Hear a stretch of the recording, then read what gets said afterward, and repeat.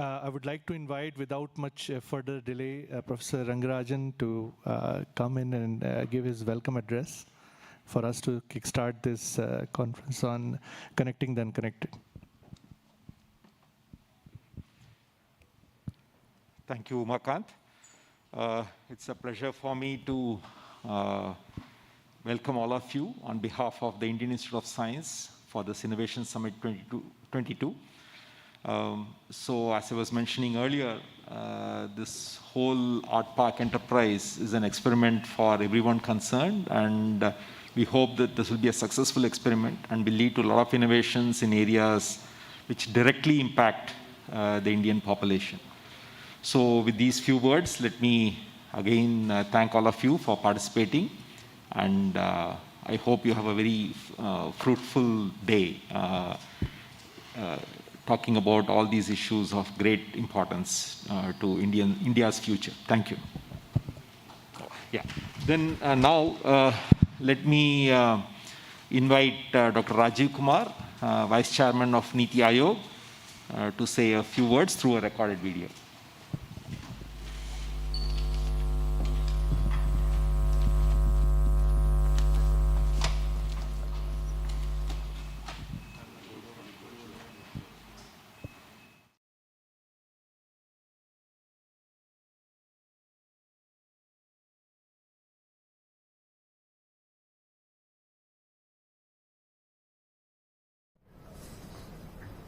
Namaskar. In recent years, communication and connectivity have become the backbone of economic development. It has not only made the economy more interconnected, more responsive, but have opened up newer business models. The COVID pandemic has indeed highlighted the role of connectivity as a basic enabler of human life. Wireless connectivity over Wi-Fi and cellular networks allowed people to work remotely and allowed students to attend schools and colleges remotely. In the times of social distancing, this provided very necessary social connection. Further, wireless connectivity enabled an e-commerce ecosystem that allowed businesses to engage with the customers online and kept the economy humming. While it was clear, even before the pandemic, that communication will play an important role in human endeavors going forward, we now realize that it is not simply an important role. We are moving to a highly connected socio-economic structure where denial of connectivity is tantamount to the denial of basic rights and opportunities. India has about 6 lakh villages, out of which reportedly about 40% still don't have all-weather roads. For India to progress and deliver on the last mile digital promise, reliable and fast connectivity is critical.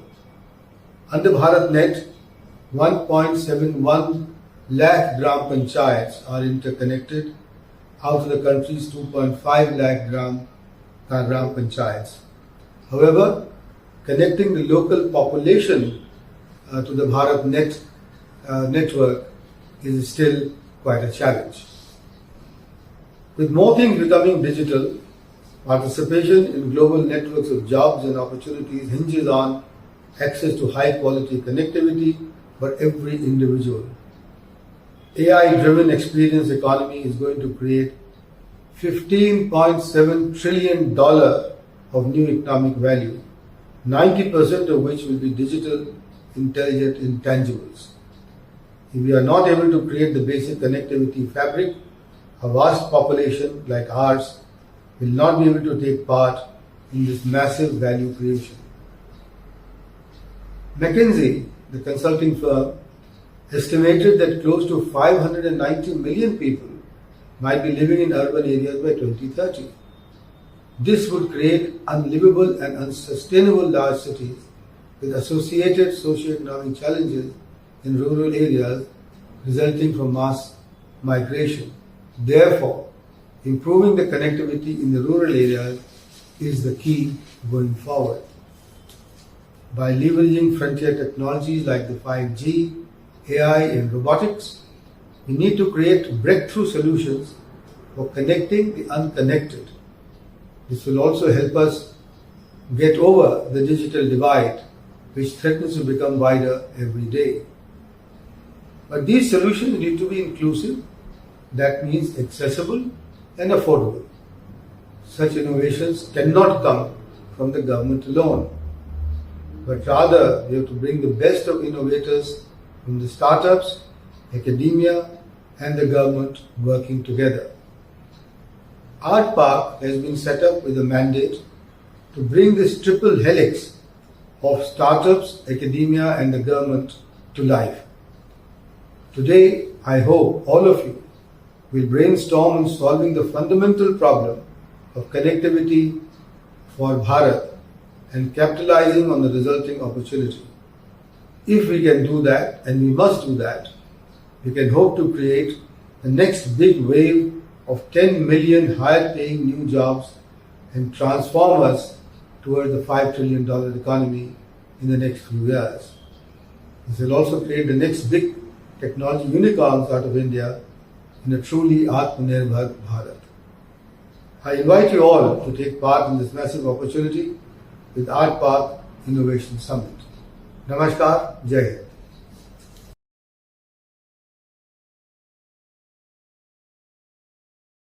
The wonderful words of Rajiv Kumar ji, Vice Chairman Niti Aayog. This is Umakant Soni. I'm the co-founder and CEO of ARTPARK. ARTPARK stands for AI and Robotics Technology Park. I welcome all of you to this wonderful coming together of industry, academia, and government.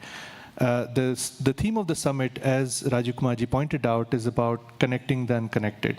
How can we take the opportunity to Bharat? And that is where the real India still lives and lies. So without much further ado, I would like to invite Prashant Prakash ji, partner Axel and chairman Startup Vision Group of Karnataka, to actually moderate a session on exactly this perspective. How do we connect the opportunities in Bharat? And what are the leading entrepreneurs? What are the lessons that we can learn from them? Over to you.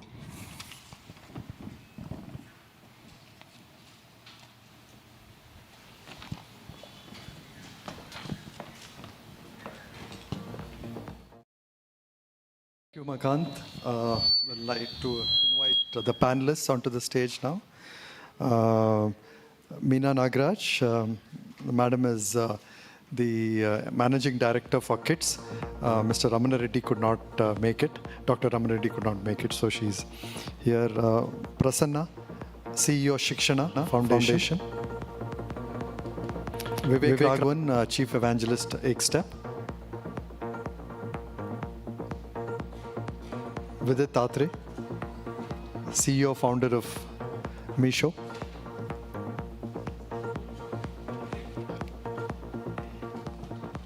Okay.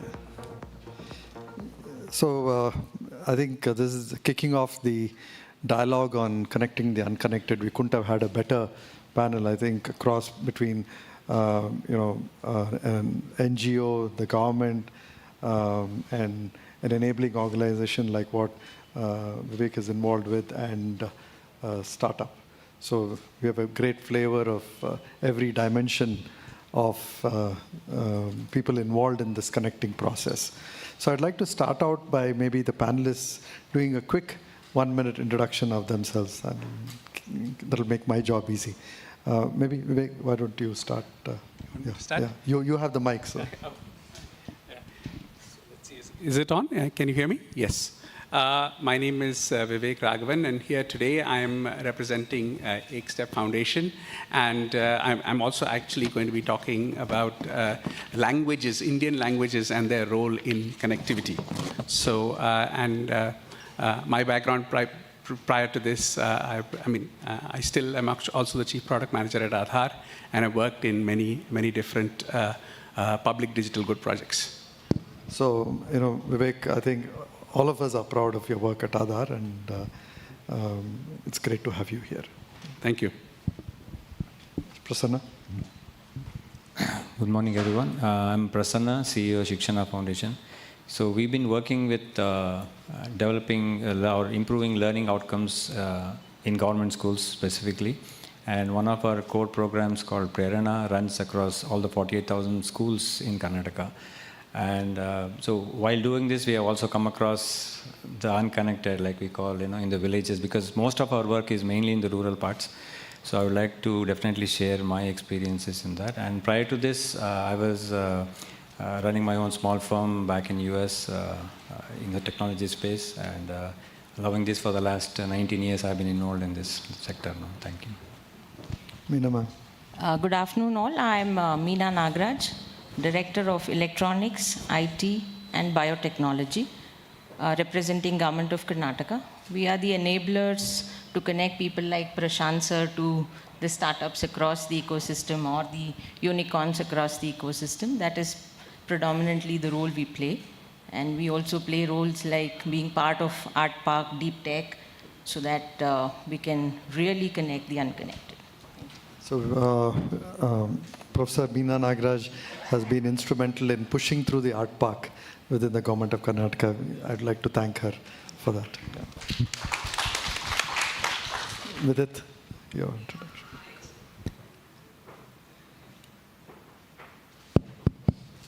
Yeah, hey everyone. I'm Vidit Atre, founder and CEO of Meesho. So Meesho is a horizontal e-commerce platform focused on Bharat, which is small businesses in India and the next billion consumers coming online for the first time. So far, we have enabled about 10 million micro entrepreneurs who started their business online for the first time, close to 500,000 manufacturer distributors across the country, and north of 100 million consumers. And our mission is, how can we bring 100 million small businesses in India online and make them successful?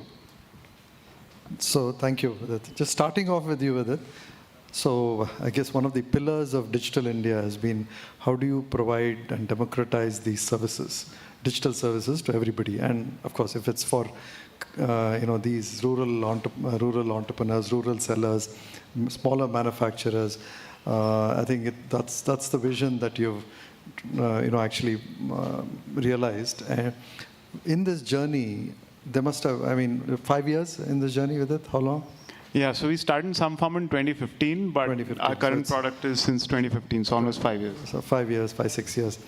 What have been your learnings in terms of providing these services to these folks? And I'm sure the challenges have changed over the years as you've scaled. Maybe a little bit of reflection on the journey and what has worked and what have been some of the challenges. Yeah, and I think it's been a very interesting journey and very impactful journey as well, as we've gone deeper and deeper into the country. And if I have to pick few challenges, like the first one that I'll pick, and some of this has changed over time because of multiple things happening.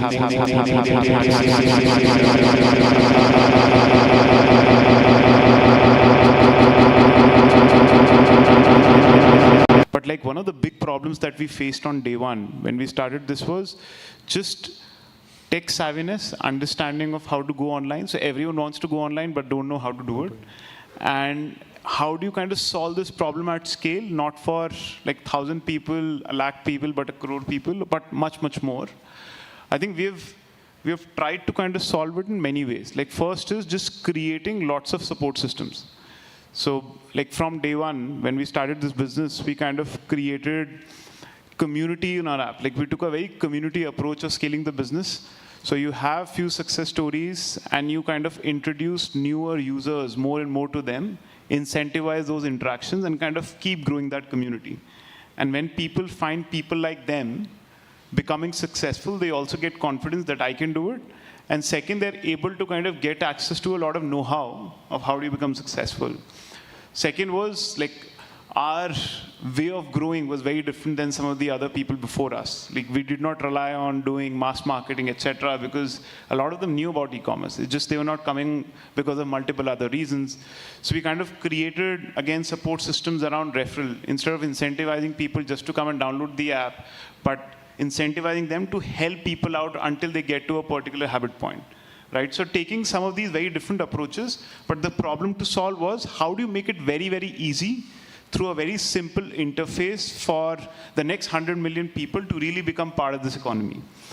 I would say the second big problem that we faced, and the complexity of that problem gets more and more as we scale, is India is a very, very heterogeneous country, right? So you go to, like the top 4 and 6 cities may behave in the same way, but as soon as you go deeper into the country, everything changes. Language changes, taste changes, culture changes, everything changes. So how do you, through a single product, cater to so many different, I would say, taste, expectation of experiences? And we have tried to solve it through like mostly technology. We have built over time much, much better models run by AI and machine learning. So how do people, when someone in Tamil Nadu opens the app, has a fundamentally different experience on the app in terms of language, the kind of products they see, the kind of onboarding experience we have, as compared to someone who opens the app in Delhi.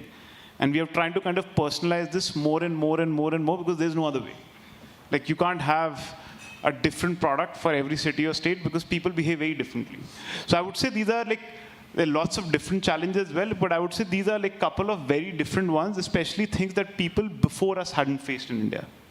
So I know that once you onboard these users, getting them to get familiar with your platform, and that has been a challenge. So there, did you have to have the app also be kind of a self-learning tutor, and so did you have to incorporate a lot of learning components into the app itself in this case? So we did. I think one of the things, and a lot of people know us because of that also, was on day one, we said, let's try to minimize the cognitive overload some of these consumers have. So we started with an experience most of them were comfortable with, which was WhatsApp. So for a very long time, in our early few years, we asked our users to use WhatsApp to interface with us. And even when we moved them to a website or an app, we kept the experience very, very close to WhatsApp, because we knew one data point. Like a lot of them have their phones and they use like 1 or 2 apps. One of them is always WhatsApp. So we said, why don't we rely on this learning that somehow has happened already? And we kept the experience very, very, very close Similar to WhatsApp. Yeah. So don't involve a lot of searching. Don't involve them to use like 100 things, like multiple call to actions, go to this tray, go to that tray. Just create an experience that looks very familiar and consistent with other apps they use. And second thing that we did was, we just kept this app, again, extremely simple in all forms. So you come to the app, before us in e-commerce, the standard way of transacting used to be via search. Like everyone is supposed to search and get to what they want. Like it was somehow a standard. We said these guys, like they have never searched offline. Like this is the thing that they've done. They've never searched before. And trying to again create a new way of interaction is going to be extremely tough. So we did not have search for a very long time, which is very counterintuitive for an e-commerce app. But we said we're just going to run this purely by recommendations. We will try to figure out what they want and we'll push it in front of them. And then we will see what will happen. Yeah, I think this is we're seeing this trend across education going to the next 100 million, or what about 200 million children. That WhatsAppification seems to be the lowest friction of how to get everybody really very familiar and very quickly on. And same with agri. The next generation of farmers are very easily getting agronomy support and being able to action those once it's on WhatsApp. Thank you. Vivek, I know I'll come to the Indic language work that you're doing later, but just your work on Aadhaar, making that such a scalable world-class product, which 1.3 billion people use today. Maybe some learnings on, I know people may have heard quite a bit before, but maybe just some top-of-mind lessons while we are trying to build, because a lot of these systems that we'll build in some way where we're trying to connect the rest of India will take a lot of learnings from the Aadhaar experiment or now the Aadhaar system. Okay, so I think that, I think the big thing that when you look at a system which is built for this scale, I think the most important thing is you've got to be able to define the interfaces, and you've got to be able to have a very specific purpose. You should not have, purpose creep as to what what the intent of an identity system is supposed to be. And it should be built, and I think this is something that we've learned over the years, that, when you build these kind of public digital goods, you have to actually have kind of a layered kind of an architecture, in the sense that where you are trying to see that you actually create these simple points of interface where others can use it. Because in the end, a system like, Aadhaar is a lot of things, but a system like Aadhaar is actually a system to be used by other systems. And that understanding and that focus to actually how do we make that happen, and how do we get as many people to use it as possible. And we faced, I think that in the beginning, it was something that, obviously no one else in the world had done. And it was not even clear that, how exactly to do it. But I think, while there is a lot of complexity, the intent is to actually hide that complexity from people who use the system, so that you can actually, and I think it is actually quite a technological marvel that 1.3 billion people are enrolled into this system, and it's something that I think just from a technology perspective is something that we can be proud of. But of course, I think the challenges lie as to how to use it. And I think partly, partly because of some of the things with the Supreme Court and stuff like that. And how do we actually use it in a more effective way as compared to what we've been using are actually some of the challenges and use it where it is necessary. You don't, and I think that, we suffer both from the perspective of sometimes using it where maybe it shouldn't be used, and other cases of where we actually kind of, where it could be highly effective, but it's prevented for some reason from being used in that perspective. No, I think the architectural elegance is very visible. Mm-hmm. And today for anybody who is then later using it, the way it has been packaged and the way it has been made accessible is really a great example for any scalable system. And I know that the health stack and there are other stacks trying to do it. But I'm sure these are there are lessons. No, I think lots of learnings from there, and I think that all of these stacks are actually built, whether it is UPI or there are lots of alumni of Aadhaar who are actually involved in at least some of the design thinking on these stacks, and many of the learnings that we've had. And I think it's very important to understand, and I think now is that it is an ecosystem play. It is not the government alone that can do these things, and we have to create these, these foundational things that then the ecosystem will innovate upon. And I think if you look at every one of the future platforms that have come out of this thinking, this concept of from day one thinking of the ecosystem and not saying that you will do everything yourself, you will actually do certain core things and let the ecosystem build on top of it. Thank you. Prasanna, one of the visions of Digital India has been, how do you provide digital infrastructure as a utility in our rural areas? And of course, today, we are not there. I think maybe COVID was the one that really exposed that digital divide that is there between urban and rural India. So one of the ambitious projects of the government here, and which you're part of, is to make sure that every Gram Panchayat has such a utility. So the Gram Panchayat Digital Inclusion Project is one that you're involved with, along with Dell and the RDPR and the Education Department and the ITBT. So some little bit of color on that, and how will that solve this vision of, or actuate this vision of being available as a utility asset in each village in our country? Sure. So so I'll just step back a little bit from technology and then go back to the rural India. Just so we all imagine where we are and what we are looking at actually. So we were a very school-centric organization. For the last 19 years, we've been working with schools, mainly rural government schools, but with schools as a center point. Now the pandemic came and all the schools got shut down. And we had a lot of printed materials that we reach out to children with. And we had no idea how to get it out to the children. This is, I'm talking across the state. We have 18 lakh students in just primary alone that we had books ready to go. So one way was, our team started taking them on their motorcycles and take it out. And during the pandemic, I'm sure you've heard, a lot of villages started barricading, and they were not allowing any outsiders also to enter. And this is where we saw the power of, the panchayat, because panchayat members stepped up.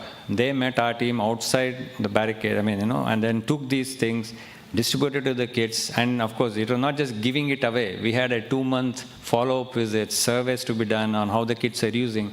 All of this we could, in the first year of the pandemic, we were able to get it done through the panchayat members. So we saw that the youth who belong to those gram panchayats are willing to put in that effort. So that was something that we saw, a very promising thing. And the other thing that we saw was the Rural Development Panchayat Raj, RDPR, had started this library rejuvenation work in 2019, just before the pandemic had started. And thousands of libraries across the state were in a better shape than it was before. And suddenly, we started seeing kids landing in those libraries. So that was the hub where a lot of these kids started getting together and started using the books which probably they had never done before and started reading there. So that became like a learning center outside the school, because schools were still closed, right? And then the learning shifted online, including the government system moved everything online. And that is where we had a lot of issues, because we know that the connectivity is not there. The government's own data shows that 85% of the kids were not able to have access to smartphones during daytime when the school was running. So we had to do something about that. And that is where we thought these solutions we cannot solve by trying to get a digital device to each child. That is next to impossible. And we don't want to do it also at that early age. So one way we thought was, why not digitize these libraries themselves? So we came up with a plan of putting digital devices in these libraries. So we tried various things, tabs, Chromebooks, mobile devices, and all of these things, along with an Android TV and all that. Finally, I think we have figured out the best way to scale this. In terms of serviceability and a lot of other issues we have to take care of when we are deploying these devices out there, because there is nobody else who is going to go there for the next few months at least in terms of taking care of them. So it has to be taken care of by the panchayats themselves. So a mobile device with a larger screen that we can get, a mobile phone, is the best option we found out. So there are like 4 to 8 or whatever, depending on the panchayat size, we bump it up. And based on the usage, we can also increase those. And there is an Android TV that comes with it. That's for group learnings and all of these things that we wanted to use. And of course, all this will be through a Google parental control. So we know that access is also something that, So this way, we found a way to kind of solve this access issue, because as soon as we started putting this, the traffic in the libraries shot up. Kids started, not just government schools, even low-cost private school kids from the villages, even they had no access. So they started coming and using it. And the panchayat members started opening the libraries much, much longer, Sundays, Saturdays, every day. So kind of became a very good way. I think, in terms of sharing of the devices, as a digital devices, for the sake of environment at least, I think we need to be very strong on that so we don't create a huge mess later on. And also for these, because when we limit the usage to a certain level, like they come in, show in a library card and borrow it for an hour and they go back. Now, since they get it only for that short duration, they are much better prepared. They know that this is all I get for this next 3 days maybe. So they come prepared. What do I search? What do I read? What do I note down in my book? And what do I go back with? So it's kind of forcing them to be much more structured, which I think is going to help them in their any other learning process also. So all in all, I think this is one of the good ways we feel. And based on this, actually, like you said, Dell saw the potential in their global digital inclusion plan. And as part of that, we were able to get 400 gram panchayats right now, which is all connected with the internet and all these devices. And it's already, we are seeing success stories, coming in through various forums and all that. Thank you, Prasanna. Ma'am, the government of Karnataka has done enough for the Bangalore ecosystem and has been a great partner. Now the vision is to take this beyond Bengaluru. So, and it's great that you've tried to coin a new term other than Tier 2 and Tier 3. So this whole idea of beyond the urban city rather than calling them second-class Tier 2, Tier 3 cities. So I think that in itself was an innovation by the government, this Beyond Bengaluru project.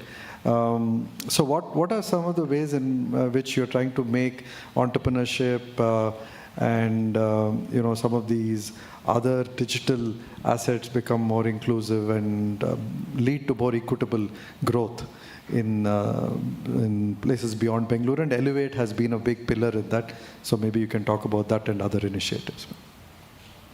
As you rightly said, Prashant sir, of late you've been hearing narratives that a lot of government representatives we are mentioning is it's just not Bangalore anymore. And we've been trying to showcase this for quite a while, I must say, but met with little success. Thanks to COVID, probably now the industry is also believing that there is an ecosystem beyond Bengaluru. So, right time at the right place, we were modeling our, coming out with the new IT policy. And then we realized government also is a quick learner. So we realized that we had to create a brand. So no better thing to use the word Bengaluru and create a brand. So we called it Beyond Bengaluru. So at least now, globally Bangalore is known. At least when you hear the word Bangalore, people will look up to see, okay, what's happening. So that's how Beyond Bengaluru came. And rightly, we felt that the tech ecosystem is spread across the state because in COVID, we found that 37% of the employees, IT employees who worked in Bengaluru are from cities outside Bangalore. So that is an ecosystem that we wanted to leverage. That is a part 2 of it. But even before that, policy initiatives of Karnataka has always been forthcoming, and we've been first off the block from the time of IT policy. And in 2015, we came out with startup policy. Probably the word startup was not heard of at that time. So that's how we started coming out with one of our schemes called Elevate, which is basically giving grant to bootstrap startup up to 50 lakh, which is again unheard of in those days. So we promote 100 startups annually through this program and across sectors. It is sector agnostic. And as we go along, as an anecdote, I would like to mention that this year, 2021, Elevate, we've had the highest number of applications, about 1,500 of them, which has again become a problem of plenty. But a good thing is that we've seen that whatever systems that we've put in place is evolving. So in startup policy, we try to bring out the structure. We realized that Bangalore anyway organically will grow. So we thought that we needed to create incubation spaces. So we started the New Age Incubation Network in emerging cluster institutions. Then we did for the research, the Technology Business Incubator, and then the Center of Excellence. That's how we've structured it. And definitely the academia has been very cooperative in participating in all this. And through our Elevate, we've been able to get very good venture fund people from academia, industry who participate in our Elevate. We have almost this year about 300 jury members. We don't repeat jury as much as possible, but yeah, at times we do. But keeping that in mind, so that is an ecosystem that we've grown. And I wouldn't call it rural entrepreneurship promotion alone, but we've had solutions that has helped rural entrepreneurs also. Like, for example, recently we've had a startup conclave for the self-help groups. I think Misho also was one of the participants. Out of our database, we had 200 startups who are on the e-commerce platform. So SHGs are ready to onboard these 200 platforms. So in that way, directly or indirectly, we've been able to promote these rural entrepreneurs in that sense. But in terms of Elevate itself, in the innovative idea part of it, we've had almost 30% of the women who are participating, who are winners of Elevate, and 24% are from the emerging tech clusters. So horizontally as well as vertically, the government is looking to ensure that the ecosystem of startups spreads across Karnataka, because to reach a $1 trillion economy that we support, because 35% is supported from Karnataka, it cannot happen only with Bengaluru, and probably it can be doubled if we are able to tap into the ecosystem outside. So in terms of inclusion, yes, women startup exclusively we are working on. We have a separate call where we select women startup and accelerate. And we also have, of course, the academicians will not agree, but yes, horizontally also we have had startups for, especially to promote scheduled caste, scheduled tribes. Now this year in the Amrita, we're selecting 40 startups from the other backward classes, 15 startups from the minorities. And going forward in the current budget, because Kalyan Karnataka is an area that is still need to be tapped, so we are trying to work on it and see that a special focus is given to that area. So not only are we doing from the idea to POC, we've realized that our ecosystem as a state has matured. Now we are looking at acceleration and also providing grant money for startup funds, because we would still love people like Prashant sir and others to work on startups beyond Bengaluru, but definitely a platform that we are providing not only nationally but even globally. Thank you, ma'am. Vidit, for you to kind of scale now from 10 million to whatever 50 million rural consumer, I mean in your case rural sellers, what regulatory impediments have you faced, and what is going to further accelerate onboarding of those folks, both regulatory law-wise and also from a standpoint of behavioral changes? I know, for example, is trust building still a big issue, and is that still impeding? And I know India, we're somehow inherently overtly jugaad, right? And that overtly jugaad kind of comes in the way sometimes of building trust in the right manner. So what have been some of the things holding you back now to go from 10 million to 50 million? Yeah, and thank you so much for asking me this question, because it's very relevant. And I think if I just look at one of the big challenges we need to solve, I think one of them is policy related. And that challenge is, so some of the policies, especially around small businesses coming online, are dated, because obviously a lot has changed, policies take time. And one of the biggest one is, today a small business is only allowed to sell online, even a single product, when they are GST registered.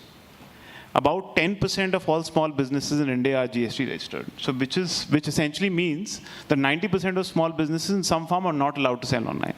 And we see these anecdotes all the time. Like a lady who's knitting sweaters at home wants to go online and sell that sweater, she's not allowed to. So she needs to get this registration. If she does it, then the entire hassle of doing this filing every single month is a big problem. And in the offline world, by the way, the same thing doesn't exist. Like, you may not have a GST registration, and you can do business worth 40 lakhs every year, which is where most of the micro entrepreneurs lie, and that's fine. But the same thing is not allowed online. And by the way, in the last 2 years, when the pandemic hit, offline distribution for a lot of these small businesses were affected. They really wanted to come online, and they today cannot do it. Like we see on a platform, only 10 out of 100 people who come to register that I want to sell online are allowed to sell by a platform, because we say you don't have GST in the remaining cases.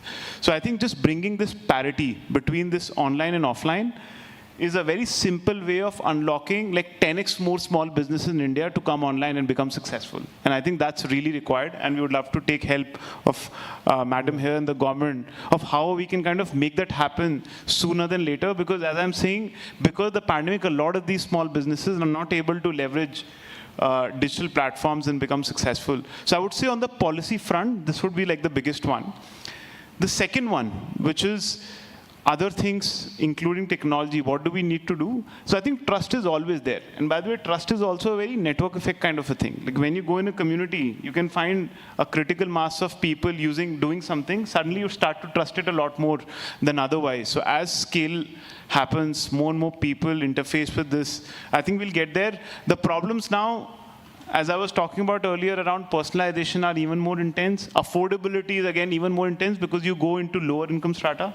And today, like I would say, like the e-commerce ecosystem is still fairly new. Right. So the cost of doing a delivery today may work, may be economically viable for a large city, may not be for a very, very small town. And I think everyone is trying to, I think the entire ecosystem is trying to innovate around solving these problems. So I feel that is a lot more about matter of time will get solved. But I am sure like something around the regulatory front will help quite a lot in getting this. Got it. Thank you. Thank you, Vidit. Vijay, in terms of accessibility, to Bharat, right? So language and Indic languages has been a major bridge that we had to, or a major chasm that we have to cross. So what are you doing in that regard, and what are some of your works right now?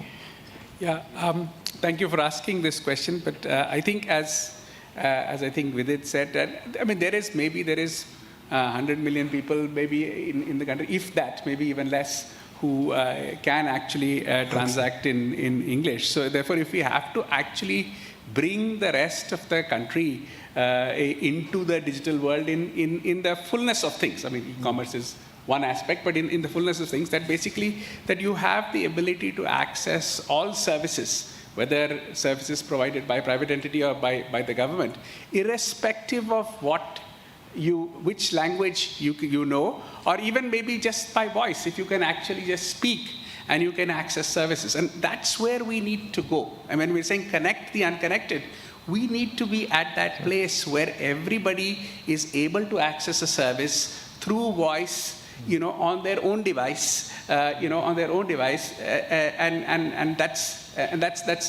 and so to do that, I think the thing is that we know that a whole bunch of NLP and speech recognition and all these things are obviously available in English, and things are getting better and better and things like that.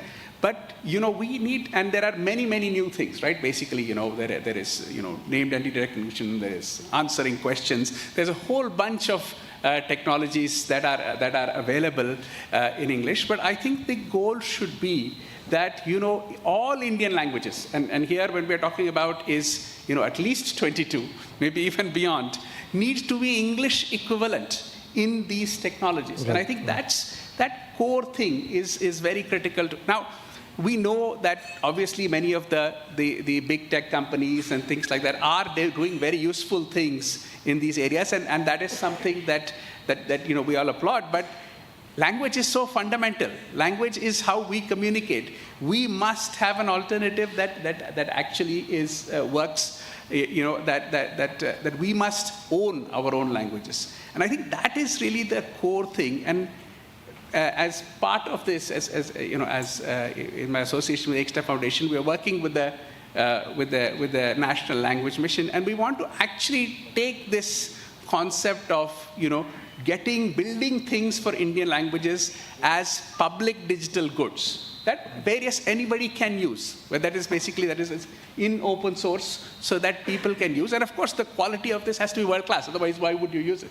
And I think that to be able to achieve that, and I think that I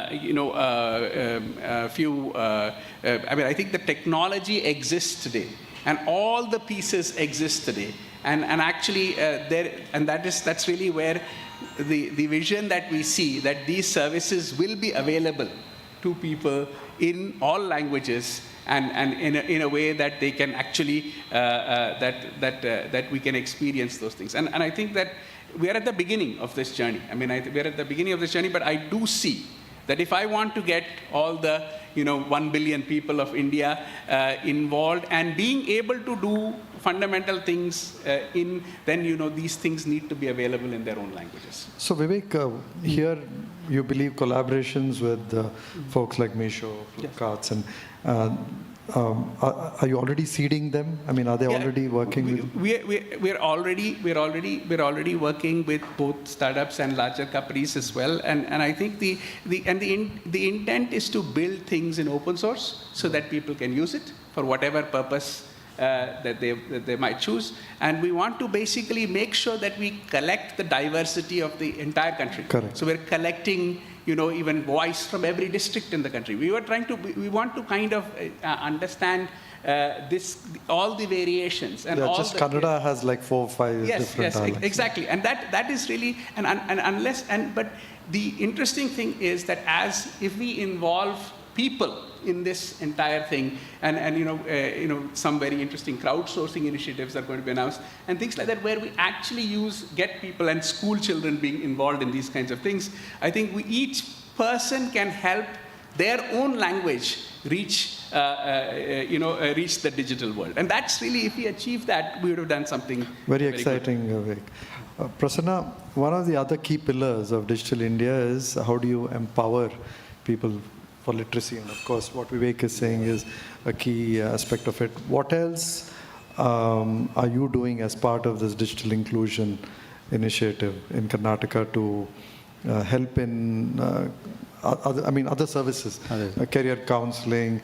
What all is going to be part of this initiative? Yeah, so language is the fundamental issue, and we are seeing a lot of that, there is a friction point. And the other thing is, not all the apps, are as user-friendly as WhatsApp is, so there is an issue there. I mean, people do not understand what is it that they're doing when they're using an app on a device, so that's an issue that we are seeing as a huge challenge. And so we started calling it as, digital literacy.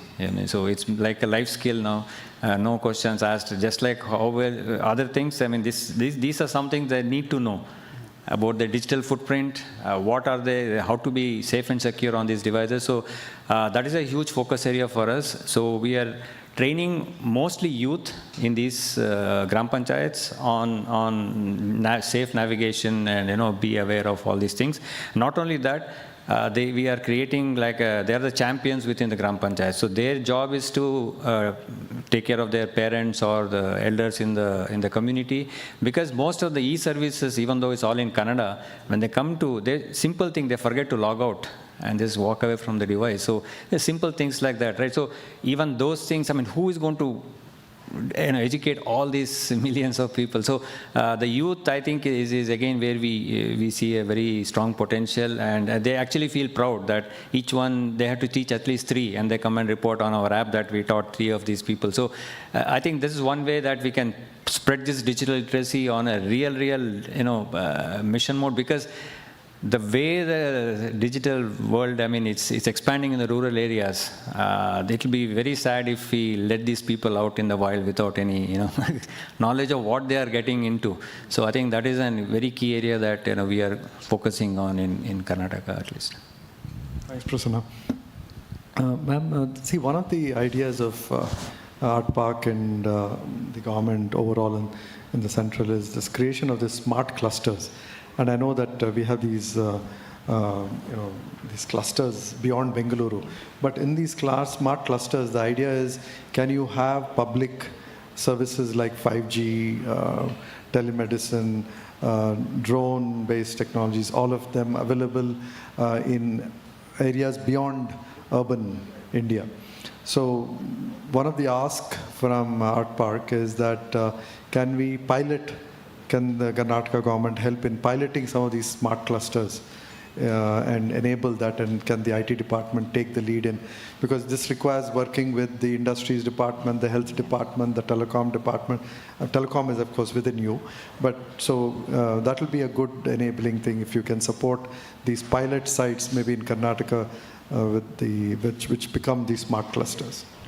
So we've already put a system in place. We have the engineering R&D policy, which gives a scope for creating these kind of test beds. And this year budget, we have already announced a global design center in Belgavi. So the idea was to create these kind of experience centers and the test labs, in areas outside Bangalore. And like you mentioned, in terms of drone, already there has been a lot of ask to create some flying schools outside, and we are looking out for places, and more than happy to have IISc pilot these kind of things. And so we've tried to demarcate clusters, the emerging clusters, with certain specific areas. Like Mysore, we've trying to push the cybersecurity, because there's been already a lot of work that has happened with Israel and His Highness Foundation is also working on it, and IISc has a center of excellence. We are looking at them anchoring and pushing Mysore in that front, as well as electronics as a cluster.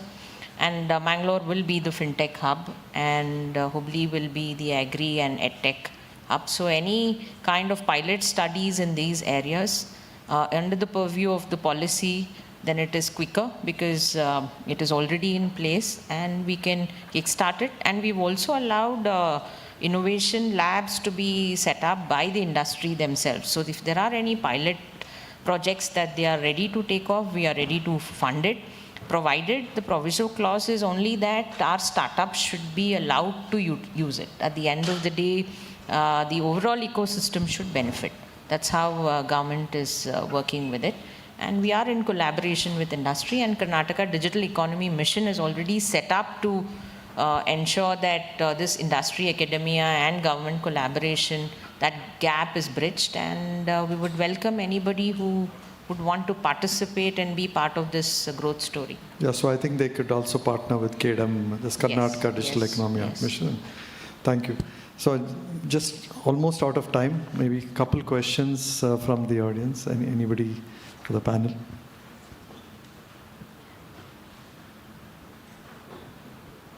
Yeah. Quick question. Haven't heard a lot about health soon after the pandemic. Love to hear how some of the platforms that you're building could be helpful there. I think here, maybe, ma'am, you want to talk about some of the health-related initiatives that you are seeing? I mean, health in terms of a department, I am not too aware, but yes, startups in the medtech is an area that we are really seeing a lot of surge. And we have a center of excellence with Manipal and Ramaya Institute who are working on medtech facilities. And we are also helping our startups who are in this field collaborate with Netherlands, collaborate with France, collaborate with Japan to take this beyond. And we also have our own Bangalore Bioinnovation Center. We also have a Center for Human Genetics, which are working on rare diseases. So these are the areas that we are working on health. As a department and a platform, that I'm not aware in terms of digital health, what kind of foray has been made. But I can only talk about this. Yeah, one of the asks is, can we enable data for a lot of these startups, health data, anonymized of course, with the right privacy. So I think if we can, through our department, enable that and work with the BBMP or with the broader health department, that will be useful. Yeah. I would like to inform that e-governance has already come out with its open data access policy. So probably one kind of a session on that line would probably be helpful. Sure. To clearly understand what is doable and what is not doable. Out of our IT policy, it is one of our action items to go for the open data access. And since they've already come out with the policy, we could organize that. Okay, if we can organize that, that will be great. Thank you. Maybe just one last question if we do have any. Yes.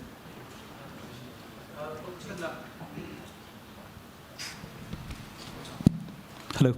Yeah, so Prasanna, the pedagogical approach normally, which has been, pedagogical success, it kind of is determined also by cultural aspects along with the language.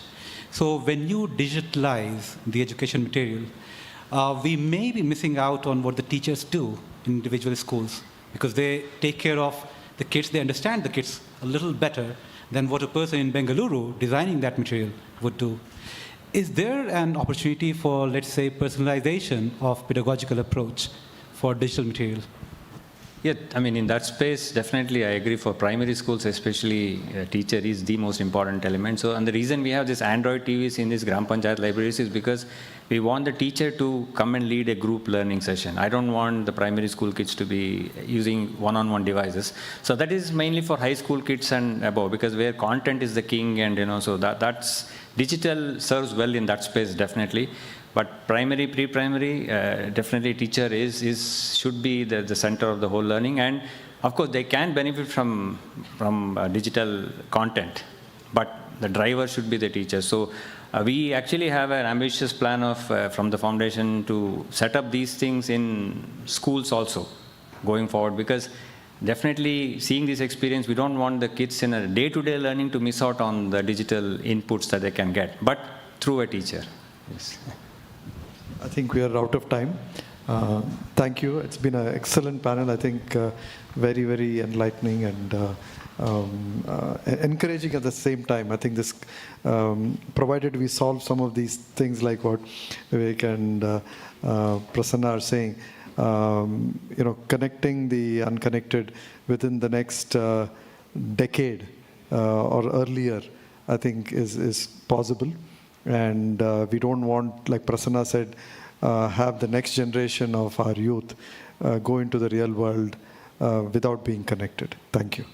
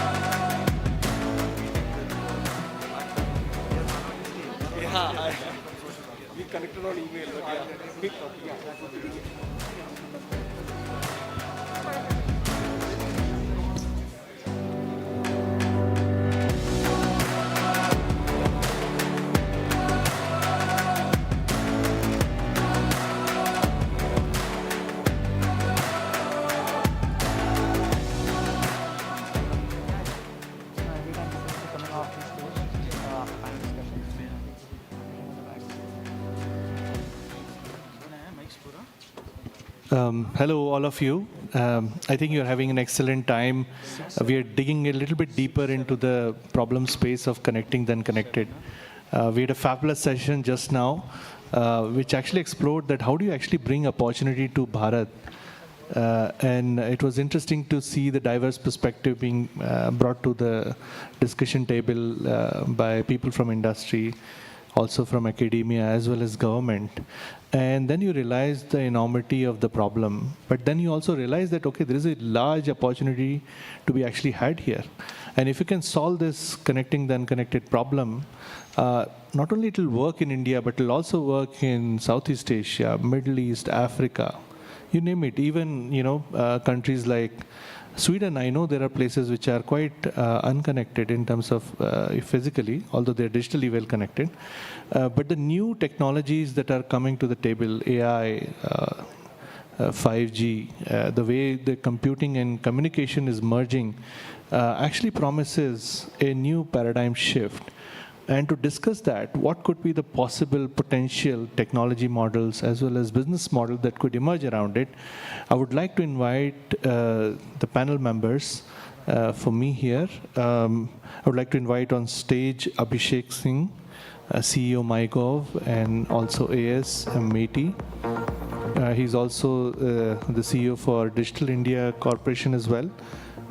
I would also like to invite on stage Dr. Himanshu Tyagi from Indian Institute of Science. He's also running a very interesting startup called Bannon Intelligence. Then we have a couple of people joining in online, and this is a true digital physical perspective as we call it. So we have Lalitesh Katrakada, founder IndieHood. He's joining online.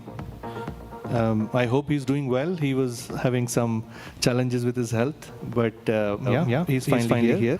We also have Sailesh Kumar, Chief Data Scientist, Center of Excellence, AI and ML, joining in from Geo. Hi, Sailesh. Glad to have all of you here. And thanks a lot for making it. I know it was a short duration in terms of notice, but thanks a lot. We are all here. So I would like to start with Abhishek ji here. Because since he has literally a bird's eye view from Delhi, and he has been actually looking at some of the digital initiatives that Government of India is going and taking into the deeper parts. Because government, for us, in terms of I look at my stint as a venture capitalist, I may have to bother about only 50 or 100 million people. But government in its truest sense has to bother about 1.3 billion people. And it's always a tough ask. So would love to learn from him, like when you actually had looked at this problem from a government scale, we are talking about billions of scale, what are the lessons or things that you've learned that we could actually take into account when you're trying to build the technology model for such services? Thank you, Makant. And as you rightly said, the key challenge whenever we're designing a technology solution for public services or for something that the government is implementing, it remains the scale. Like, how do you ensure that whatever works in the lab or whatever works in a POC or whatever works in a limited way also works as efficiently and as with the same user experience when it's scaled up to 1 billion people. So managing the scale becomes the foremost requirement. And for that, whether it has been, Vivek is here, whether it was the Aadhaar project, or whether it was the Arogya Setu, Lalitesh is here, or whether it was the COVID vaccination platform or the DigiLocker platform that we have built in, everywhere the objective has been to design it in such a way, to architect in such a way that it will, the system, the online service will function even when billions of people are accessing it at the same time. I remember the vaccination platform, initially there were some glitches when it was launched, but on one particular day in September, when it reached to almost it was what, 2.5 crores, 25 million people accessed it on one particular day, and the number of API hits were going in the excess of thousands per second.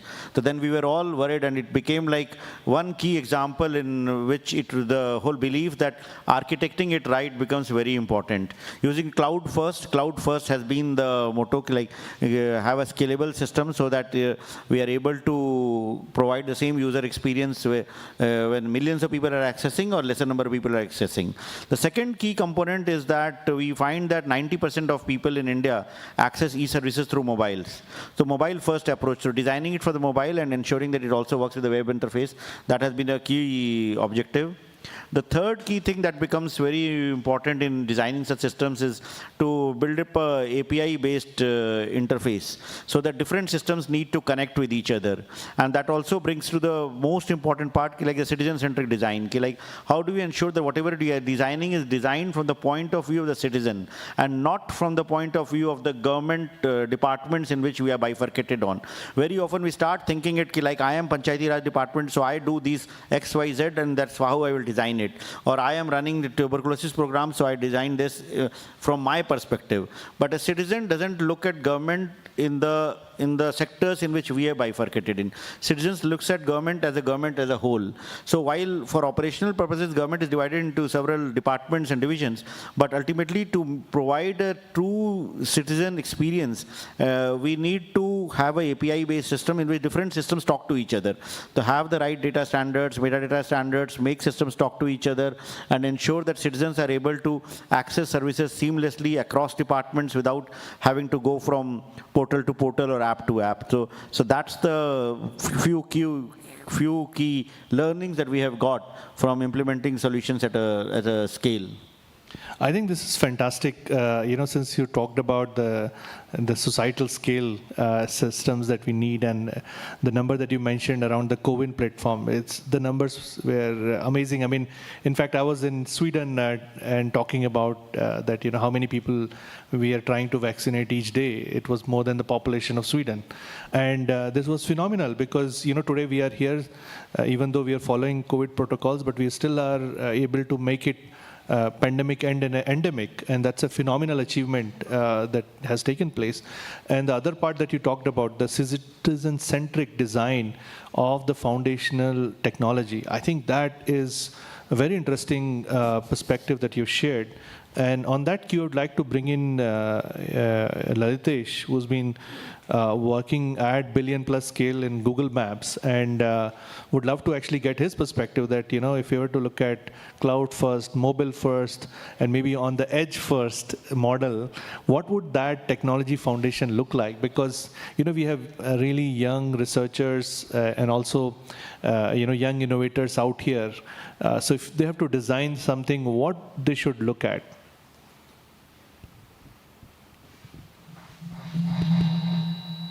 Thanks, Umakant.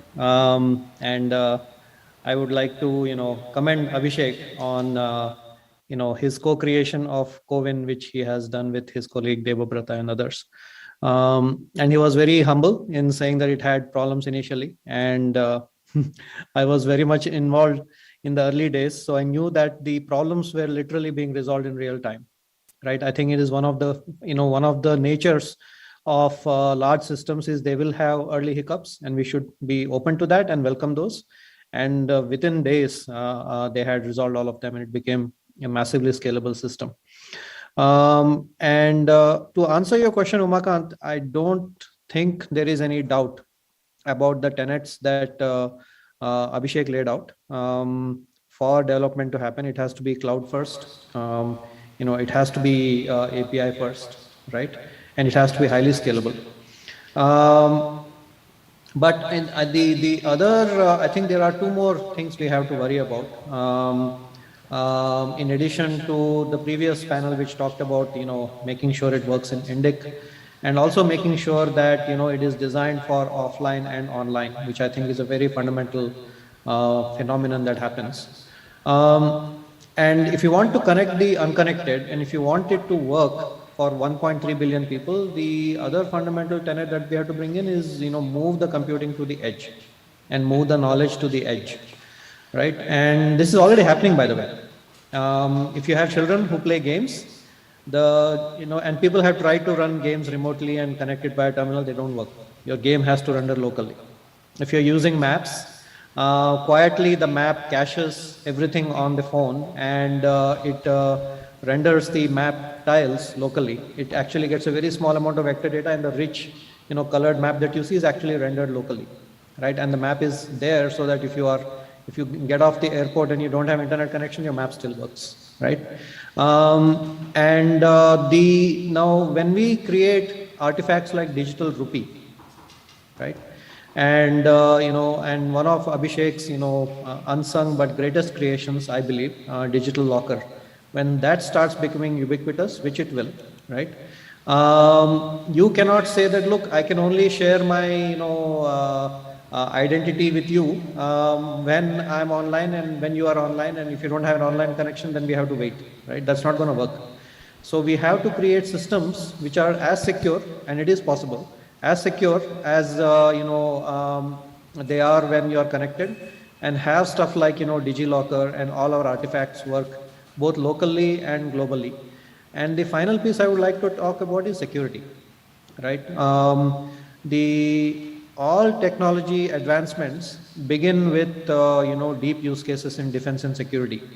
And General Narawane has been saying recently about the evolution of the electronic warfare and why indigenous is important and so on.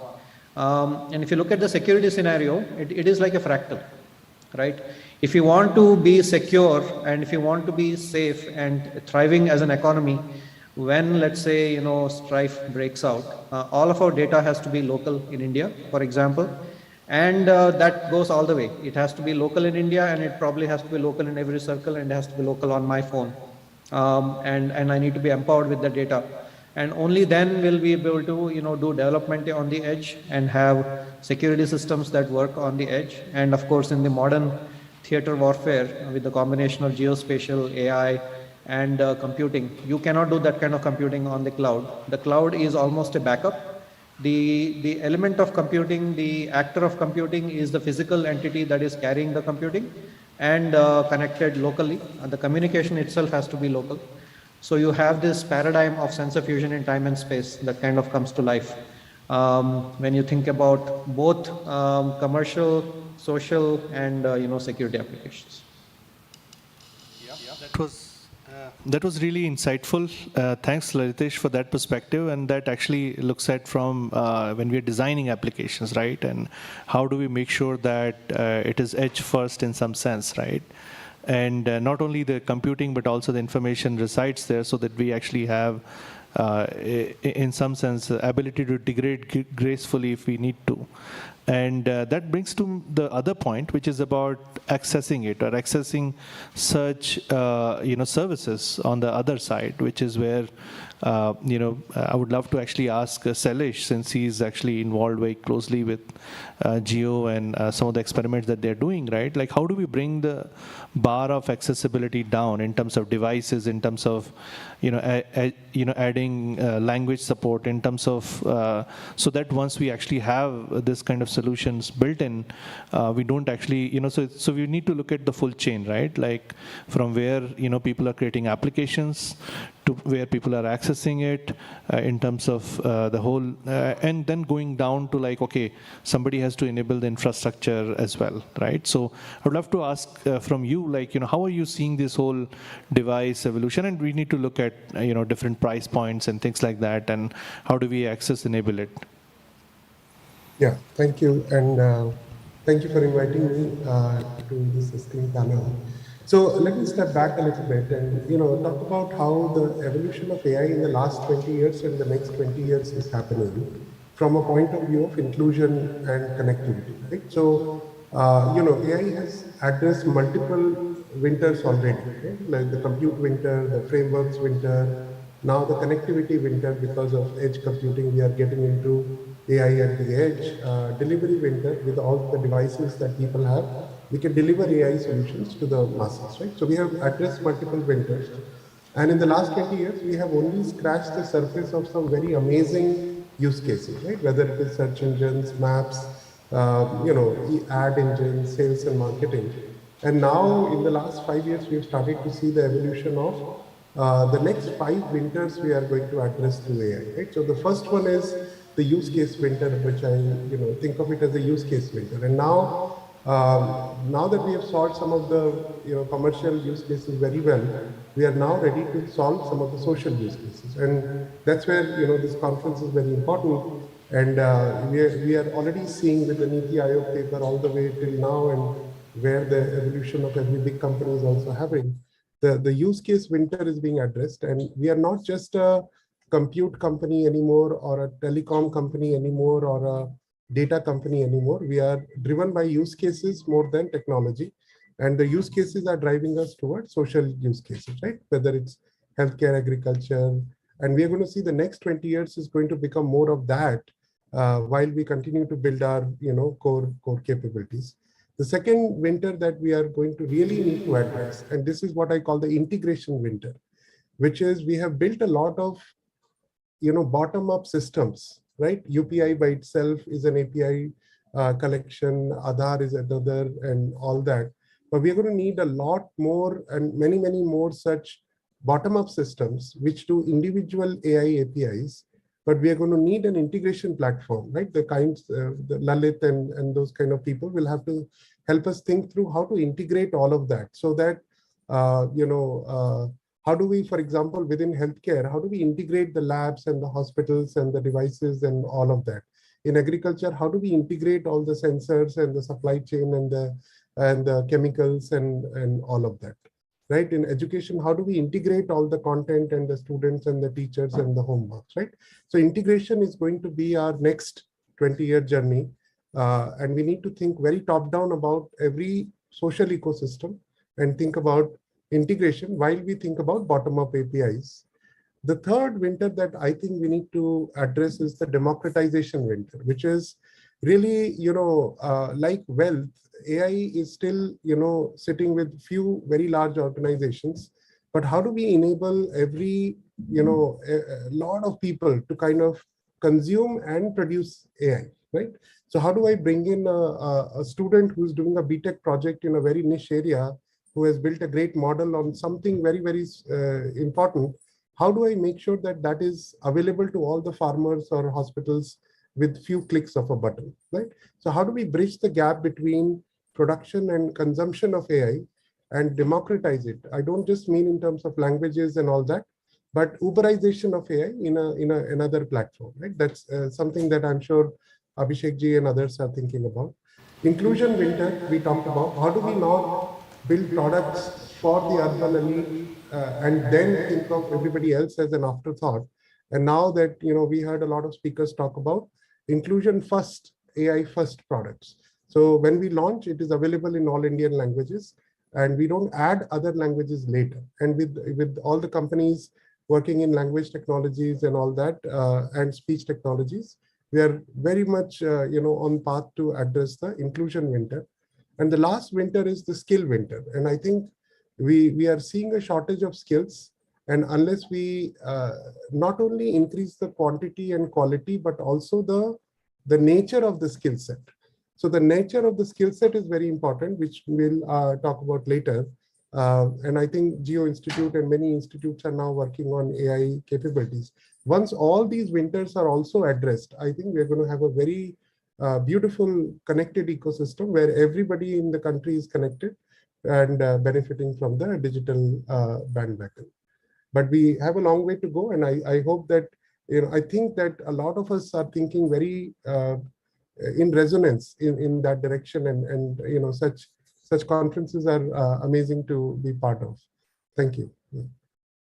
Talishi, I think this is a wonderful summary of how inclusion first also need to be added to the list, right? When we're talking about societal scale AI, or really taking the technology foundation to the unconnected. And in fact, one of the big challenges that I see, and I was talking about this in the morning, that we went and met Speaker Honorable Hegde ji, who's the Speaker for Karnataka State Assembly, and he pointed out first thing that, hey, I am from Sirsi, and which is Uttar Kannada district, and I don't have connectivity, and if I don't have connectivity, I can't promise the next level of digital jobs to my people, and without those jobs, people will migrate to Bangalore. I mean, there is no way I could actually stop them, or I should not stop them, because they anyway should probably lead to a better quality of life. So how do we solve that last mile accessibility problem? Because I'm also part of one of the committees where we're looking at the whole universal SaaS service obligation SaaS that we have, and can we put it to use in terms of R&D to actually really look at like what is the bottleneck, right? What is the bottleneck? We have BharatNet connecting villages and all of that, but at the end node we still don't have connectivity, right? So while we build inclusion first solution, but if they don't have connectivity, they won't be able to actually access that. So with that question in mind, I would like to ask Himanshu Tyagi that do you see some solution on horizon, or do you have some inking, or how can we solve that? Can you hear me? Okay. Yeah, so first about BharatNet. BharatNet has already reached about 1.5 lakh, 2 lakh gram panchayat. Right, and the target is 2.5 lakh, all the gram panchayats by 2023. So that's tremendous. But if you look at the access side of it, which in India case mostly comes from mobile, as we discussed. So the last mile, which can be Wi-Fi or even cellular, but let's say Wi-Fi. There are only 1 lakh Wi-Fi hotspots on BharatNet right now, out of which 50,000 are active. Total data that has been downloaded is about 5,000 terabyte till now, which is not that high.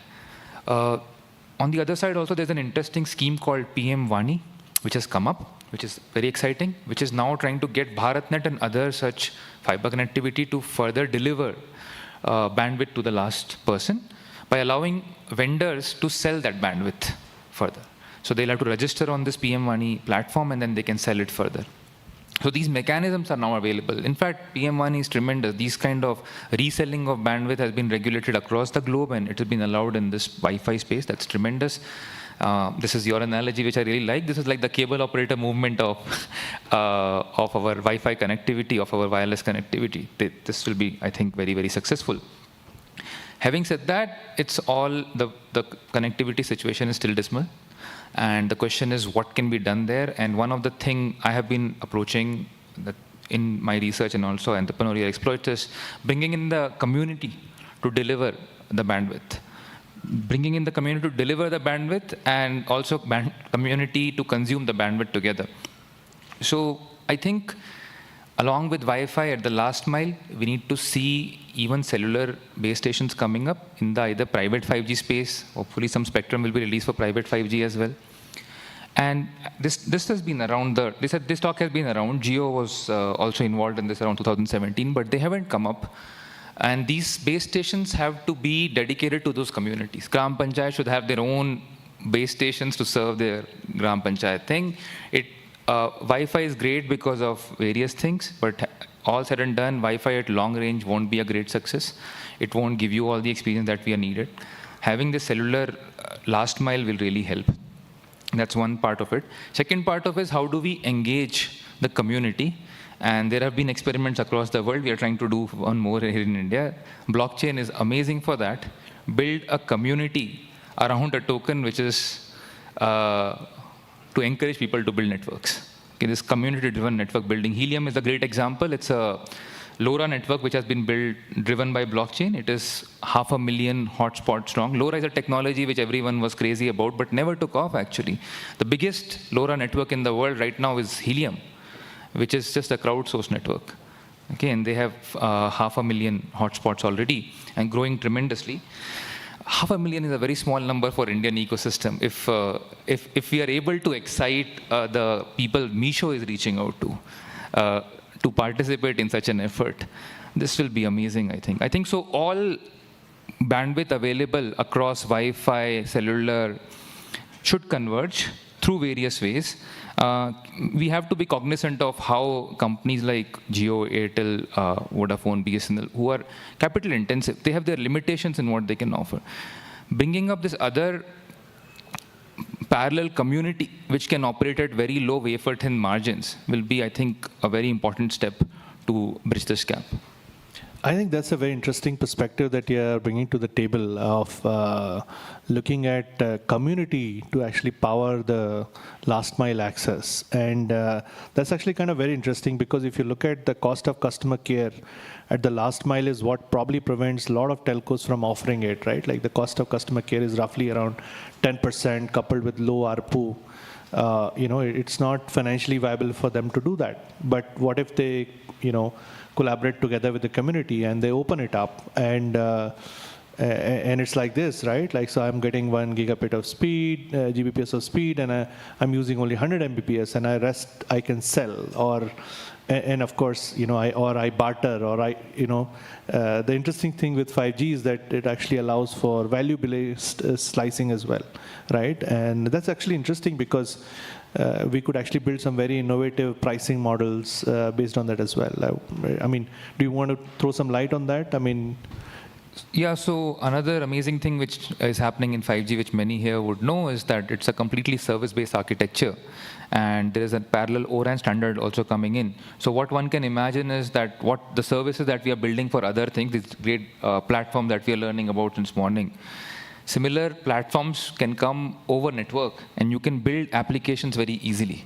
So once you can build applications, you can do fancy things with applications. You can have this slicing, which can do what is called intent-based networking, where slices, I don't even have to specify the specs. I say the intent is to get good video quality.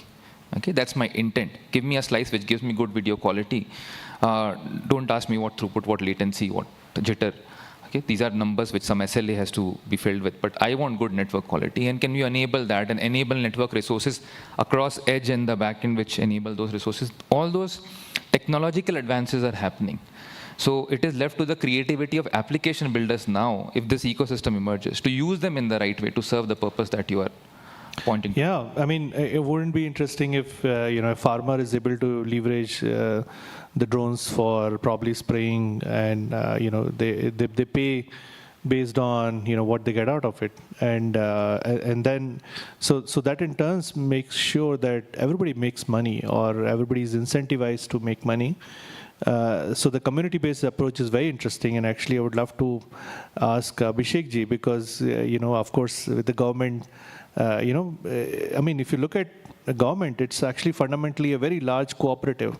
1.36 billion people, we all pay taxes. It's fundamentally a cooperative, and then through that they enable various things, which is for welfare of all of us. And so would love to understand from him what kind of business models we can think about, or to support such technology foundations that might be coming up. Yeah, in fact, tend to agree with what was just mentioned. Like, how do we involve the community in taking the connectivity forward and ensuring that if we have to connect villages in remote areas and in distant areas also, and offer the same quality of services. The BharatNet project is a great project which is taking the fiber down to the villages. But what happens after the fiber is terminated? It should not become something like what happened in the electrification when it was done. Like we remember, like around 10-20 years back, when villages were electrified, there will be a pole, there will be a transformer, there will be wires, but there will be no electricity, or there will be no users of electricity. Till the Saubhagya scheme was launched in, wherein said that we don't only have to electrify villages, but we have to provide actual electricity connections to households and let people start using electricity. And then only the objective of an electrified village is completed. Similarly, when we are doing connectivity with BharatNet, just terminating the fiber at the boundary of a village is not the objective. We need to connect the important institutions in a village, whether it's the primary school or the middle or the high school or the sub-center or the primary health center or the Anganwadi center, the Panchayat Bhavan, and also connect a few households with the fiber. But why will a household take a connection? They need to feel the need of it. So if there are services which are bundled along with that, if there are like what Vidit was mentioning in Misho, like if there are enterprises, small enterprises, self-help groups, which can set up a shop on an e-commerce platform without requiring the GST registration which he was mentioning, that will ensure that every artisan or every household also feels that getting a connectivity adds some value to his business. And then it will happen. If a parent thinks that getting access to online resources helps in learning about, in the learning of his kids, if he feels that there are telemedicine solutions with which he can get connected to hospitals and access healthcare from his village. So then when all these things happen, then there will be a demand side push for connectivity, and then people would be taking more connectivity, which will happen that. So that would involve the community at a large in trying to access these services. But till that happens, we also have something, the network of common service centers that, that we have established. And that has been the core part of the e-governance strategy right from the beginning, because when the National E-Governance Plan was approved and implemented in 2006, it was felt that majority of people will not have the means to access online services. Either they will not have access to a device or a smartphone, or they will not have access to connectivity, or they will not have the skills to in fact navigate a portal or an online service. So these common service centers were set up in a public-private partnership model run by village-level entrepreneurs whose value they get is by offering the services they are there. We have a network of 400,000 such centers across the country. So can these centers, these common service centers, become the catalyst for expanding services? They have been a part of the BharatNet strategy. Most of them are also becoming PM Wani outlets, wherein they are providing the connectivity that they have in a wireless mode around their center, plus also taking part in digital skilling, the PMG Disha program, which seeks to provide digital saksharta to rural areas. They're implementing that program also. So such entrepreneur-driven initiatives can become a very key part of expanding the services. And again, I would like to emphasize what was mentioned earlier, like the inclusion aspect. Like if we have to really build services, how do we ensure that we are enabling services through various languages, and also through the voice mode, because we already have around 700 million people connected, but if you have to get the remaining 500 million people onto the internet, they might not be literate in the sense that we look at literacy. They might be wanting to access services in their mother tongue through voice. Today technology allows that to happen. So when that happens, that will again push the demand side for connectivity, and all these things will ultimately help us in connecting the unconnected. So it's extending the outreach of fiber, expanding the demand, and also enabling services through various languages and through voice mode. So these are some of the thoughts which I think are very, very critical. Fantastic. I think absolutely. I think you hit the nail on the head in that sense that the democratization of even service building has to be there.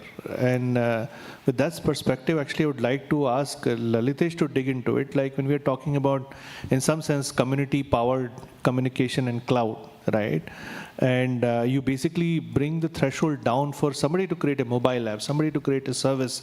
Maybe Gram Panchayat can, create its own service to collect the taxes, or maybe share, the resources that they might actually have. Now, how do we enable that to happen so that they are not just consumers of service, but they are actually creating their own services? And that's a perspective that will actually truly democratize access, because all said and done, maybe we sitting in Bangalore may not know all the problems to solve. Maybe for some problem it might look like that, hey, it's a very small problem to solve, I can't fund it, there's no business model around it. But maybe an entrepreneur in a rural area might think that, okay, this is a problem worth solving because it affects his life, and maybe that problem could probably find echo with respect to others as well.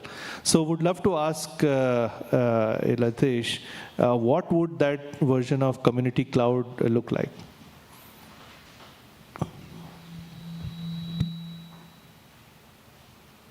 I think there are the basics we talked about that are necessary. See, for computing to work everywhere, you need computing in people's hands, so you need the processing power. And today, a $5 to $10 chip has the necessary processing power to the point where we are now confident that a $10 chip can have all the power and memory necessary to hold a complete Indic model and process both speech and translation on the fly, right? Which also leads to the privacy angle where the data never needs to leave your device, right? So computing, I think, is happening. Democratization of computing is happening, and with large Indian innovators like Jio rolling out these devices which are focused on the mainstream. By the way, the Apple for the 6 billion people on the planet has not yet happened. I think it is most likely going to happen from India, right? And the second part, which we have discussed in detail, is communication, right? I think communication needs to be a jugalbandi, right? Because even if you have the community-based edge stuff work, what is often overlooked is fiber is still the carrier, right? There is no way around it. I mean, no, you can do all the last mile you want, but unless you have multiple gigabits, not one, but multiple gigabits landing in every village, there is no way every child in that village can access world-class education, which requires anywhere from 5 to 10 megabits per second. And every PHC will need 100 megabits per second. So the bandwidth demand is extraordinary. And there is a rule I like to use, which I co-created with my advisor, Professor Raj Reddy, that every 10 years of education reduces your bandwidth need for the same task by a factor of 10. So if you want to do the same task, and you are less educated, you actually need more bandwidth. So the bandwidth need on the edge is immense. So you need fat pipes, you need slicing and dicing of local 5G, and you probably need the telecom guys playing the biller role, because it's very easy to create community-based self-serve ecosystems, as long as there is a unified national scale set of billing layers, which only the telecom guys can provide, right? Government cannot provide that, and the local guys cannot provide that, right? But if you take care of that, then the application layer becomes an issue, right? We cannot, use the cloud paradigm anymore, right? I'm saying here that the cloud paradigm is not going to solve computing at the edge. The cloud is going to become a backup and in almost a secure backup of my data so I don't lose my data. And the cloud is also going to become an accounting layer. See, I mean, traditionally, the cloud is a manifestation of the mainframe. It's a distributed manifestation of the traditional mainframe. And if you remember, mainframes were used for company-wide aggregations of data. And even today, the computing, the bulk of the computing happens on people's desktops in corporations, right? And that has to happen here. So if that is going to happen here, the application layers have to be, like you said, co-created. They have to be community created, community dispersed, and community managed, where the difference is that unlike Excel, these have to be highly connected. And unlike social media, these have to be highly curated. So that is a fundamental difference. You cannot have data systems which are free for all. Like, for example, if you look at YouTube comments or Facebook posts, they are information, but they are not data and high curated data based on which you can make decisions. So people cannot run their lives on that. So that layer of collective intelligence being brought to life, where you create a digital twin of the world, where what is happening offline is mirrored in the online portion, but it is mirrored in a set of edge devices which are sharing that digital twin. When you do paradigms like that, it becomes possible. But the difficult part, the computer science challenge, which is the one I enjoy, the computer science challenge is, can you now make those platforms be created by the community? Because the simple insight, one of the reasons why the 1.1 billion people in India are not as developed as 200 million of us is because of a very simple reason, that they do not have all the uniform structures that we enjoy, like a college degree, a HR profile, and a bank account that works fully, and a income that happens monthly. We do not. The people on the edge don't have all of that. Their income flows are dramatically different. Their information flows are different. The information they have is in their head. It is not, even written down. So I imagine India to be something like 5,000 communities of a few 100,000 people each, and each of them needs different platforms. Which, not that you use the word may, I'm going to say that it is not that Bangalore may not be able to imagine. Bangalore will not be able to imagine what they need. It is simply not possible. And the only way we can democratize it without creating a digital feudal system is that communities create and own their own digital platforms. I will end with a very simple insight. From the 15th century to almost the 19th century, reading and writing was used as a feudal device, because printing, reading, and writing was in the hands of a few. And I'm hoping the digital era does not end up in that space for a few hundred years. If you want to, make digital as useful and ubiquitous as reading and writing became, we have to make the creation of digital platforms as easy as pencil, paper, and eraser. Right, and that is a metaphor we need to drive towards. Panchayats need to be able to own their own, paper and pencil and eraser. Yeah, thanks for the insight. I think paper and eraser and pencil, there are very useful analogies to have when, we are trying to design these systems. And that brings me to the, the question for Sailesh, because we have really enthusiastic people, not just joining in from Indian Institute of Science, but also from 25 other hubs that have been created with respect to IITs and triple IITs. So this could be a message for all of them. Like, if they have to think about a future, especially in technology, where they might be expected to create such solutions, from a skill perspective, what are the lessons that you are seeing that you would like to share with them?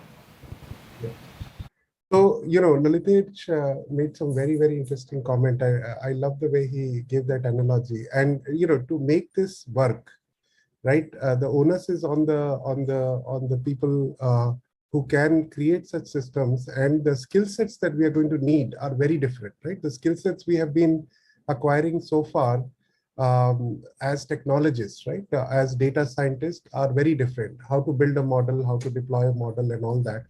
But as I look at the, how AI and technology has become automated almost, right? You can take a picture of a screen and create an app. So that is easy, right? You can auto-train a machine learning model. That is easy. What is the hard problem now is not that we cannot build a model and deploy a model. That is not the hard problem. The hard problem is, we don't know what the use cases are, right? We cannot keep solving the same old use cases forever. There are, like Lalitesh said, the use cases of Bangalore and the villages of India are very different. So the first skill is the design thinking skill has to be an integral part of a data science course, because we don't want technologists to become technology first thinkers, but pain point first, people first thinkers, right? And that is a very important skill. And IITs don't teach them. We just learn physics, math, chemistry, and just go for it and innovate. We publish papers, but we need to work backwards from citizens and go to villages, figure out the problems in every domain, whether it is healthcare and energy sector, pollution. There are so many interesting problems that are out there. We cannot just think of the 5 core problems with Facebook, Google, and Amazon and all that. There are so many other problems to work on. So one is we need to really expand our horizon of how AI will be applied and what are my design thinking skills I need to develop. How do I approach, backward from, people and problem statements and not forward from technology. The second is, instead of building models, I think we need to migrate to building solutions and then work backward. So instead of saying, I want to do a clustering model well or this, how do I first design the end-to-end solution for a vertical and say it's going to need some interpretation models, it's going to need some it's going to need some optimization, it's going to need all of that. How do I create an entire architecture first and then create APIs, right? So I call this integration first, deployment first, and improvement later, or even development later, right? So how do I put the APIs first, integrate them, make them run on, and then work backward and say, now there are millions of data scientists that will come from all parts of the country and the world. They can keep improving those APIs over time, which is easier part now once the data and compute is available. But who is going to put together the solution is going to be the next thing we need. So solution thinking and system thinking are very important parts of a data science thinking now. It's not just about model thinking and data thinking. So I think those are the next set of skill sets. And I'll just give some examples. We figured out that if we want to do healthcare well, it's not that we have to solve the X-ray to COVID problem. We also have to solve some very interesting problems like how do we diagnose a disease? And today, if you look at the diagnosis burden of the country, right, tier 1 cities may have very good doctors, but if you look at tier 2, tier 3, there are no doctors. People are dying because of wrong diagnosis in the first place. So we said, let's address that problem, right, and solve that, because we understood the pain point that a cure starts with the correct diagnosis. So identifying such problems. Another, paradigm shift we can make in education, for example, which is, how do I think of digital physical education very differently?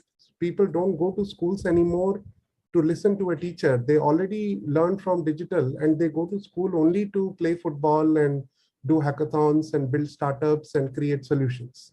They don't go to school to learn anymore. Why are we still going back to school in the classroom mode? We lost a huge opportunity after COVID by saying, let's all get together in a school and there's a teacher again, right? How can we not do flipped classrooms and become innovation kind of schools instead of teaching kind of schools, right? So I think this massive disruption is possible in all sectors if technology people who know how technology works and what is possible also wear the hat of a product manager or a product thinker or a solution thinker, because somebody has to bridge that gap. And the people who will bridge that gap is what the key skill set is required. You need to understand problem statements and technology at the same time and put it together. So I think that is where the next generation skill set will be, and hopefully we'll get there and create amazing solutions for people. Thank you. Thanks Alish, for the wonderful insight of, starting with the problem first and then figuring out how to solve it, and we can arrange technology tools around it. And it's been a big challenge. And it's also been a big learning because, when you come from innovation world, probably that is something that comes really early to you. But then you realize that when we're talking about academia, probably that is not a skill that we've been teaching in our schools, and I think probably we need to start teaching that. I mean, that's amazing feedback. We're almost running out of time here, so would love to take up a couple of questions from the audience. They've been sitting very patiently and not fidgeting in their seats. Anybody who would like to ask any question, please raise your hand. We'll try to get a mic to you. Mike, you can just stand and I'll try to repeat. Yeah, I think I should be audible. Hi, my name is Prashant, and this question is directed at anyone in the panel.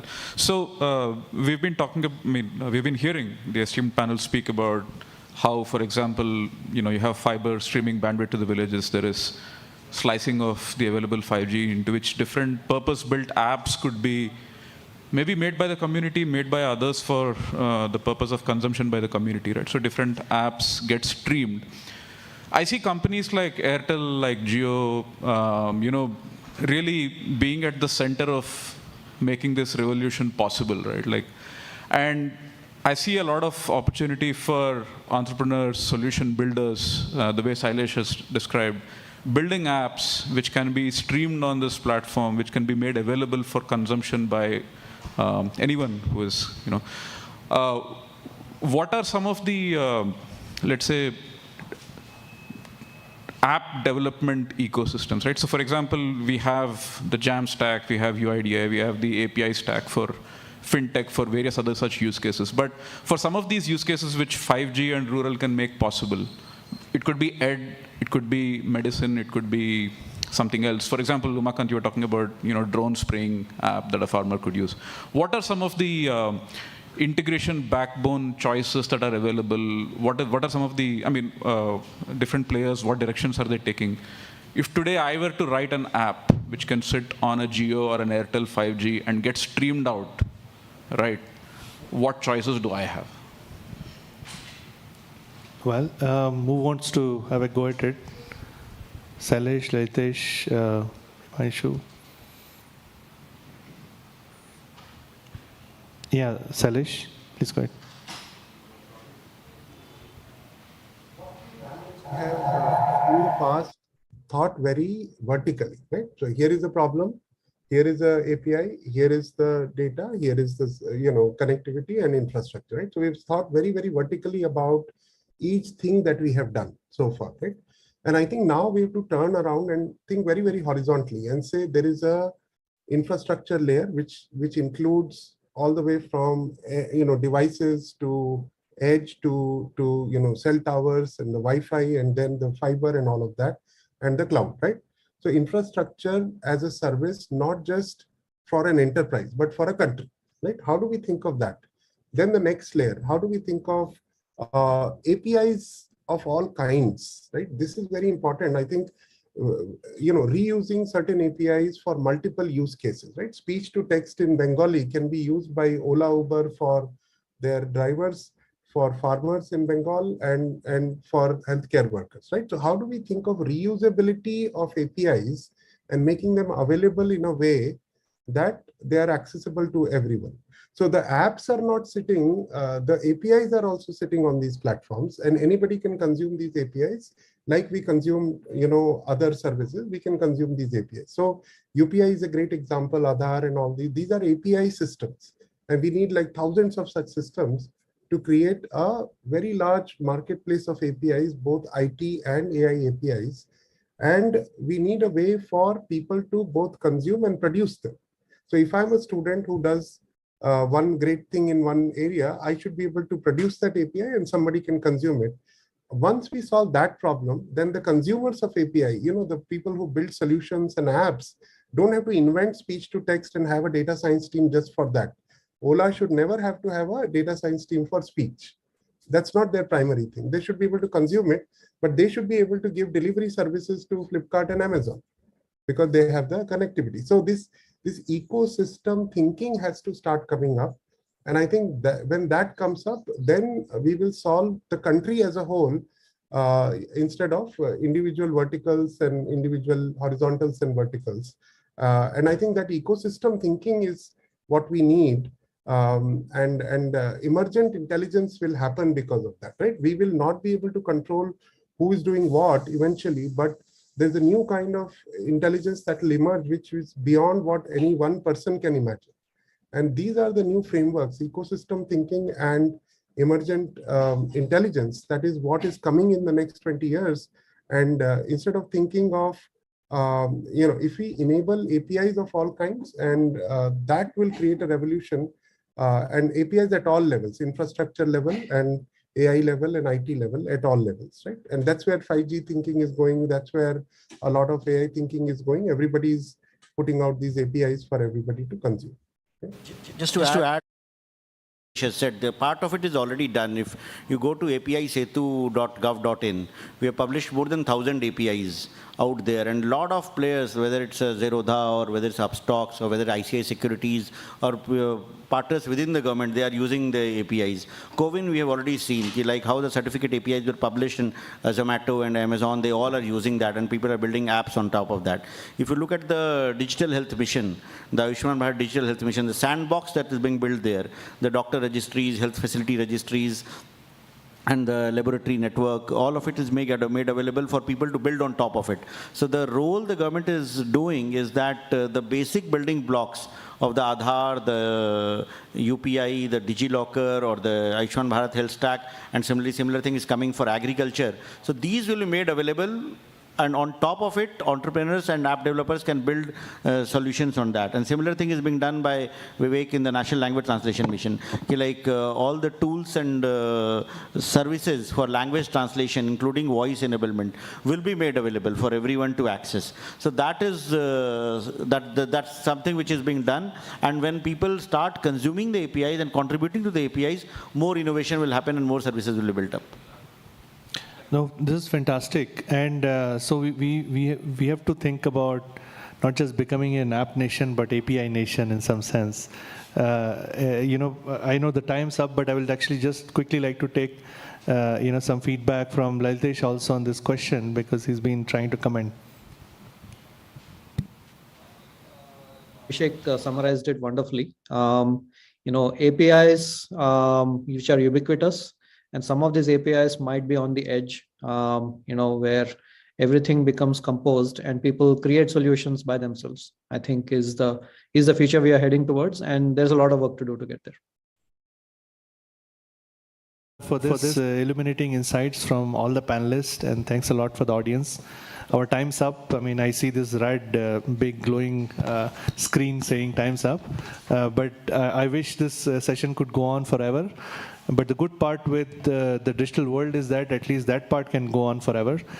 Just to give you a perspective, we are just getting started with this problem.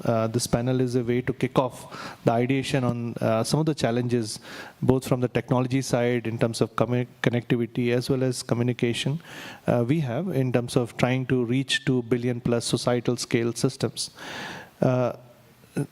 Post this session, we are going to have what we call as the innovation showcase. Some of you might have already seen, but there are a bunch of startups that ARTPARK Innovation Program has been supporting, and they will be showcasing. So if you would like to interact with them, give them your feedback, that would be fabulous. Post that session, there are three major things that are coming up. One is about healthcare. How do we take healthcare to Bharat, right? And how do we try to solve one of the big problems that Salish pointed out was, the diagnosis. If people are not able to diagnose, then whatever follows is actually even more of a challenge. And we have seen that, especially in COVID scenario, that's been a big challenge. Post that session, we will also be exploring one of an important perspective while we are connecting people, digitally. It's the physical connectivity also, which is very important, not just for people in the villages or tier 2 or tier 3 towns, because 40% of out of 6.5 lakh villages, they don't have physical connectivity. But even in towns like Bangalore, we somehow feel that it's difficult to get access to healthcare, in emergency scenario, and we've had some few sad examples to talk about. So they're going to explore that. Then we're also going to look at the big revolution that is shaping India, which is connecting Bharat with drones. And that is where we will be making some interesting and exciting announcement. So would love for all of you to attend that session. Then post that, we'll be talking about the inclusive learning for future. And that is a very, very important perspective. We probably have the largest number of young human brains possible, 200, 300 millions of them. How we enable them to learn is probably going to define the success of the nation. Can we, enable them to learn to introspect? Can we enable them to create things of value, not just in the physical sense, but also in the digital sense, is going to be, of course, a challenge and also a massive opportunity. So we have a panelists from around the globe talking about this problem and would love to seek your participation in that as well.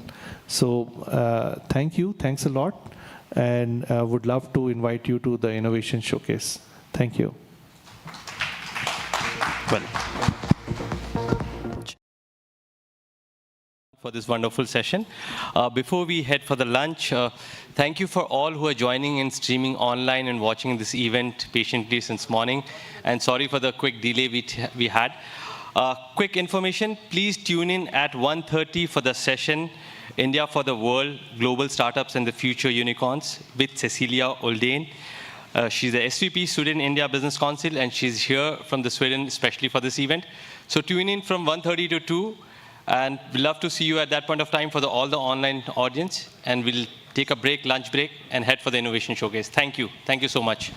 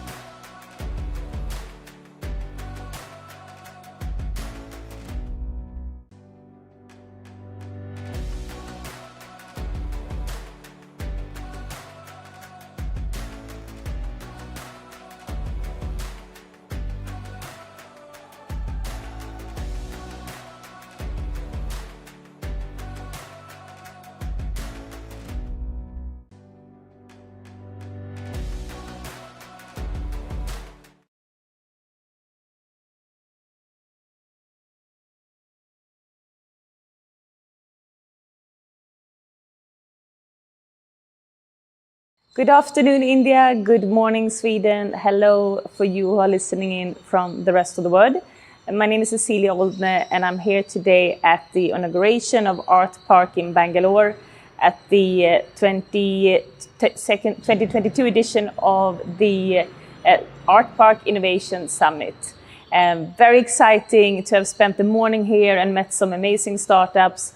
Of course, we also spent the morning inaugurating ARTPARK, which was quite a remarkable moment, I would say, in history for AI and robotics.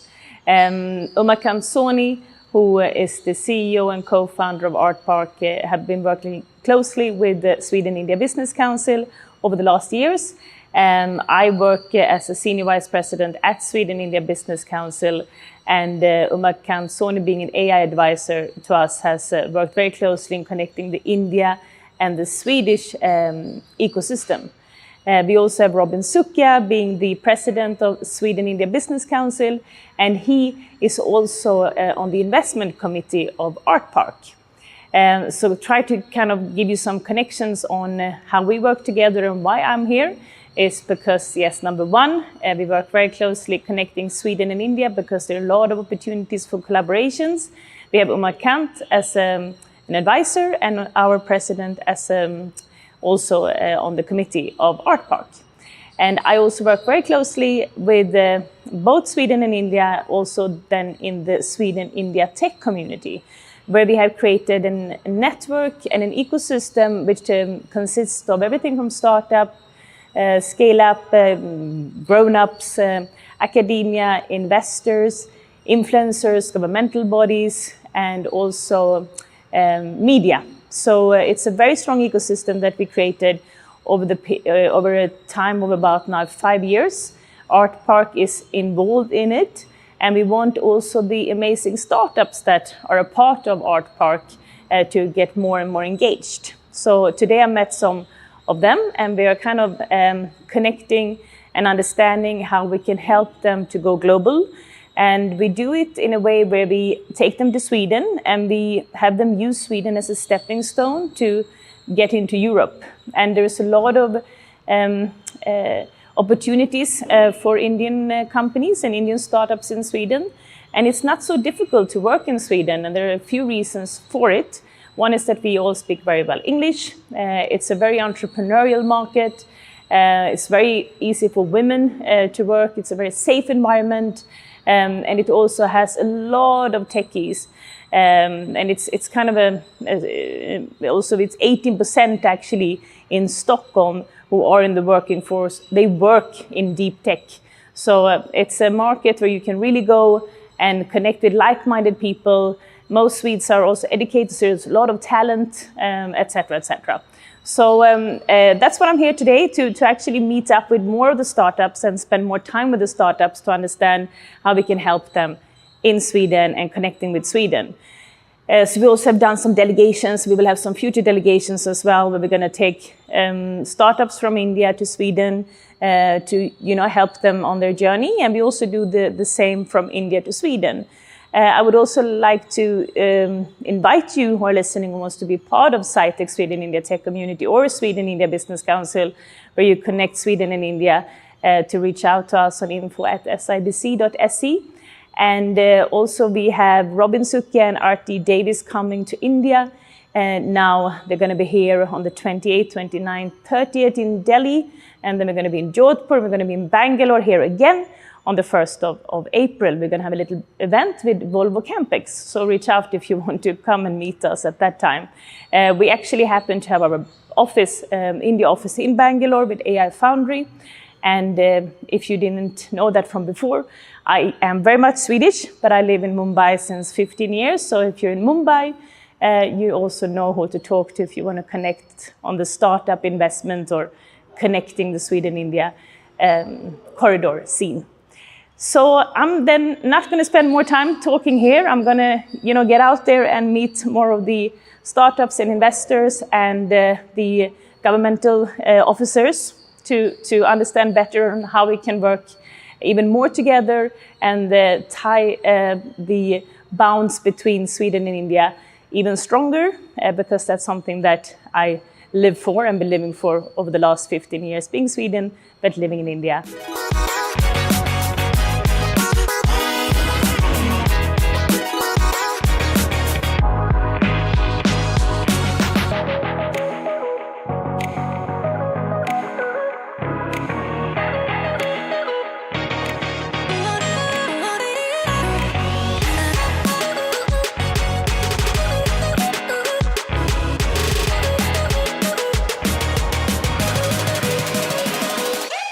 Hi. Hi, how are you? I'm good.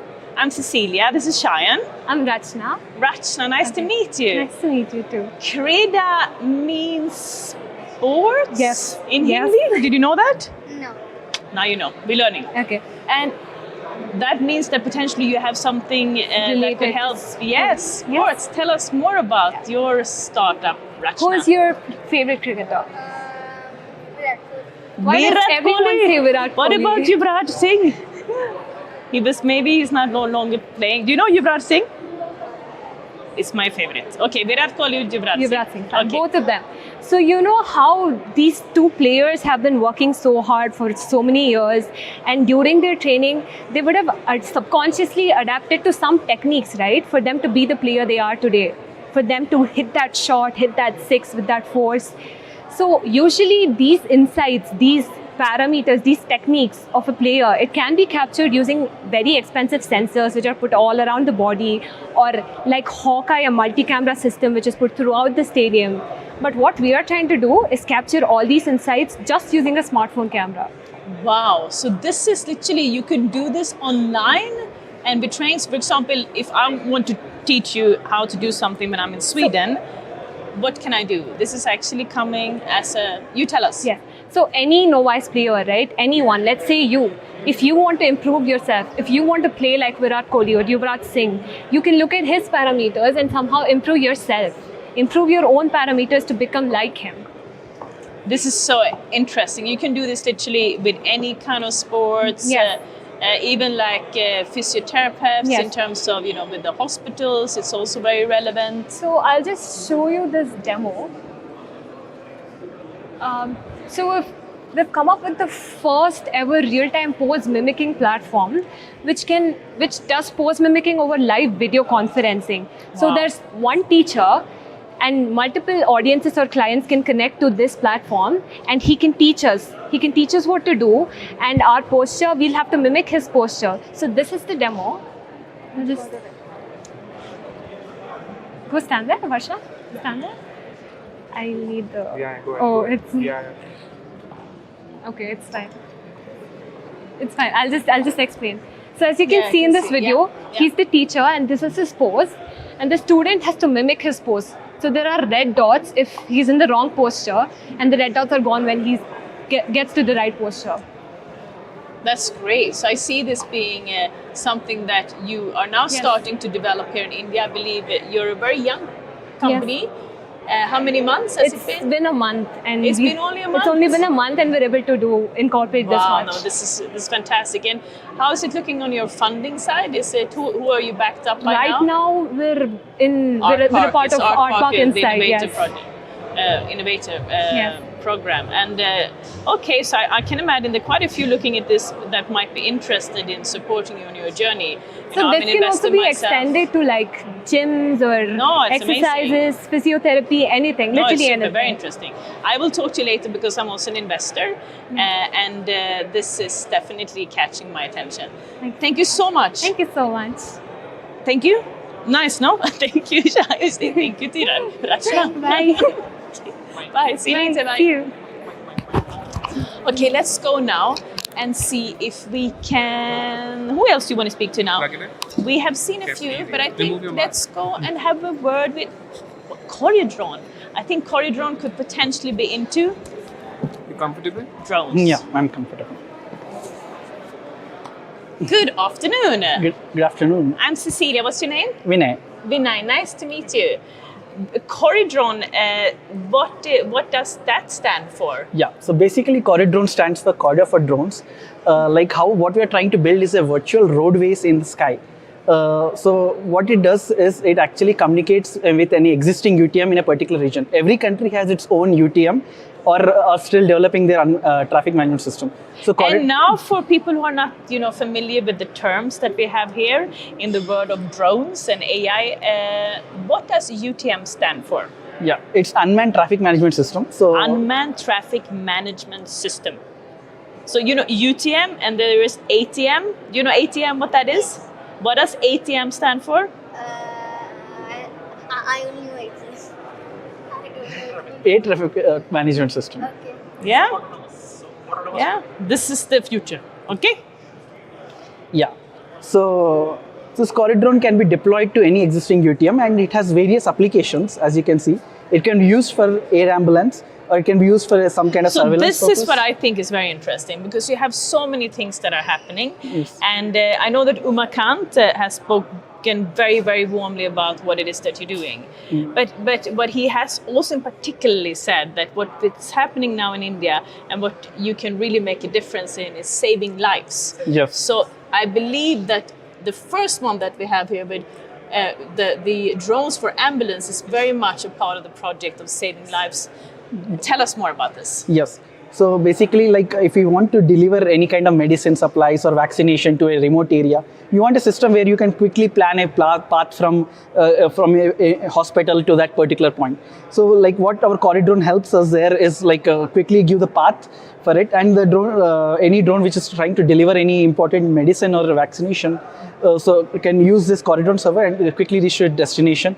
So how we can deploy this is very fast. So and how we can, or have you already started with trials, or is it because of regulations that you can't use it still because of the traffic, or how can we make this happen faster because we want to save lives? Yes. Yes. I was about to say that will it be faster than an ambulance? Will it be faster than an ambulance in the future? Yeah. Obviously, like consider a case of an urban scenario where like the ambulance may get stuck in a traffic, but this, because it flies in air, it doesn't get stuck in traffic and it could reach the destination faster, right? Yes, exactly. I was thinking about that yesterday. I was stuck in so much traffic in Bombay, and I was thinking if there's something happens, the ambulance will not get through. The only way that the person will survive would be by a helicopter or a drone. So this will save many lives in the future. And I'm very excited to hear that you work on this project because you will do this for India, you'll do this for the world, and then eventually for Sweden. But more importantly, do it for the world. And I think it's a big difference. Any help, any, like say in Sweden, the Swedes can help advice more. But of course, we already have Umakant, being with our word, and we have Robin Super from Sweden, but this is counting support we do, so there's already a lot of advices and activities already happening. This is where we're at. This is and doing nothing. Right? High five. Thank you so much. Thank you. Okay, Shine. Now, where do we go? I feel we could go. I want to talk to this lady, but I see that she's busy, so let's talk to these gentlemen from Astro. So we're just putting a mic on the gentleman that is representing this exciting company Astro, which is also part of the incubator program ARTPARK. And Shine is here and giving full support. Shine, who are we talking? Who are we meeting? Manjunath. Very nice meeting you. This is Cecilia and this is Shine, of course. We met earlier, I know. We wanted to learn a little bit more about Astro and this that you are doing and how you are going to make a difference for the world. And tell us a little bit more. Sure. So Astro, we are a deep tech startup company. We started in 2015 in IISc. We have a hardware lab in IISc and it is being supported by ARTPARK Astro. And we are building a product, a radio product, which is in an E-band frequency. Okay, so the problem that we are trying to solve, in urban areas, it is difficult to lay fibers today. And our wireless product, which we have developed in E-band, it will solve the urban congestion, network congestion. So our product complements with the existing network, the 5G networks, to solve the urban congestion wirelessly. Right. And this reduces the time and the cost maintenance. So it has an advantage on CapEx and OpEx. Right, right. No, Yeah. this is very interesting, and I believe that this is now for India, and you're working in India, but also in the US, and you have some work in France as well. Our headquarters is based in India. Okay. We have offices in Right. US as well as in France. This is to cover the region across the globe. And why would you not be in Sweden? I'm thinking because I represent Sweden, India, of course. We would love to see more of you in Sweden, and kind of using Sweden as a stepping stone to Europe, because we speak well English. course. We're so ahead of the game when it comes to connectivity with 5G and Bluetooth and Ericsson. Of course, I'd love for you to work with one day. Yes. So we'll be very happy to associate with Sweden. So then let's speak more, and let's see how you Sure. can get engaged with the Sweden-India tech community, potentially Yes. come on a delegation from India to Sweden one day. Have you been to Yeah. Sweden yet, Cheyenne? The way we can complement I is think we need to have a little bit startup happening here as well, Yeah. so that Cheyenne can come to Sweden too. the way we can complement is we can complement with the Sweden tech companies. Yes. Yeah. So working with their network solution and to increase the capacity. Sounds so good. that's our USP. Let's do it. Nice to meet you. Looking Thank you, forward Cecilia. to seeing Thank you you for this next time in Sweden. Sure, for sure. Thank you. Great. Let's go. Yes. Chalo. So next, I think we've spoken sports, health, drones, connectivity, robot. You want to talk to the talking robot? Yes, there was a Asha here. Yeah, let's go to talk to a robot. That makes a lot of sense. Good choice. So now we are going to meet Asha, and Asha is a robot.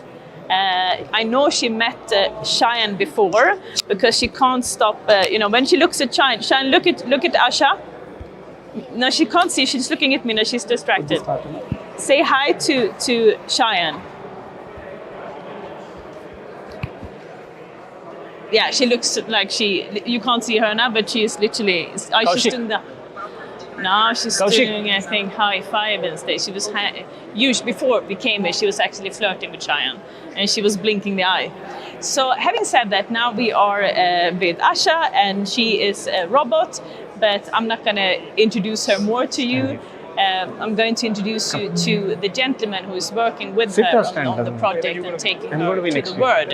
So, good afternoon, Rajivesh. Rajiveja, tell us more about Asha. My name is Cecilia. We did meet before. Yes. And this is Cheyenne, who is my advisor today.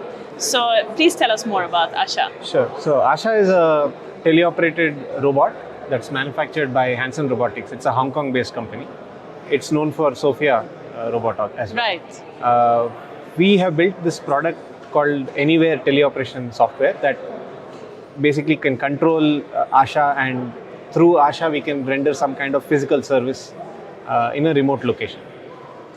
Okay, in a remote. So this is what you do in India. I believe, having said that this is something that you said, it comes from not India, but from Sophia is a robot that's manufactured in Hong Kong. So she's manufactured in Hong Kong. This is Asha, her Asha sibling. is the sibling who is now in India, but Hong Kong, China, Japan, they have been so much ahead of the game when it comes to robotics and taking this to the next level. We have said that maybe there hasn't been a need in India before, but I do believe there has always been a need if the software and the hardware and the technology and also the support from the government was there. So something that we also discussed earlier is that now with ARTPARK, which is funded by the Indian government, they're now supporting taking this to the next level so that we can do so many things. Yes. And so we have actually my colleague here, he works on the hardware aspects, and so he works on the hardware. He manufactures so robots. now we're gonna manufacture Asha. We're gonna take them across India. I believe we can take them to Sweden. Asha as a robot will also be very, very helpful in you mentioned the elderly care. Yeah, not just healthcare, but across a host of verticals. It could be healthcare, agri, education, retail, banking. taking care of, Shayan Yeah. when his mother goes Yeah. to yoga classes. Yeah. She doesn't go to yoga classes. Taking care of Shayan when she wants to go and dance, maybe. We're talking about robotics could be like taking care of you when you don't have your dads, around, or your mother, for example. And I'm assuming Shayan's parents are worried about his safety, and robots are essentially known to be Safety. unsafe around humans. So what we are working at ARTPARK is to make robot joints, those the main power source for the robotic arm and elements, safe and mechanically so. So if you have a loss in connection, if mama and papa can't, figure out what's going on, they are rest assured that it's actually going to be safe around their kid. That's amazing. So, that's for something example, we that have we're the building drones with the ambulances, and then we have so many other things. Better connectivity will also help us save lives. And now we have, Asha. So there's a lot of things that we're seeing today. She can even talk to a patient. Also. She can talk to patient. That is what we also spoke about earlier, that she can, be there with the elderly, with, anyone, so that the doctors doesn't have. So during the pandemic, when we were not allowed to meet people in person, she could have gone and met people and spoken to them, and at least they could have had that connection with almost a real person. I'm so sorry that I have your back towards you, because she's literally almost like a real person. So, and also it's going to be very good for you to come to Sweden, because I believe you already have the, you speak all the languages, because you have an automatic, translator Language system. And having said that, if that doesn't work, which it should do, the good thing in Sweden is that everyone speaks English so well, so you don't really need to speak Swedish to go to Sweden. If you speak English, you will manage very well. And do you have a nose bone? No, you don't have. And she doesn't have a nose bone, so she can, do so many more things. She can fall on the ice, when it's, cold, and she will not break her nose, like I've done, and I've broken my nose, but she will not do that. Amazing. So then we will look forward to seeing you potentially in Sweden, and thank you so much for the great work that you're doing, because I believe it's amazing for everything from education to agri-tech to the whole ecosystem, and again, for saving lives. So many good things. Yeah, thank you. See you. Bye. Namaste. Where do you go now? I feel we have covered quite a lot in terms of the we said wellness, connectivity, drones, now we have robotics. What about a little bit of education? Because everyone could need, but do with a little more of education, isn't it? I think we have to pause here it. we do have a lady who is very much focusing on that. And Lavia. Cecilia is my name. Hi, Cecilia. Is it Rupa? Rupa Arun. Yes, nice to meet you, Rupa. I've heard a lot about you, because I believe that you are changing the way that we educate, and how we can educate the world in a whole different system, which I would love to learn more about. So tell us more, Rupa, how So fantastic. you work and what you're doing. So Project Ekalavya is at a very nascent stage. It's about 5 months old, and we are the education sector of the ARTPARK. And what we do here essentially is to try and building a kind of system where the responsibility of learning is transferred to the learner. What we are trying to do is, using AI, bring in this transformation in the pedagogy of the teaching learning process to the students and to the entire segment of school education in India. And when you say the entire school education in India, it's something though that is new from, say, what bias, etc., these others. It's a whole new technique and absolutely. So As I said, what Project Ekalavya is trying to do is bring in and build in these pedagogies of learning amongst the children. So it becomes a way of life rather than just a concept explaining or teaching module. Right, a way of life. And when you say that you're inspired, because it says that they're inspired from the Finnish education system. That's right. Is this a way that they already use in their education system in Finland? So Finland does have this phenomena-based learning. So you identify an immediate problem in the environment, bring it into the classroom. So children have their discussions, they have their brainstorming sessions, and they come up with systems or perhaps concepts which could resolve that issue. they do their analysis, they do their critical and creative thinking. Now, what we are doing is similar. So in many ways, it is kind of exactly what's happening in Finland. And also we have this connect with the Aalto University. And therefore, that is how, we said in connection with Finnish education. There's also, similar, we are very forward thinking and ahead of the game in terms of the education system in Sweden.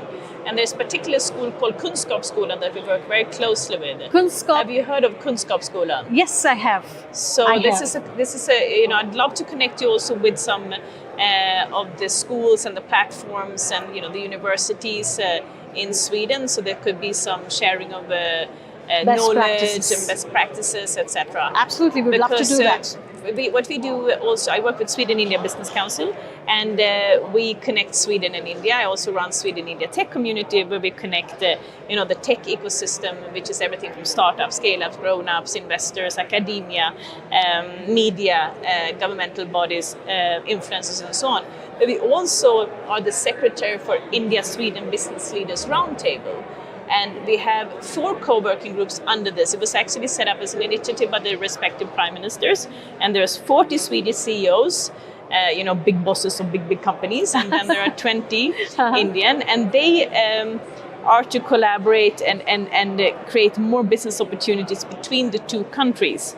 Exactly. But what we identified, which are also very important for both Sweden and India to collaborate on, is very much skilling, and then smart cities, digitization, and then we had defense as well. But in the skilling group, of course, we have Peje of Kunskapsskolan, and we work with KTH. That's right. So we have so many schools that are very important and influential people that are part of it. And I'd love to see if I can connect you with some of them, in particular in this field, because I think this is very interesting what you're doing, and it is all new, that it hasn't existed before. Even more interesting. All the more, I think today with the pandemic, education system has literally gone to the home front. Children don't come to school, but the education has reached home. Right. And I think that's exactly the path that we want to kind of exploit now and ensure that there is hybrid learning. So how do you enforce hybrid learning with the new pedagogies and bring in, allow the child to become the learner himself? The child wants to do what he wants to do rather than the teacher instructing and telling him what he or she needs to do. I think that is where the entire aspect how of do freedom. you think this sound? You deciding what to do, or the teacher deciding what to do? I decided what I So Shayan wants to decide what to do. Yes. I always want to decide also what to do. So we vote for Eklavya. Oh, what does fantastic. Eklavya mean? So Eklavya is a mythological character. He's been there in the ethical stories, epic stories of Mahabharata. So he's a student who was deprived of a teacher. I see. And what did Eklavya do? So he wanted to be the best archer. You'd have heard about Arjuna. He was a very, very famous archer in the, the epic Mahabharata. Right. So Eklavya decided that he will perhaps observe what his teacher is doing and learn the tricks of the trade by himself. And he kept watching his guru and practiced it over and over and over and over again. That means the initiative of learning is the child's. The observation and analysis skills are of the child. And he perfected the archery. Okay, this is Eklavya. That's Eklavya. It's a very good name. Yes. Did you know this before? Yes. He knows more than I do. Fantastic. But this is great. Looking forward to learning more, and I'll connect you with some of the companies that I mentioned earlier. It would be our pleasure and privilege. Thank you so much. Nice meeting you, Ropa. Thank you. See you. See you. Bye. Bye, Sean. Namaste. Namaste. So, Shayan, I'll teach you. So we say namaste in India, but in Sweden when we say hey, or when we say hi, we say hey. Hey. Hey. So now you learned a new word. Hey. This is hi in Sweden. And when we say goodbye in Swedish, we say hej då. Hej då. That's so good. Learning so fast. So actually, we have come to an end of this little session. I'm really excited about everything that is happening here. I'm probably going to personally invest in some of these and spend more time with them. Obviously with Sweden India Business Council and everything that we do with ARTPARK, but I also see that there are another 15 different stalls with so many amazing people around, and then we also have the Innovation Summit that I'm going to continue to go listen to. And then I'm going to go and have an ice cream, I think, with Cheyenne at some point as well. And now we're going to see if Cheyenne remembers how to say goodbye in Swedish. Hey yo. Wow, this is so good. And I will say namaste and thank you so much for listening in. Looking forward to seeing more of you somewhere in the world in the future. Bye. Oh.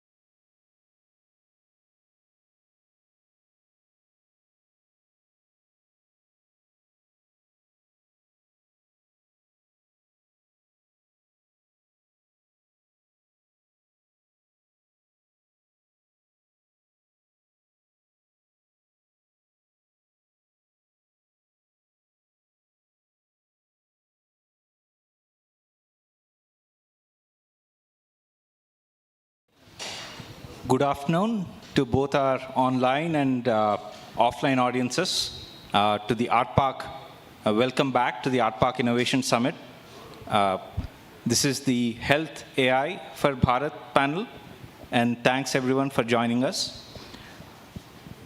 Now, when we talk about health and AI, there are various connotations to that. And we are going to especially focus on health as beyond healthcare, and Bharat as in especially the underserved parts and people of the country, right? But first, let me introduce our stellar panel, starting with those joining us online. First, someone who frankly needs no introduction other than her name, Kiran Mazumdar-Shaw, the Executive Chairperson of Biocon, an inspiring science and technology leader, visionary, and a stalwart of the Indian industry as well as the innovation ecosystem. We are very grateful for your time, Kiran.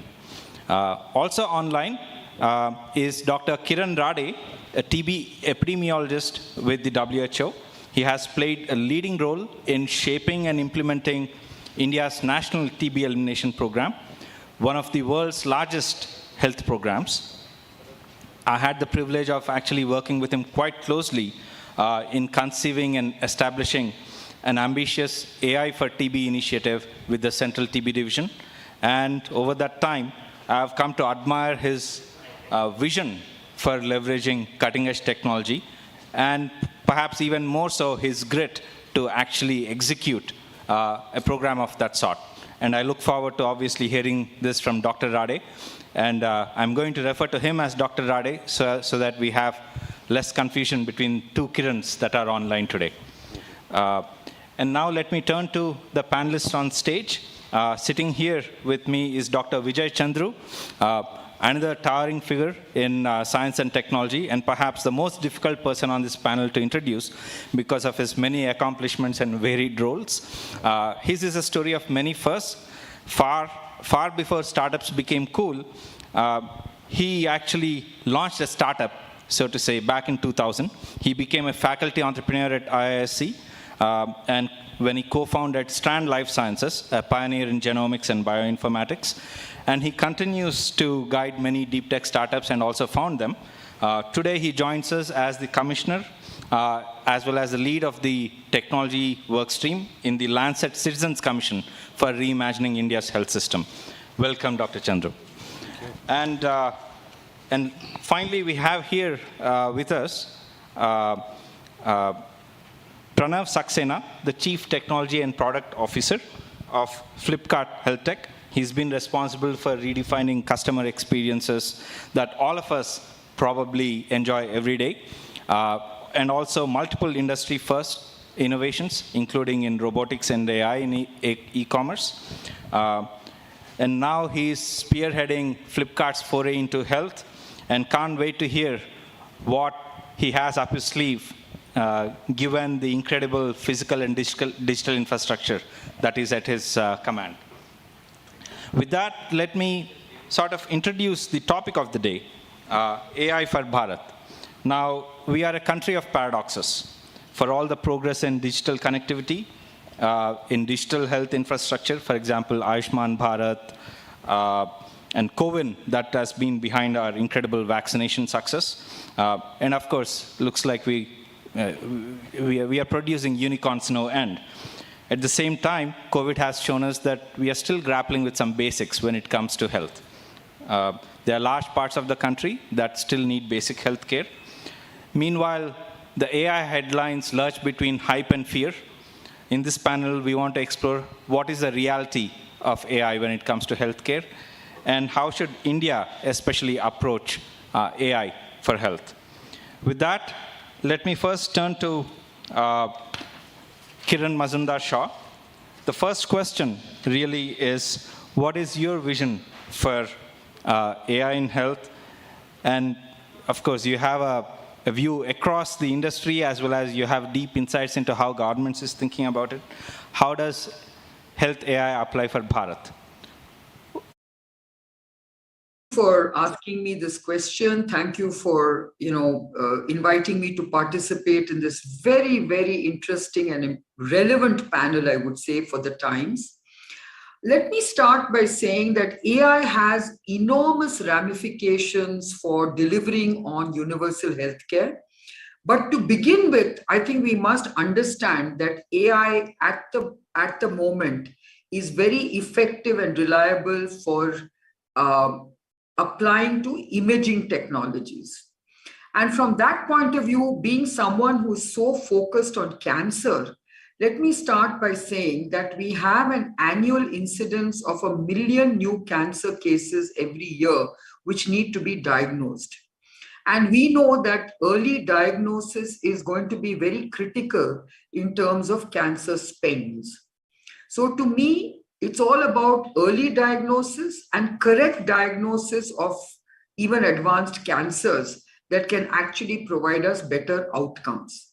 And in this context of cancer diagnosis, let me also put across the real challenge we have in our country, in Bharat, which is that we have barely 2,000 pathologists and people who can interpret radiological data.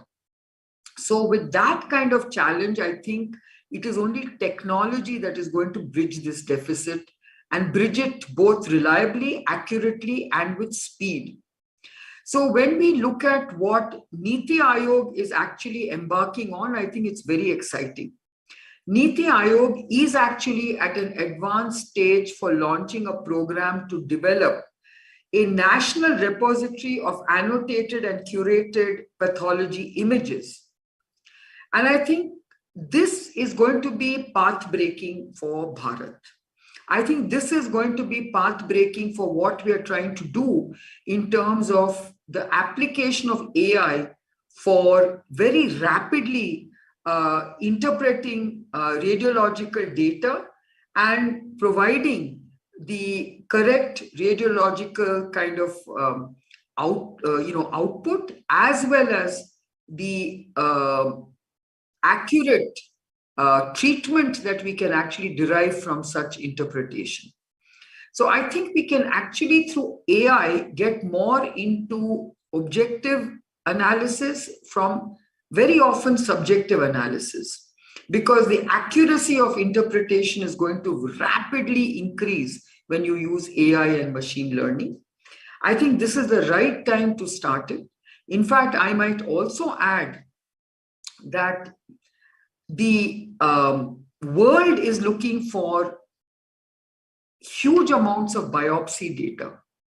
And if India can actually create a biobank for cancer that basically annotates and curates a lot of the biopsy data that is being generated, I think the accuracy of interpretation and analysis and both predictive and prognostic aspects of this can be extremely valuable for what we are trying to do. Thank you so much, Kiran. Dr. Chandru, perspective from the technology stream of the Lancet Commission on Reimagining Health Systems. I know you've been deliberating quite a bit about the various shifts that are required within the system, and AI certainly is an important tool in the toolkit there. Over to you. Thanks, Raghu. And of course, before I talk about the Lancet Commission, I should mention that, of course, Kiran is one of the chairs. And when she wrote me in to work on the technology work stream, she basically said that she would like to see how technology can help elevate the quest for universal healthcare. And I think when we talk about universal healthcare, we're talking about Bharat, right? I think as you said in the introductory lines, I think reaching the underserved and how we can leverage technology for that. Now, one advantage I have over what Kiran was saying is that she was talking about the use of AI today. I think, with the Lancet Commission, we're allowed to think out to 2030 because, the goal is to reach universal healthcare by 2030. And I think by that point, my sense is that we will be, of course, imaging will still be a very, very important aspect of how AI can leverage in health, but it'll be all over, all types of measurements. So for example, even with cancer, while pathology might be the first level at which we bring in AI, it could be with liquid biopsies and early very simple detection of tumor signal, which is at a very affordable and since it's pretty non-invasive way of collecting sample, it may be pervasive and something that reaches every corner. So I think basically, as you were pointing out, Raghu, I think we need a shift. We need paradigm shifts. When we start thinking about technology and healthcare, particularly when we start thinking out, 8 years from now, that's almost a decade, and you can almost think of a huge transformation that's going to happen because of technological advances, right? We have such exponential laws that are working today, whether it's Moore's law or genomics or and pretty soon proteomics, everything is going to join that rapid acceleration in precision measurement and also miniaturization. The fact that you will be able to use wearables, handheld devices, devices that don't require big laboratories, that can actually be closed systems. And I think we've been doing a lot of that imagining of how healthcare can actually go right to the front lines, to the doorstep. It may not even need something like a PHC. It can actually go right into people's homes. And I think that's one paradigm shift, right? And the amount of data and earlier we had Lalitesh and Shailesh and Abhishek saying from Niti Aayog, talking about how everything is going to be interconnected. You will have ecosystems of APIs and APIs for, movement of data, APIs for securing of data, APIs for running AI algorithms of various kinds. Now you start putting all of that together along with this ability to reach the front lines with all kinds of devices. And, I think it's now really left to your imagination. And you could actually be thinking of all kinds of different ways in which it could be reaching out. The other aspect is, I think, Kiran mentioned 1 million cancer patients. That's probably an undercount. We're probably a little higher than that even, because China declares about 3 to 4 million new cases a year, and India can't be that far behind, right? But the fact is that early diagnosis or even preventive approaches are really what can have that kind of universal health impact that we're looking for. Because quite frankly, I think it's going to be really difficult to afford full care, if you're only catching cancer at stage 3 or stage 4, right? So really, I think it's in the screening, early detection, and prevention strategies that we can make a difference. And in all of those, AI can play a really important role. And of course, imaging, today, requires radiologists, or for pathology, you would need a digital pathology platform. But ultrasound, for example, has become so portable, and the imaging quality that you can get from ultrasound is improving. And who knows what else there will be. You need a Ramesh Raskar to develop the next camera, right? That could take all kinds of images. So I think we are really on an interesting path as far as universal healthcare and AI is concerned. And I think, but it requires this whole ecosystem to be developed. For AI to be effective, I think we'll have to have the, and what is being conceived of as, and we'll hear more about it later, the Ayushman Bharat digital mission and the framework that it provides for this collection and curation of data. We can talk about curation of data a little bit more later, but I think with those few remarks, I'll stop. Thank you. Thank you, Dr. Chandru. You're absolutely right. This is going to take a village, so to say, right? The ecosystem really needs to come up, and that's where we at ARTPARK actually see an important role for ourselves. With that, let me actually turn to, just a second. Can you make sure that we are able to hear Kiran? Yeah. Just want to. Can you hear me? Kiran Mazumdar Shah.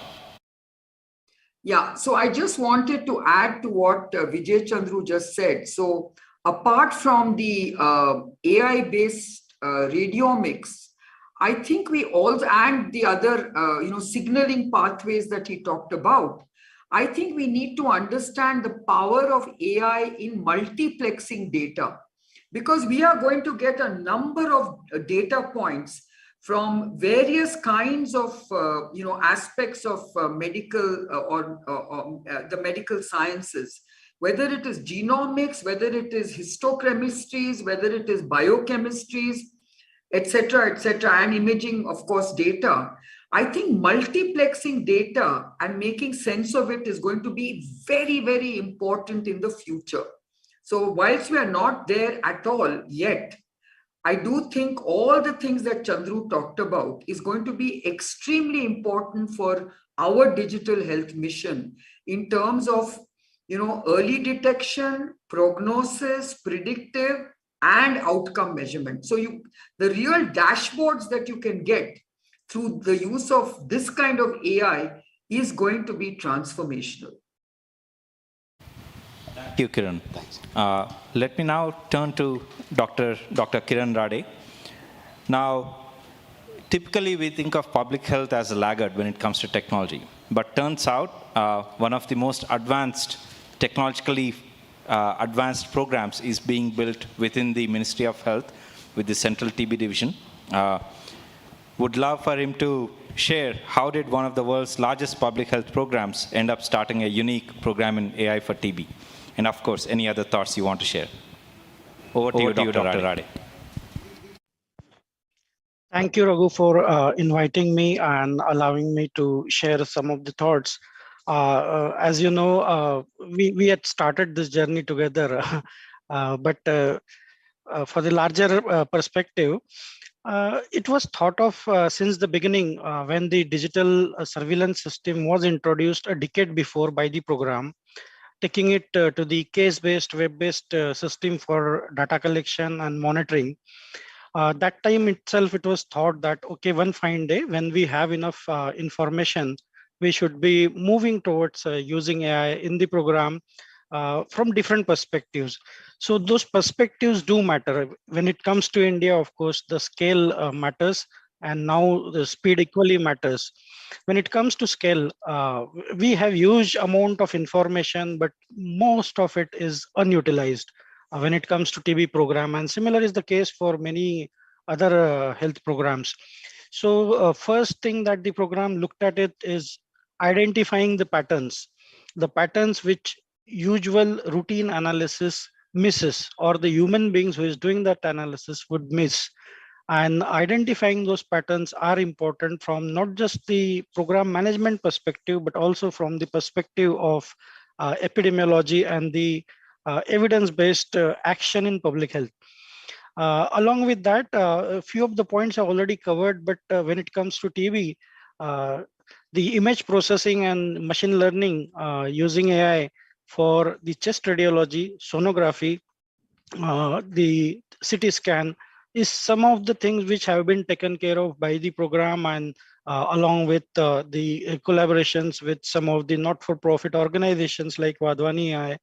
The program and the ministry itself is developing those tools, And there is a progress, and soon they will be announcing about the progress that has been made, and these tools can be really improvising. For example, just to highlight one, the automated AI-based reading of chest X-ray, which nowadays you really struggle to find the radiologist for reading the chest X-ray, and in decentralized manner where millions of chest X-rays are being taken for whatever reason, if read properly and linked to the care for diagnosis of tuberculosis, we can actually augment the identification of cases, and the yield can be increased by almost 30 to 40%.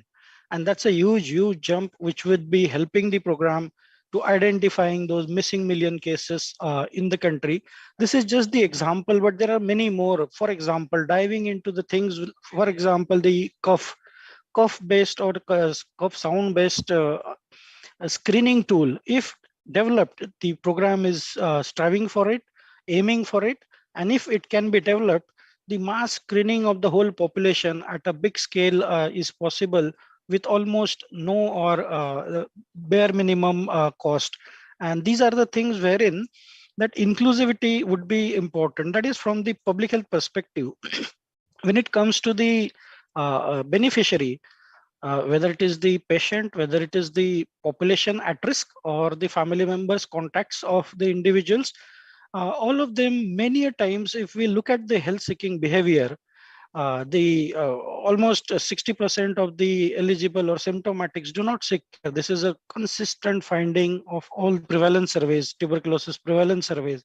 And if we can use AI for creating that awareness, have the customized precision medicine as a starting point available in their own mobile at the background using AI, that would be the vision and future.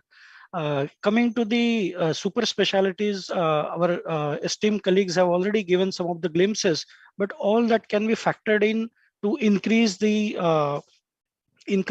outcomes, efficiency of treatment, and the overall longevity of the individual in a disease-free manner. That is what we are looking at in long run.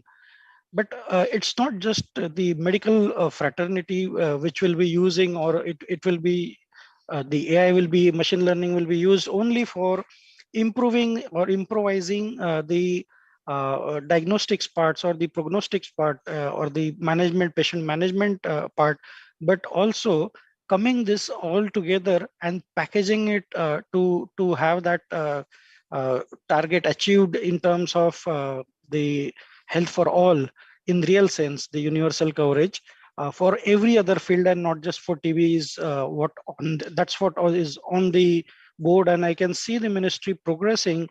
Of course, it's a new step in for the country, though there are developments in other areas of development, and health is probably slightly slower in terms of taking it up. But once they take it up, we have seen the progress is for sure, and that readiness for using AI in the health is what is overcome already. That's what I see. And there are guidelines, frameworks which are coming up, and the collaborative efforts that we see in near future. And that's how the roadmap is for future. Thank you. Back to you. Thank you, Dr. Rade. Now from the headquarters of public health, let's shift our focus to Flipkart. In some sense, the center of gravity when it comes to e-commerce, right? You already reached 300 million people across the country in places that we, don't even think you reach. And you have this amazing infrastructure. So what are your plans for health, and how do you see AI playing a role? Thanks, Raghu, for inviting me. I think I will talk about the Flipkart reach and the challenges, but there are very interesting opportunities we have, right? So imagine a country which has a total population of some 30 million, 40 million or so, right? If they have to come up with some AI solution, they may not even have a sufficient data, right? And this country has tremendous amount of data. The challenge we have is that we have not digitized anything, right? So somewhere, our focus will be to get and generate a lot of this data so that, we can build a very reliable model throughout the life cycle of a person. So I think that is a big, big challenge and which we are going to focus. The second one is basically the human-centered, and here there is a whole ecosystem involved, right? So evidence-based treatment is not very prevalent in our, ecosystem. Right? So it's not only that, you get something from AI, you have to educate your doctor, your whole healthcare system that, what does, evidence-based treatment can help, how can it help you? That is number 2. Number 3 for us, while, some of the disease-based AI diagnostics is very, very interesting and a lot of work is happening. What we have figured out, with this 300, a lot of people may not know their height, weight, temperature, blood pressure, right? A very, very basic vitals. And we are trying to figure out, how can we start, taking those vitals, at scale, right? And you can increase the vitals by that time so that, even in the wellness space, where, we are quite laggard in terms of awareness and the activities around that, we can have a very positive impact, around that. And the last one is that, for us, we are still bullish on mobile, yes, plus wearable, but we have to make mobile much, much smarter, from health perspective, right? So that, we can capture a lot more data. So, summarizing, I think first is the human-centeredness so that, people use it. They generate a lot of data. In India, we don't have electronic medical records and so on, right? And still, that will be the toughest problem, by the way, in next 10 years, as Sir mentioned. I think that needs to be cracked. Otherwise, any of these solutions will not scale. So that is the first one, that, how do we solve that problem? Second is that, can we start capturing basic vitals on mobile? The third is definitely a distribution problem, which I think we know that we can leverage the base and we can go very deep. So that is the strength which, we already have, which we will leverage. Thank you. Thank you so much, Pranav. Now, so clearly we all have big dreams for AI, but let's turn our attention a little bit to perhaps the challenges that we have to overcome. And let me again start with Kiran. What do you think are the biggest challenges we need to overcome? And would love to hear if you have any thoughts on any specific steps that various stakeholders, be it government, researchers, startups, can take in addressing those challenges. First challenge we have is how do we integrate data? I think we are collecting a lot of data, but the danger is to collect it in silos. Right now, I think Pranav talked about electronic medical records, but electronic medical records without collecting all the related data in a data lake which can actually be integrated is going to be of paramount importance. What I find is that, for example, let's take the COVID case, okay? I think we have a world-beating app called the CoWIN app. The CoWIN app actually collected very, very normalized, harmonized vaccination data of all the adult population vaccinated in our country. And now, of course, they'll move to the children. Now, I think this is very powerful data. No country has done this at such a scale.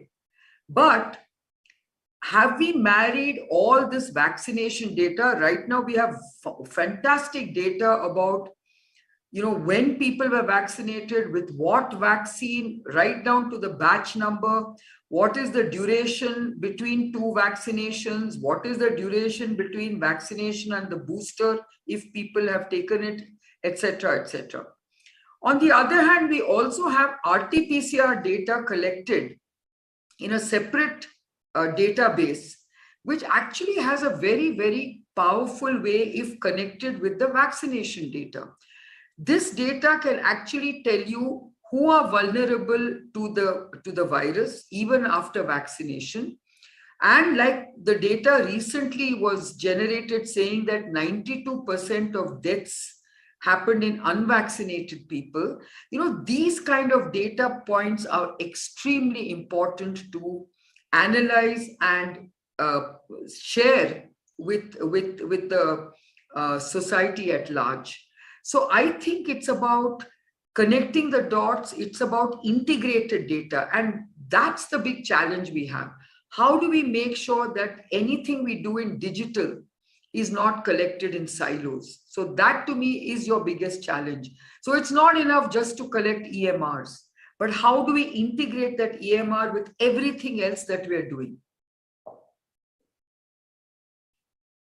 Thank you so much, Kiran. Now let me talk to Dr. Chandru. This comes up often, right? We are talking about various AI-based methods. How are we going to validate these new tools? What are the challenges there? And of course, data remains a challenge too. Would love to hear thoughts on that. Sure, yeah. Thank you, Raghu. So I think Kiran's absolutely right. The breaking of the silos is important. But there's also several other layers, right? I mean, I think, one of the things that we've found is, for example, sensitivity about data and about making data open, right? So, for example, image data by itself it should not be thought of as sensitive data, right? If somebody says, I have 100,000 X-rays in my collection, right? Your first reaction should be, so what, right? Now, if they say, I have 100,000 X-rays, plus I have the full clinical records, and then actually some of these 100,000 X-rays are longitudinal. They've, been taken at different stages of the patient's evolution with disease and so on. Then you can say, well, that's very powerful, right? And so I think, we need to differentiate between the metadata, the clinical data, and this raw image data, right? Now, with the raw image data, the challenges are mostly about curation at a very low level, right? You really want to fix the image, you want to make sure you've cropped it properly, you've highlighted certain features that you're able to see. Now, that's a very nice problem, both for technology to solve, but it can also be solved by Mechanical Turks, right? So, if you think about ImageNet and how ImageNet was created, what was done? Amazon put it up and said, we pay 50 cents to $1 for every image that's cleaned up. And there were people willing to do it, right? So, and we have people, right, in India. So we should be able to curate large data sets very effectively by using, and this morning we talked about skilling, polytechnics, so on. I mean, that's a beautiful use of manpower, so to speak, human resource. Now, so once we get those to a certain quality, right, then we say, now we bring in the metadata, the clinical data. And what we can learn by putting those together is extraordinary, of course, right? Now, that clinical data is what you need to protect, because that is privacy. In order to meet the national, the law, basically, that privacy is a fundamental right, you will need to protect that data. So I think we need to work on federated schemes, confidential computing, all of those ideas that ARTPARK can be very good at, and actually, hold that data very, very carefully and very securely, but allow at the same time enough fungibility to be able to actually integrate and do the integrated analysis that Kiran was talking about.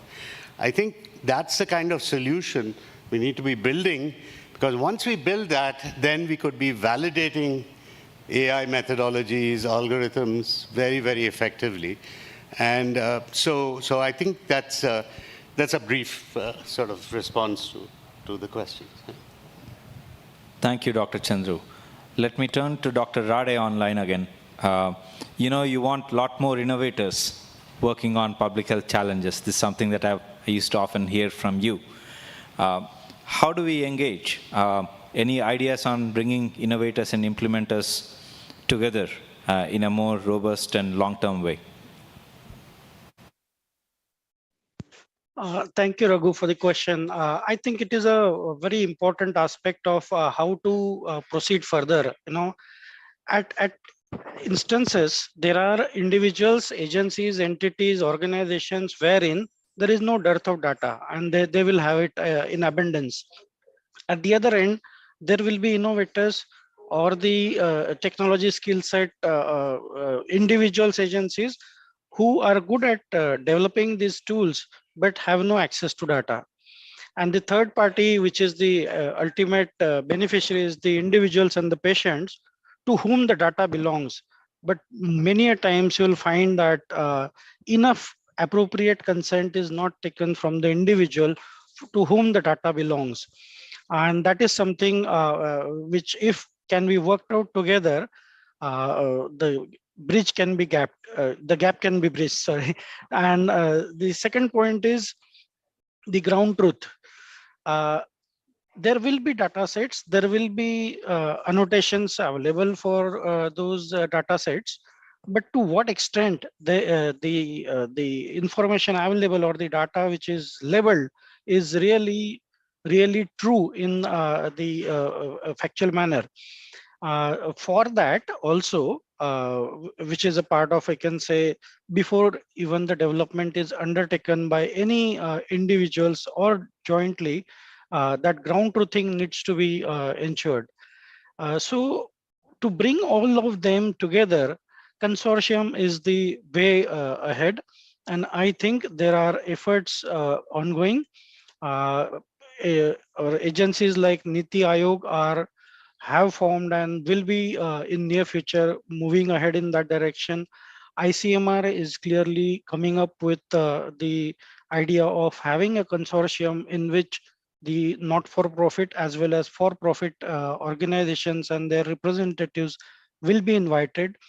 From the program side, program already is in touch, the TB program is in touch with different agencies to bring the expertise on board and create these partnerships in such a way that there is exchange of ideas, there is exchange of information, data set, wherever possible, and joint ventures in coming time to overcome all these challenges. So that's what I can say in short as of now. And if things go in right direction, we'll not only have the frameworks and the roadmaps, but soon we will have the products on ground, which will take us a long way. Back to you, Raghu. Thank you, Dr. Rade.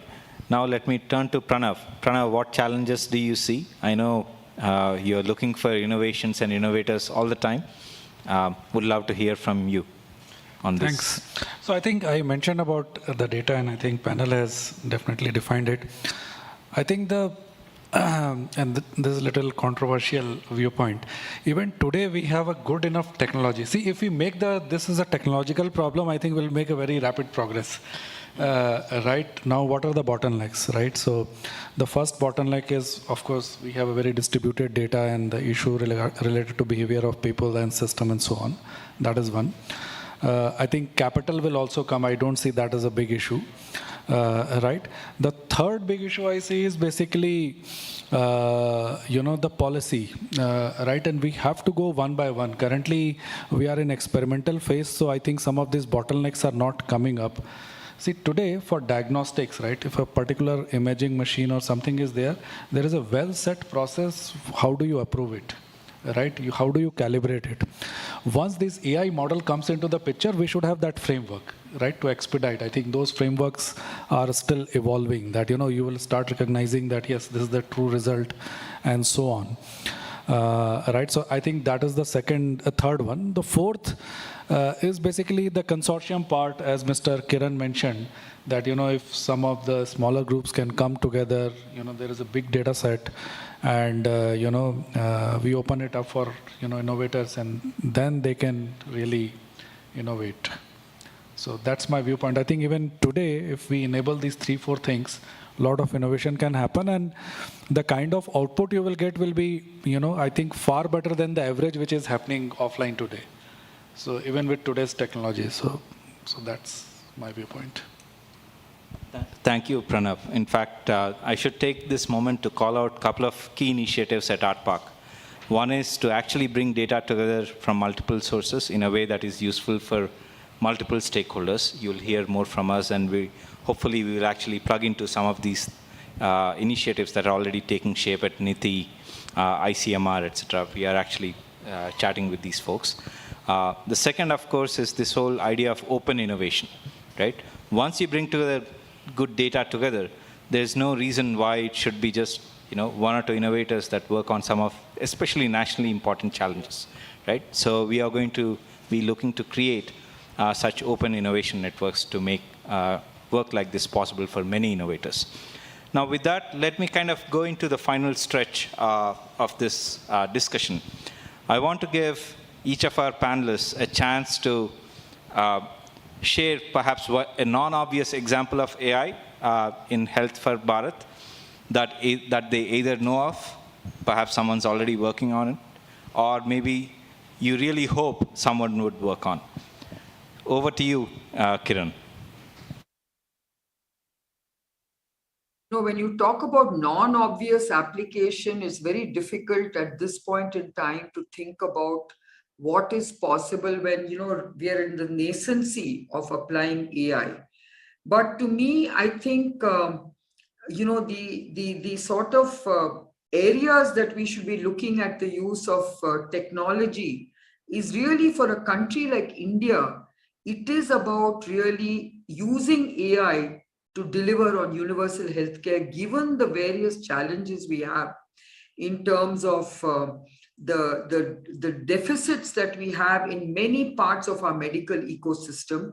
And obviously the big non-obvious use of AI is really this this opportunity of offline use of AI in offering telemedical consultation, which is happening in many ways. So if you don't have to really bring the patient to the medical center, and you can actually do an online diagnosis, consult, and treat, sort of almost like managing the treatment, I think it's going to be very interesting, because that can save cost. So of course, there is going to be one point of physical intervention, but if the rest can be managed through AI and through the use of sensors and the analysis of sensors using AI, that could be very interesting, but that's like far out.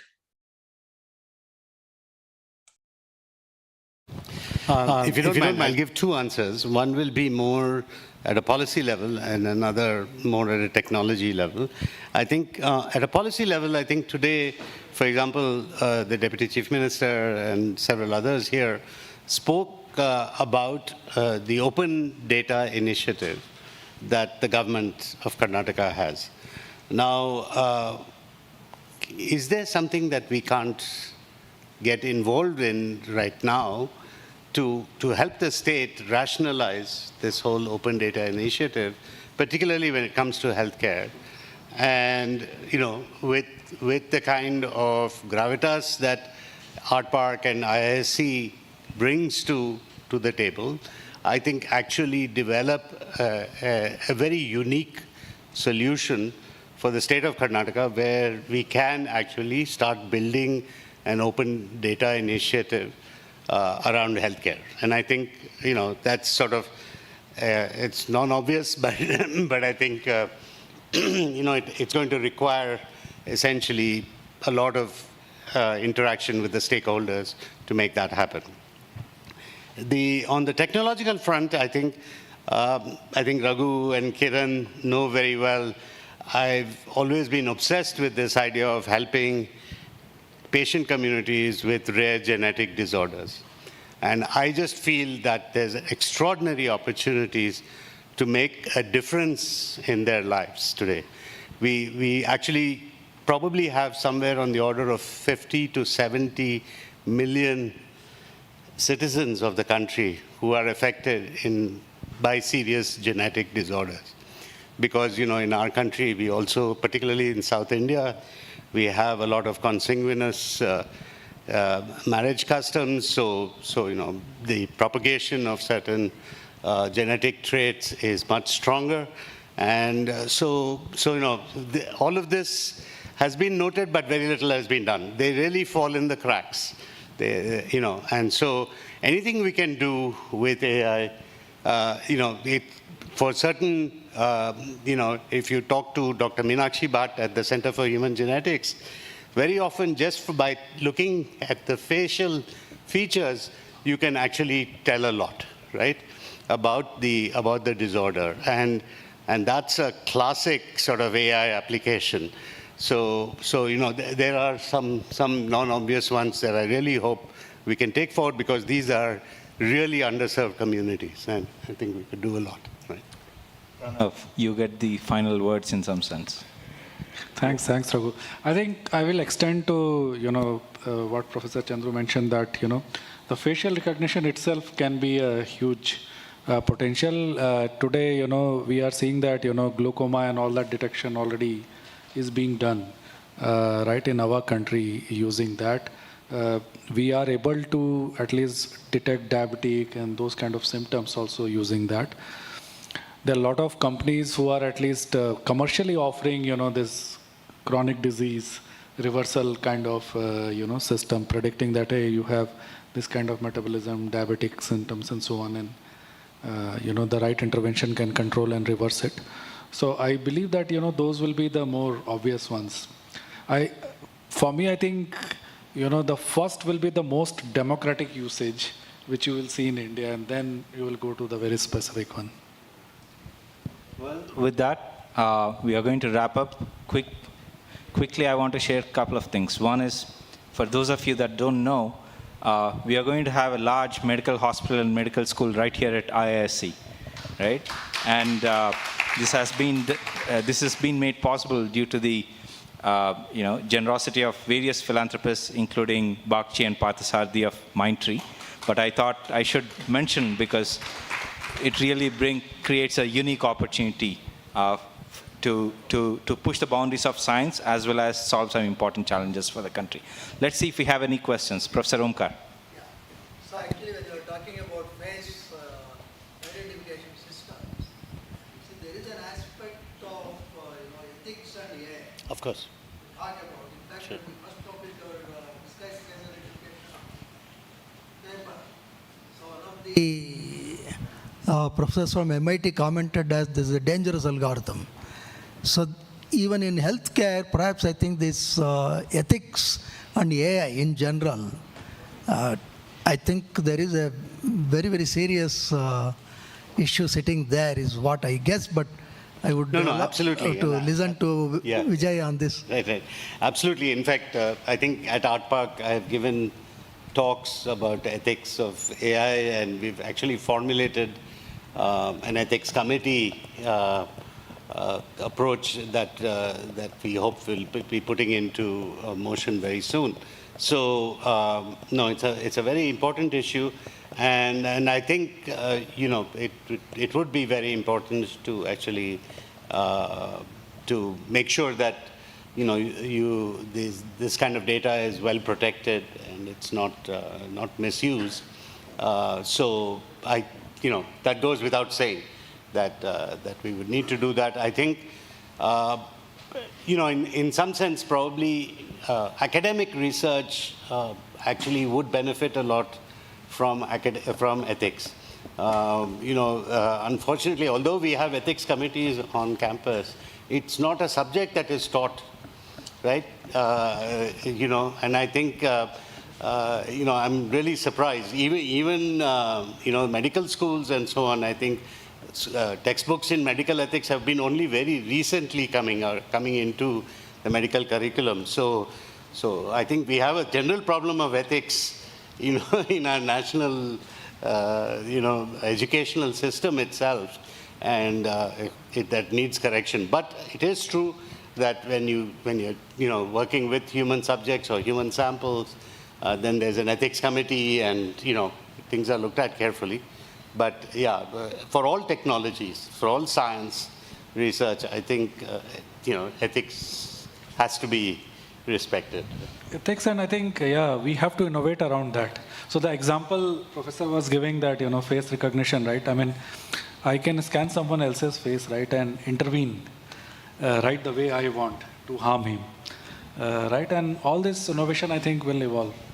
We should focus. Dr. Rade, online, any thoughts on this? And also, I realize I didn't really give you a chance to kind of share maybe your dream AI application. Okay, the related to the unobvious part, precision medicine based on the various applications is very much on board, but precision public health is something which really should be on the agenda, and the time has come.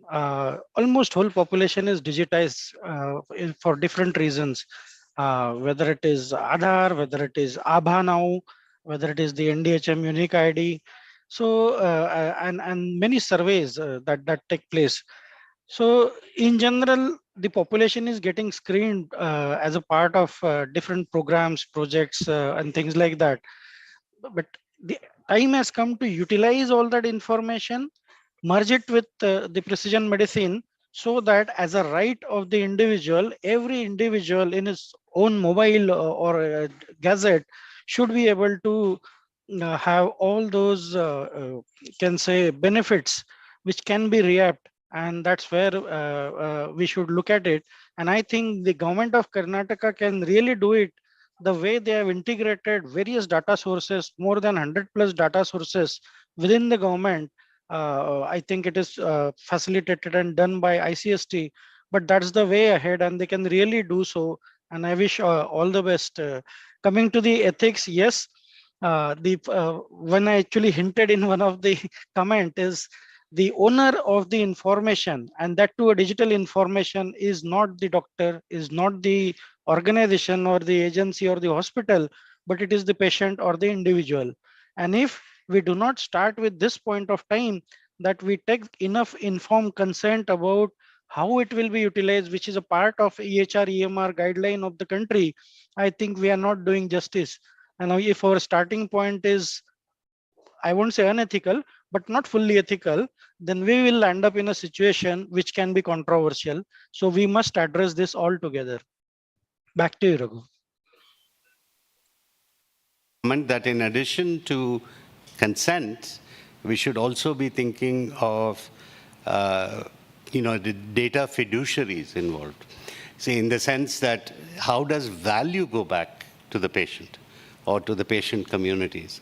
It is, because I think, essentially, if there is a commercial model that is being taken forward, then how is that value going back to those who gave their data? And I think consent itself has probably become a little jaded. When was the last time you read your, the fine print on an app that you were downloading on your phone? You just download it, you agree, and you download it. But so consent has become a bit jaded, and I think we have to think more creatively about data fiduciaries and how that value is given back to the community and to society. All right, thank you so much. We have run out of time. Really appreciate all the audience that have joined us online and also here in the historic central building of IISc. Hope you have a great rest of the Innovation Summit. With that, we'll move on to the next panel. A little bit of changeover time for our audience online. Thanks for staying with us. Thank you. Thank you.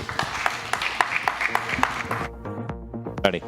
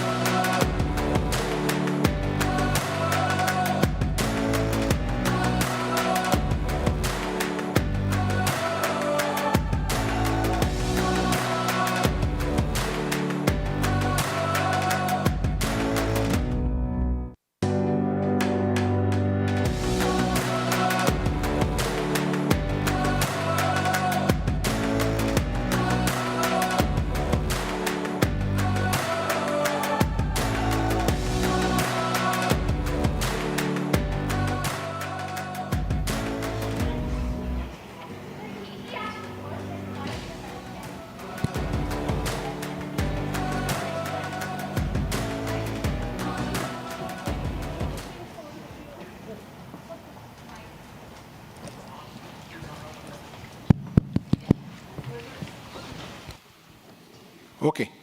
Thank you, Raghu, for a very enlightening session. Our next session is on drones. We have a very eminent panel for that. Our first panelist is Shri Ambar Dubey. Ambar is the Joint Secretary in the Ministry of Civil Aviation of the Government of India. Ambar is a very experienced industry person. He has over 30 years of experience in industry. For the last 17 years before joining government, he was the partner at KPMG for Aerospace and Defense. Ambar, in a short span in the Civil Aviation Ministry, has made two critical changes for drones. First is the drone policy of August 2020, and the second is the manufacturing PLI policy.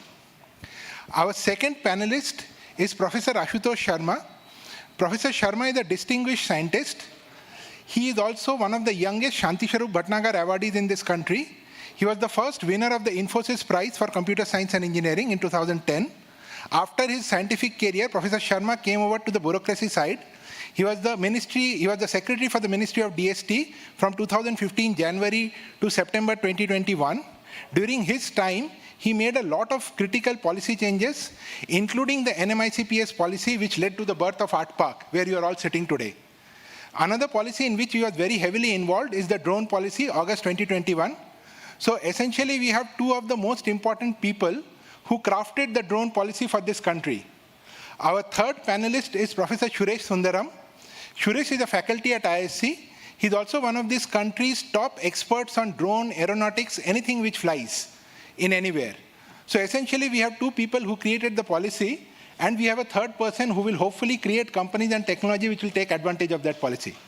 Welcome everybody to this panel. Our first question is to Ambar. Ambar, this question is on what is the policy on how drones will help to connect to Bharat.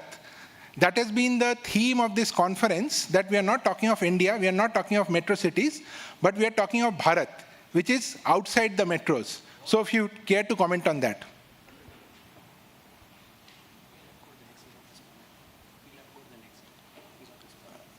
Okay, I think there has been some technical problem, so we are not being able to access Ambar. So I'll do one thing. I will go over to Professor Sharma. Sir, I will ask you one simple question. Name one major area where drones will have a massive economic impact.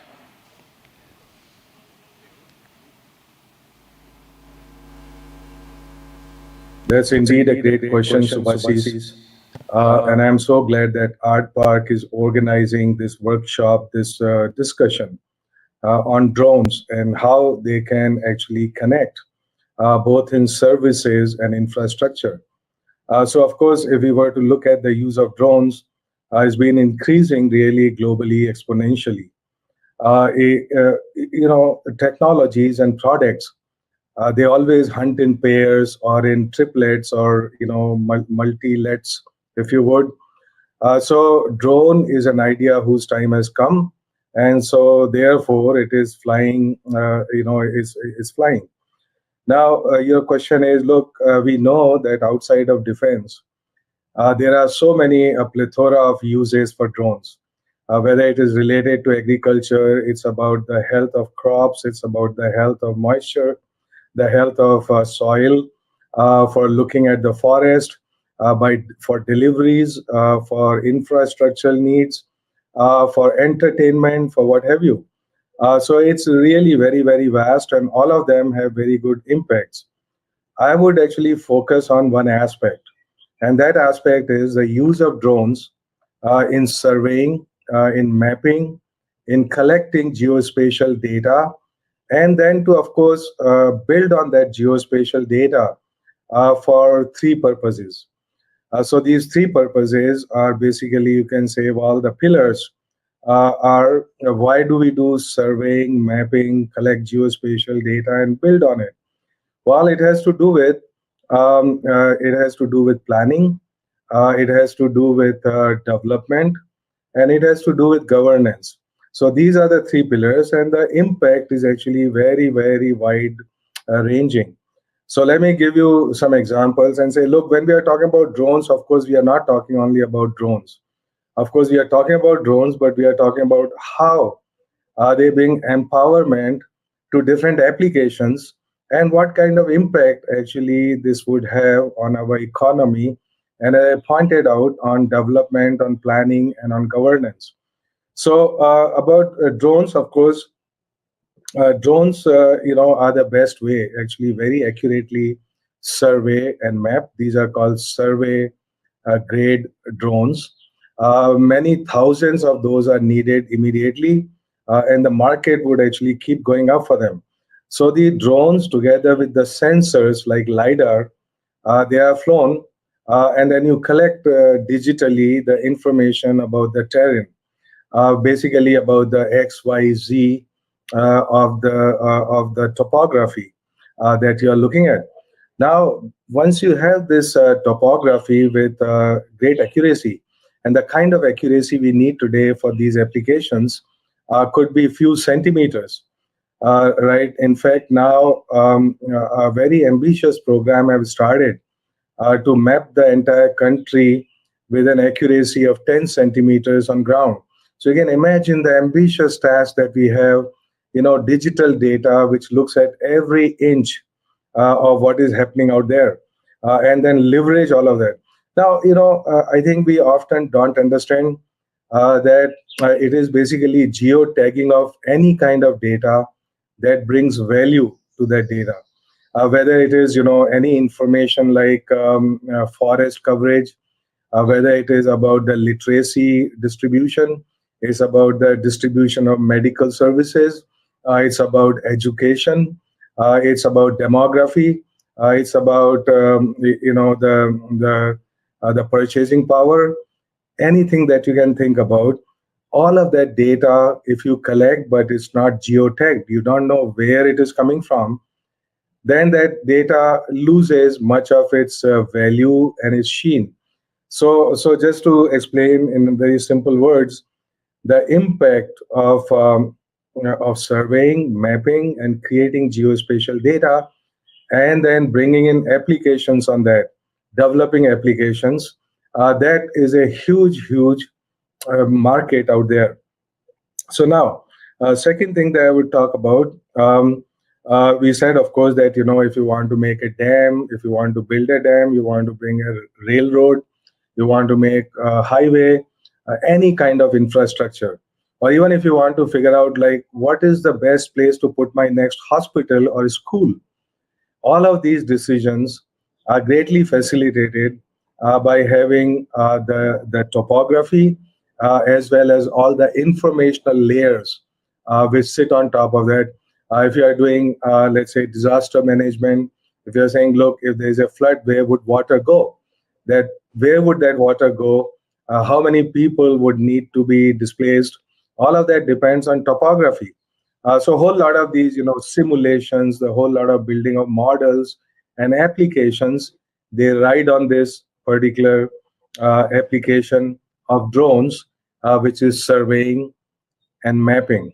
Of course, surveying is picking up the topography, but mapping goes a step beyond, which means basically putting a tag, putting a name on everything that you see, which cannot be done by satellite. And of course, satellite doesn't have the same accuracy, especially in the vertical, in the Z direction, that you can bring in with drones. So that's a very brief background on what actually drones bring to this sector.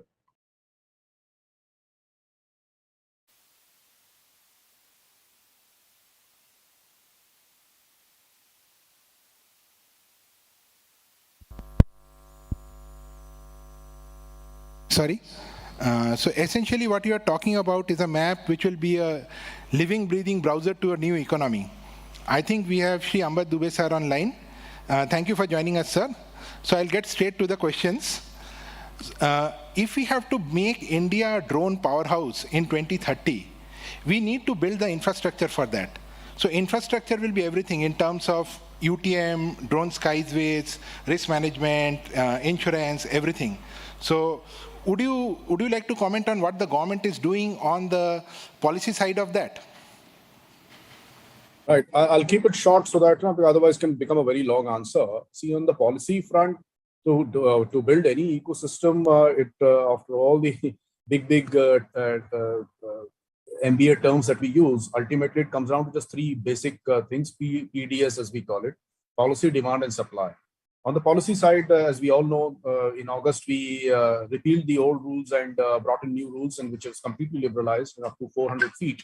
Most of the applications just need to operate at 50 or 100 or 200 feet, but we opened up 400 feet, almost over 90% of India's landmass, okay, in August. And in September, within 3 weeks, we also got a PLI scheme approved.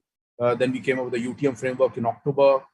In September, we also released the airspace map because up till now, people didn't know where to fly. And it was sort of a secret map. But then we demystified it. And of course, it's a low resolution map. So it doesn't really tell anything to our friendly neighbors up or north or west. But it at least to the nice person, the law-abiding drone user, it gives you where the red zones are. So if you avoid that, those red zones and the yellow zones, I mean, you're free to fly over almost 90%. And even the red zones and yellow zones, after a lot of brainstorming sessions, they were brought down to a bare minimum around all the sensitive zones or cantonments or naval or air bases and DRDO sites, etc. So that was done in September. Then in January, you've seen our drone certification has come out. In January 26th, we also got the 5 forms because in the old rules there were 25 forms. They were brought down. 20 or 25 forms were removed. So many licenses, permits, authorizations, approvals, they were all done away with. So you were left with only 5 forms. And fees used to be 72 kinds of fees. They were brought down to just 4 fees. And these also are 3 out of 4 are just 100 rupees. And the 4th one is for a drone school, which is 1,000 rupees for 10 years, so effectively 100 rupees per annum. So that happened on 26th of Jan. On 29th Jan, you also saw a very, very big event, which is to fly a drone in the reddest of the red zone, which is the Rashtrapati Bhavan and Vijay Chowk, where we meet and retreat. You can't fly a single drone there. There's so many jammers and other equipment parked there. And we had not one, but 1,000 drones creating those shapes. So that was something which is like a dream. We could never imagine that we'll see even one drone flying at Rashtrapati Bhavan. We had 1,000 of those flying.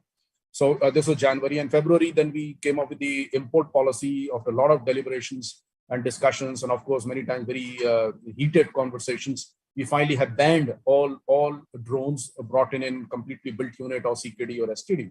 But at the same time, we've also made imports of components absolutely free. Okay, so that was on 9th, and on 11th, we also abolished the drone pilot license, which was given by DGCA. What we are saying is we trust our DGCA authorized drone schools. So once the drone schools give you a training certificate after that 5-day training, that is a good enough document, legal document to start flying in the country. So if you notice over the last 6 months, the government is also on 1st of February in the budget session. Also, you notice that the only things that were mentioned about aviation were only drones. There was Kisan drones and Drone Shakti and PLI, and of course the ITIs where the trainings will start. So that's on the skilling side. And last but not the least, I mean, a couple of other small things are also going to happen. But and in March, just a few days back, we also launched the PLI scheme. Because up till now we had the approval, but the actual form and and it's just also it took a long time because we wanted to keep the form very simple. In some of the other PLI schemes, it was with no disrespect, of course. They had lots of things to ask, but the challenge given to us was, can you fit this all in one page? So the PLI application, you can just open your mobile phone and you can do it. Go to our website. There's a link there. You can just fill it up from your own phone if you have those few documents that we're asking for. So I'll stop here just to give a summary of how we have over the last 6 months. And of course, I would like to thank Department of Science and Technology, and it was headed by Professor Ashutosh Sharma. I mean, we were heavily,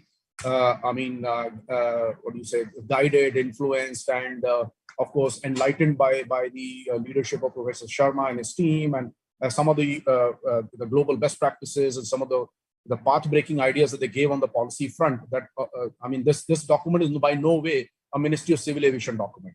There's it was a committee of secretaries and some 7-8 departments and many other agencies were involved. And it is through that churning process that we could actually repeal the old rules and come up with these new ones. So policy, demand side, as I mentioned, many of the government entities are now, they've been told informally, some 16 department ministries we are in touch with, and each is being encouraged to, including defense, military, because military is giving out orders by hundreds of crores. So on the demand side, we are first using government as a seed customer. Okay, so there are a lot of seed projects and RFPs are being rolled out, and 16 different ministries are being encouraged to use drones and make it almost compulsory as part of their day-to-day life for better governance, better surveillance, and better monitoring. And on the supply side, as I mentioned, there was a PLI scheme. So on the supply side, all these youngsters, these young startups, their approvals, certifications, all that has been simplified. The fees has been completely knocked down to almost bare minimum. And any issues that they face now, they have a direct access to the ministry and to DGCA and to the federations. Okay, and we are helping them out. And of course, on the supply side, the PLI scheme is going to put money in the hands of these youngsters so that they can come up with new and better products. And last but not the least, the import policy that I mentioned about, again, is a supply side intervention, both the demand side and supply side, because now the demands will come from all the other sectors which were using these imported drones, and most of them were anyway smuggled and gray from the gray market. So that will gradually go away. That's illegal. And on the supply side, now with those foreign drones, which are cheap drones brought in from outside, we had no control over what data or information that was flowing out of India into third parties' hands and of what use they would put to that. So that is also now taken care of. And now Indian industry now has this great opportunity to fill in the gap where these foreign drones were operating. So this is a quick summary of the ecosystem that we're trying to create. And now it's over to the startups, the academia, to come up with this huge opportunity that India provides and the funding that we are providing, and come up with the fantastic technology. The government, as I said, we are public servants, so they are the public, we are the servant. Any help you require, we are very accessible, and we'll be very happy to accept even criticism, not just ideas, even criticism. We have the humbleness or the strength to say, yes, we messed up. Yes, we made a mistake. Let's discuss and clean up the act. Over to you, sir. Before the August 2021 policy, if I may say so, drones was a sick sector, and now it has become a sunrise sector. But what happens with such things is that ye dil mange more. So can we see self-certification of drones anytime in the near future? Because there are still some issues with NABL certification, DAN to UIN, quality control is still, they still don't know what is the so-called gold standard quality.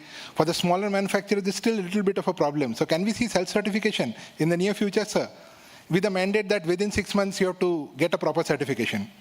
I don't know who planted this question. Quick answer is no. N-O, no. Next question. On the front of creating this infrastructure. Also build a car in my backyard. Would you allow my car to come and knock down your friends or family? Okay, so while the government is going overboard and dil mange more, so now we are asking, so now we also have a dil which is also beating, and it is also asking more. Now we are expecting the industry that we have, thanks to the Prime Minister and Professor Sharma and all the other senior leaders in the policy making front, we've gone overboard. Okay, the only two laws which have been repealed, the drone law and the farm law. And please notice the difference. The drone law has no vote bank. It's not that you would get the caste vote or the religion vote in UP or win the Punjab election by repealing the drone rules. Drone rules have been repealed purely on the strength of the technology. We are seeing, we all watch the same YouTube that people watch. We know what the geopolitical situation is. We saw the Nagorno-Karabakh, that whole Armenia, Azerbaijan, which is the first official surrender since 1971 surrender of Pakistan to India. It's the first surrender made by drones. We're seeing what is happening in Ukraine. We saw what is happening in Yemen and Abu Dhabi and Gatwick Airport and also in Afghanistan close by. So we all understand this drone technology is so powerful that not only on the science side, the agriculture, defense, law and order, even on the war side, I don't want to talk much about the defense side because that's not my domain, but the future wars will be won by the one who has the better swarm drone deterrent. The future wars will be determined by swarm drones. Okay, so we are going overboard to help out, but at the same time, we also don't want these cottage industry, ghar mein baith ke or YouTube dekh ke you create a drone, and God forbid, I mean, sooner or later the drones, now that 90% of India is green, you'll also have the drones flying into, and you saw the Jabalpur incident where the damn drone, I mean, he was using an agriculture drone with the 4 motors, 4 propellers. You never use a heavy drone with 4 propellers. The minimum is 6 or 8 propellers. So You just create a cottage industry and then you demonstrate it in this Dil Mange More concept. And then it falls on people and people get hurt, somebody's head gets broken. Now imagine a small paperweight on my table, it's just 500 grams. If it falls from 10 feet, I'm telling you, I'll become history. Now, we are not flying 500-gram drones, okay? We are flying 25, 50, 100, 200 kilo drones. God forbid if it falls on people, you can imagine, I'm sure you will not want your friends or family to be under that drone when it falls. So there will be no cottage industry on drones. We'll make the process very simple. These are right now, I mean, as I said, in 26 January, we just had the drone certification policy, which has come out, and QCI, which is not under MOCA, it's under a different ministry. They will outsource this work, and they in turn have outsourced it to the certification bodies. And we're trying to fix things. The biggest delay is happening on the battery front. And there also, we're trying to work with engage with BIS and METI, okay, Ministry of IT, to see if the battery part can be sorted out. Once the battery part is sorted out, I'm sure the TCs will, the type certificates will come out very quickly. And once the type certificate is out, as you said, can I print my own, can I register my own drone? You can. So once you have the type certificate, you can churn out thousands of drones per day. You don't have to come to Ministry of Civil Aviation or DGCA. You just go to the Digital Sky platform, and every drone that comes out of your quality control in the end of the shop, okay, all you have to do is just mention a serial number, and the system will generate its own registration number. Like in cars, you have to go to an RTO. Here, there's no RTO. The Digital Sky platform is the RTO. You go there and you just upload all your details, and that's it. You just churn out, change the serial number, and you get a new UI. You take it and you put it on that drone. Off it goes. It gets packed and sold to the buyer. So I'm sorry for giving a long answer, but sometimes people do need to understand that they're always, just in life, whether it's marriage or kids' education or taking your parents to a doctor, we always have to balance multiple conflicting issues. So while on one hand, we'll make things very, very simple, cheap, easy, and accessible, at the same time, we also have to maintain world-class quality standards. Over to you, sir. I agree completely with you, sir. You are mentioning about a 500-gram drone falling on your head that can even be a 50 kilo or a 500-kilogram drone. So we need UTMs. Clearly, we need risk management. We need insurance. I'll ask Professor Suresh to comment on what is the state of UTMs in this country and where do you see this going? Do you think we'll be able to make one good one? Yes, we will be. Yeah, because the current understanding of what technology behind, how they are operating, some of the challenges still there in identifying the drones when they are flying from A to B. Currently, the policy is that we register, and then once we say we are going to move from A to B, then we allow it to fly, right? Tracking these drones in flight is going to be a real challenge. Particularly when you're talking about the urban environment, right? That's where technology need to be developed to, I mean, we have technology, but that need to be installed to really identify, are you flying?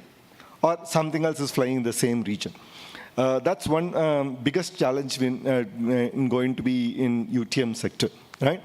And the lot of other technological challenges also comes in terms of realization of these UTM. I would probably put it like there are 7, I mean, some of the points are add on to the safety aspect of it also, right?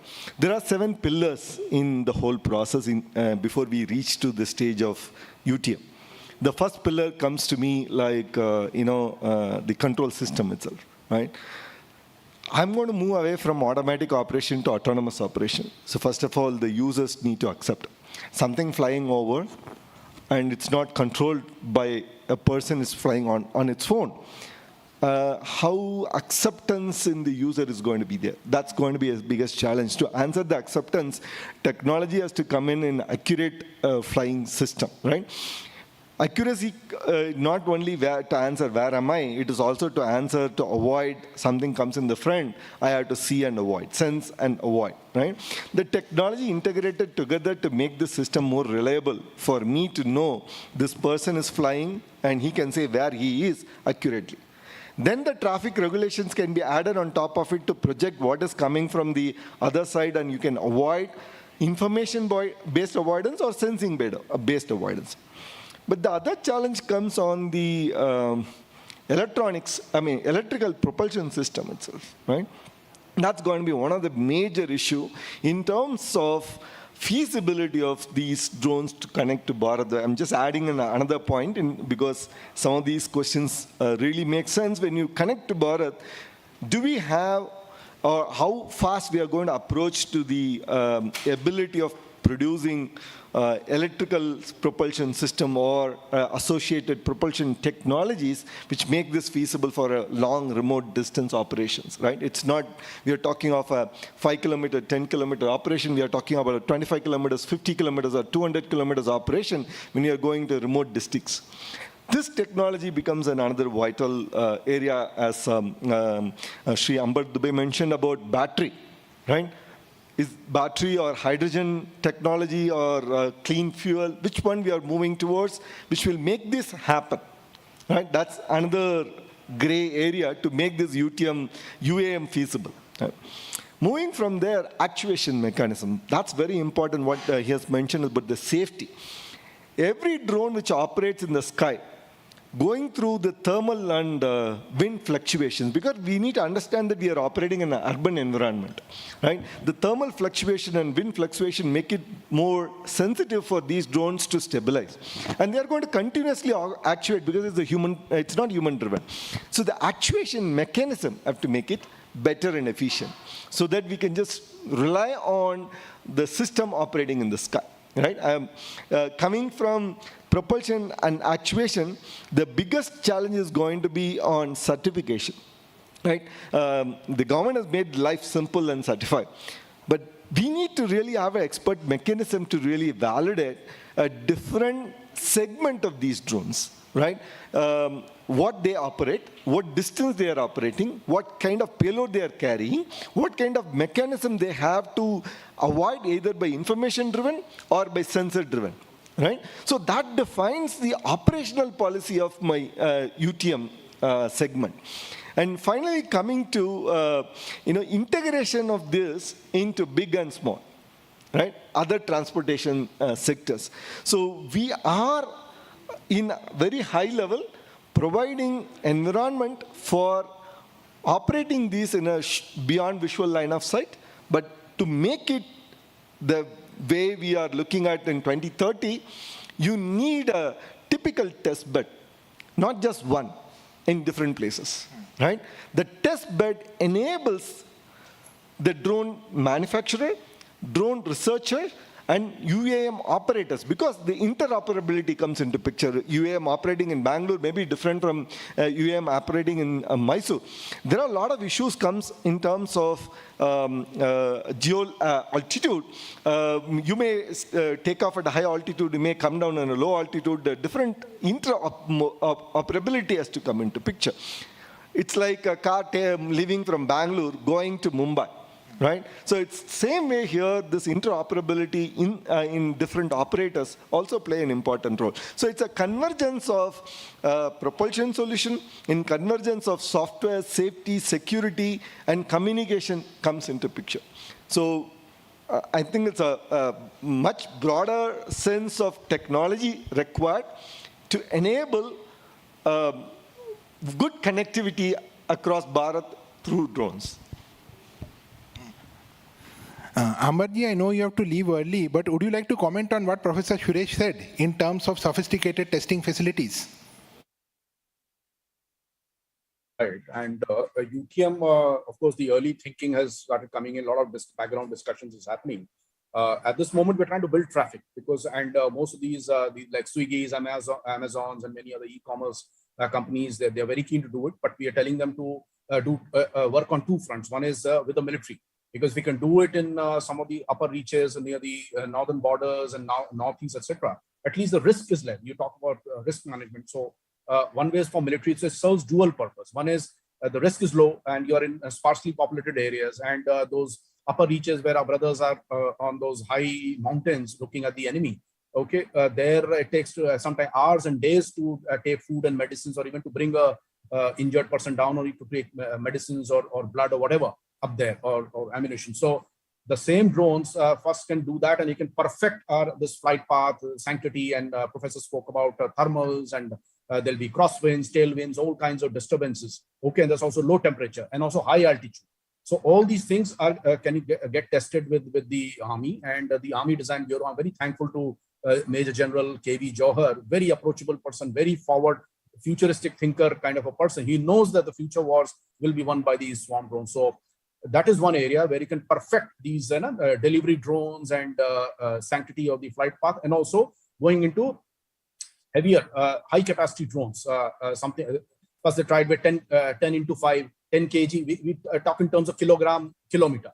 Okay, so 10 kg into 10 kilogram into 10 kilometers, then 20 kilogram, 20 kilometers, then maybe 50 kilos to 10 kilometers. So this is the sort of different weight and distance or the payload and distance combos that we are looking at. And a lot of experiments are doing, a lot of startups are doing fantastic work. So that is one. So the one UTM is getting tested there in a very safe environment. Secondly, on the urban side, we're telling all these agencies to first start from the outskirts of the city. So if you want to do Bangalore, don't just start from central Bangalore. Start from, say, the North Bangalore or South Bangalore, and then perfect it, do it over, say, 100, 200 or 500 flights. And once it's done, okay, and the other instruction we're giving them is to avoid what you call Papa Bravo Victor. That basically stands for people, buildings, and vehicles. So as a risk management, try and minimize your signature or your passage over people, buildings, and vehicles, because anything goes wrong, I'll be very honest. I mean, we have a very strong media and even 10 times more hyper social media. So, I mean, one small accident, and I'm telling you, with all the good intentions and all the good technology that we may bring in from the best of colleges and from IISc and from the startups, I'm telling you, we'll go back 5 years in time, because the public opinion then, or the public backlash could be sometimes more, require stricter action than would be suggested by due rationale. So one on the military side and the other on the outskirts of the city. And so we are saying go outside in.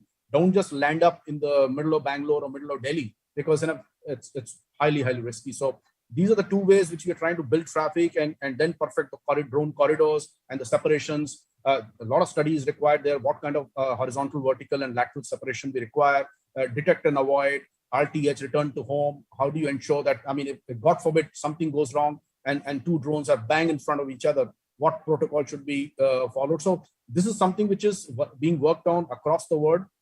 Some of the best people, there's Andhra, there's Avianco, there are many other good people who are also working with the academia and the startups and with the government and with DGC, the regulator, and with the airport authority, which is the ultimate authority controlling the air traffic control. Now, these two examples which I gave about military and about the outskirts of the city are still away from the airport. Then we'll come to the holy grail of UTM, which is this whole intermingling between UTM and ATM, the unmanned traffic management and the regular traffic management. Because when you come to the airport, I mean, they're finally coming down from 30,000 feet to ground zero. Okay, so somewhere there'll be that middle space, what you call the VLL, very low level airspace, closer to the airport, okay, where the flight paths will overlap with each other.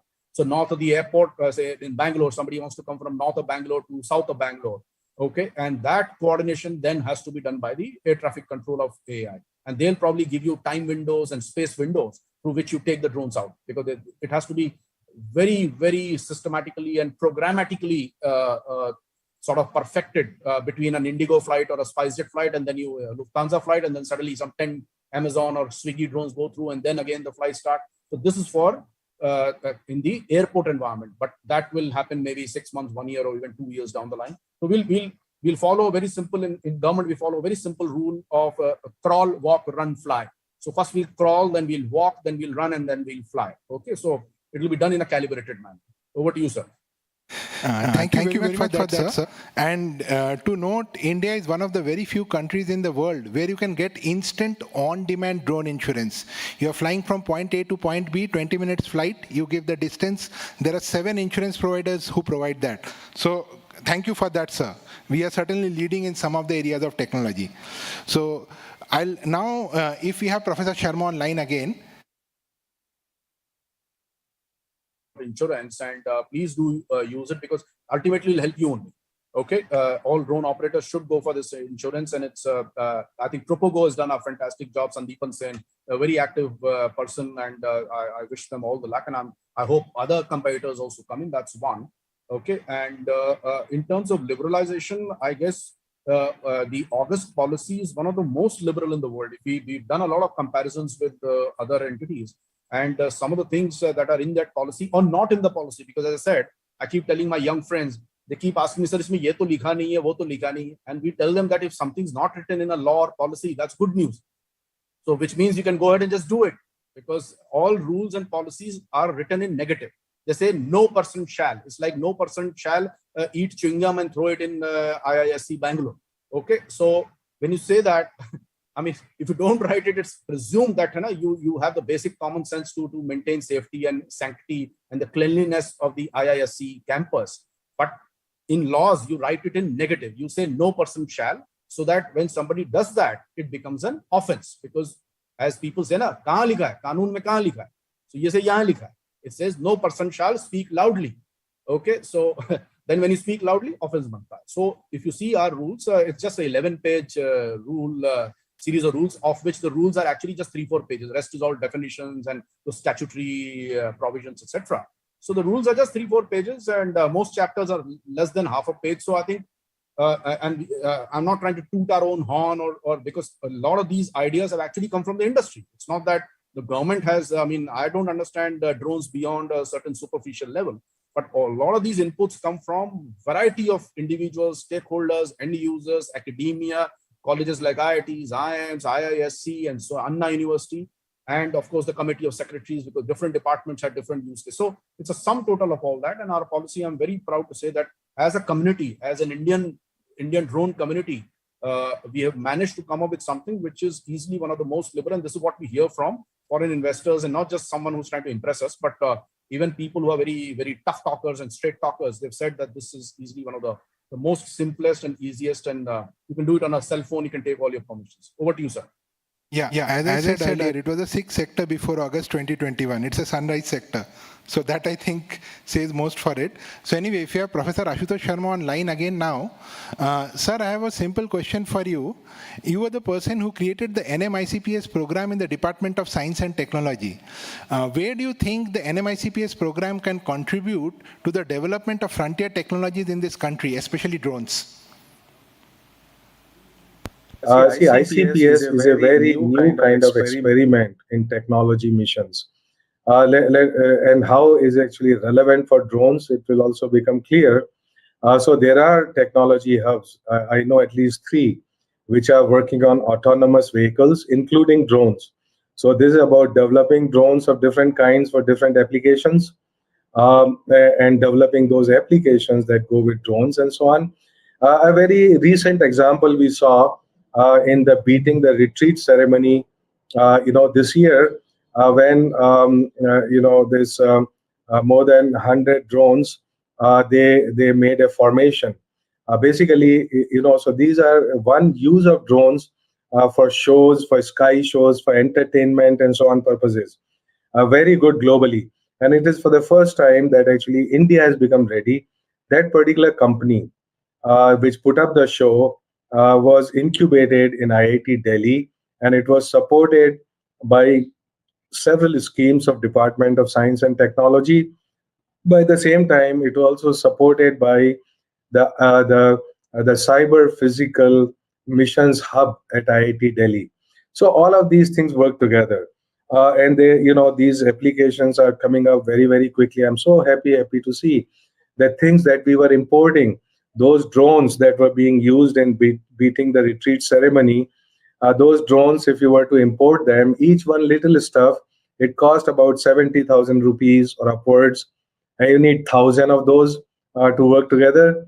Now, even the GPS chip of great accuracy is developed and fabricated in India for those drones with an accuracy of 5 centimeter. All the control algorithms, as well as the hardware, software, everything developed here, right? And it all happened within 1 year, 1.5 years, right?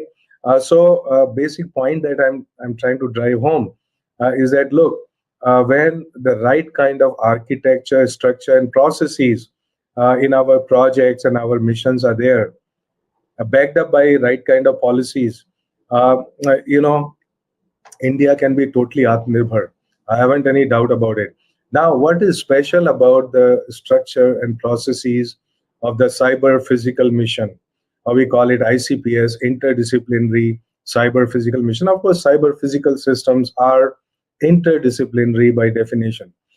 They are basically a bundle. They are integration or coming together of computing, distributed computing at the edge, communication, perception through sensors, autonomous decision making through machine learning and other tools of artificial intelligence, and autonomous action through actuators. So all of that is happening, and there are 25 such hubs which have been set up under the mission across the country. And I'm very happy to note the progress of ARTPARK, the hub at Institute of Science in Bangalore, taking many of these agenda forward very, very quickly. Now, as you know, the special thing about these hubs is that that they basically seamlessly integrate everything from basic R&D, which is creating the new knowledge which is required, relevant knowledge, knowledge with direction, and then the direction and relevance for knowledge comes because this hub is actually plugged into external stakeholders. For example, industry, for example, startups, all of that. So it is a seamless integration of basic R&D, applied R&D, developing technology, harnessing this technology through industry and startups, and basically, the whole chain of knowledge. The traditional way of doing things was, look, here is a center, they'll do basic R&D. Here is incubator that would incubate companies. Here is, okay, industry may walk in or not. But remember, all of these hubs are Section 8 companies with flexibility, and basically they can bring in the right stakeholders on board, which includes international connects. Right, if you want to bring in a professor, a scientist, a student, or send one abroad to get the knowledge that's required, hubs are empowered to do that. I'm also very happy to tell you that based on our discussions with National Science Foundation in the US, they made a very special program for our hubs, and it has never happened before. There's no program of an NSF US which is India centric, which means that you have partners only from India. But they said, look, if any American scientist, university, or center is partnering with these hubs, they can get up to $100,000 extra in order to drive this partnership or this cooperation. So essentially, the value and importance of cyber physical systems is globally recognized, and it is, like I say, it's an idea whose time has come. So, through our processes of hub, through our architecture, through a very flexible board that brings on board ministries, that brings on board industry, startups, academia, and everything else, we can have this vision to drive things forward. And this is happening for drones. Like I pointed out, I see each of these hubs also have an incubator. So hubs, let me tell you, another way they are different. They are not simply a geographic entity which is inward looking, which is managed only by 5 people. Right? This hub actually should be the custodian and aggregator of knowledge in that particular area of all the activities which are going across the country. So that it's not only, a self-serving, if you would, not a very petty, unit, but it should take the leadership role and say, look, if my hub is working on developing a certain kind of drones, I should actually be reach out and see where else in the country this activity is happening, where else can it be funded, so in order to complete the big picture. So it's not like saying, look, some of the stuff I will do myself, my colleagues will do here in Bangalore, but that's not the end of it. Second, the third aspect about hubs is that we often think about industry startups as being, at the best, we think of them as being collaborators and partners. I want actually you to think of them as co-owners. You see, there's a big difference between saying, "Oh, partner, I'll make you partner, but on my conditions." Okay, basically, I have only my self-interest in mind. I don't have the interest of the theme and the objectives of the hub necessarily in mind. You see, so I'm saying it very candidly. I want this actually to percolate I want this to be understood by everybody that look, all the work that was being done by ministry earlier, for example, funding and so on, it has to be taken care by hub. Okay, so that if we don't succeed, we have nobody else to actually blame for it. And this is a critical point, and that is why I'm saying, look, the architecture, the structure and processes of hub is very important, but so is an enlightened leadership of the hub, coming from academia, coming from industry, coming from participation of stakeholder ministries. I haven't any doubt that if all of this actually happens, that this would be a hugely successful experiment that would be replicated in the future technology missions of the country. Thank you very much, sir. NMICPS program has been a great boon to the country, and hopefully we can turn out a lot of successful companies out of it. So I see we are running out of time. So I will put the last question to Professor Suresh. As Shri Ambarji was saying, we have banned the import of fully assembled drones, but components are still imported because we can't make them in this country. When do you think the time will come, and if it will come, when all those components will also be made in India? 100% indigenous drones are possible in the current scenarios, except for some electronics component have to come from outside. The basic propulsion system and the structure, the flight control and software is possible. Time period? It's already available. That's what I would like to put it up. Already available, 100% indigenous is present, except the electronic components have to come from outside. So if you see many startups and technologies available out there in the universities as well as outside, just the question of maybe a few months, we are there. So hopefully when this conference happens next year and then the year after that, we can report how much the indigenization percentage has gone up. Let's hope that by 2030 that number crosses 90%. Thank you all the panelists for a great panel. We could have taken some question answers, but unfortunately we have exceeded the time. So we will have to close this down now. Thank you very much, Ambarji. Thank you, Professor Sharma. Thank you, Professor Suresh. Thank you, everybody.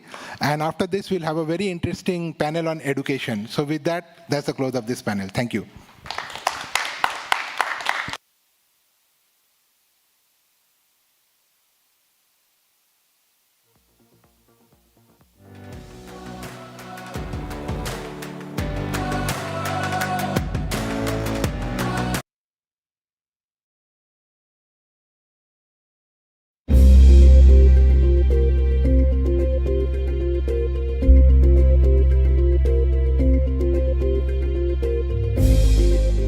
Do you know that 42,000 deaths occur in India in a day because the necessary health service couldn't reach every doorstep within 60 minutes? This is the golden hour.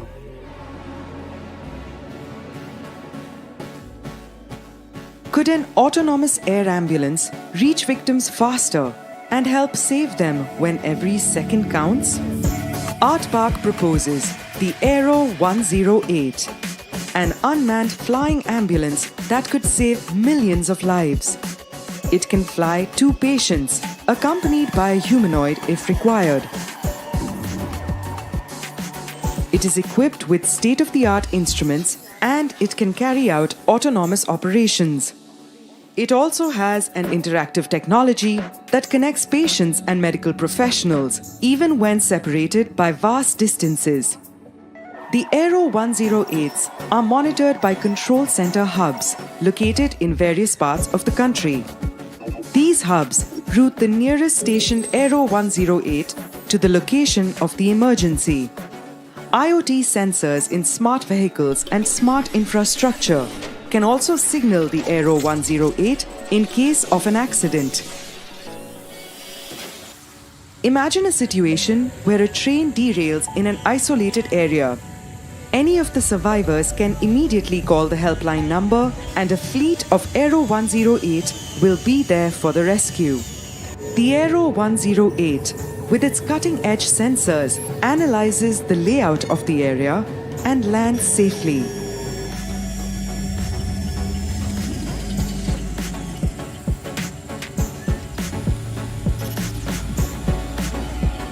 The humanoid paramedics act as mobile medical scanners for the medical experts in the trauma center.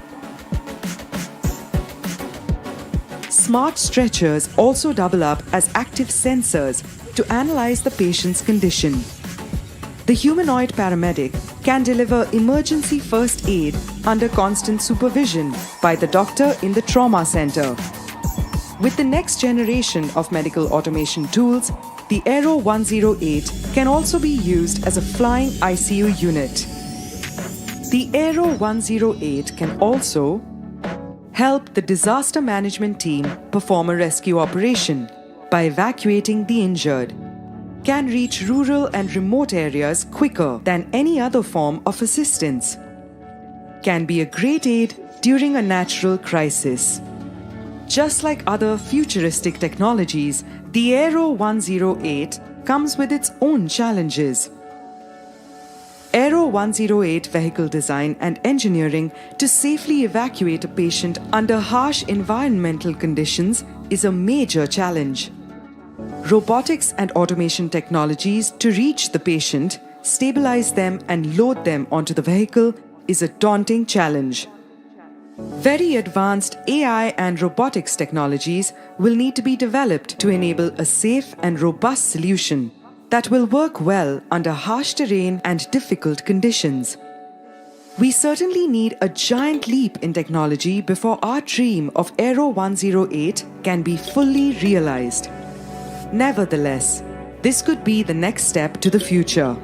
In 10 years, if the Aero 108 is developed, we will be able to save millions of people, not only in India, but around the world. Thank you. See you in the future.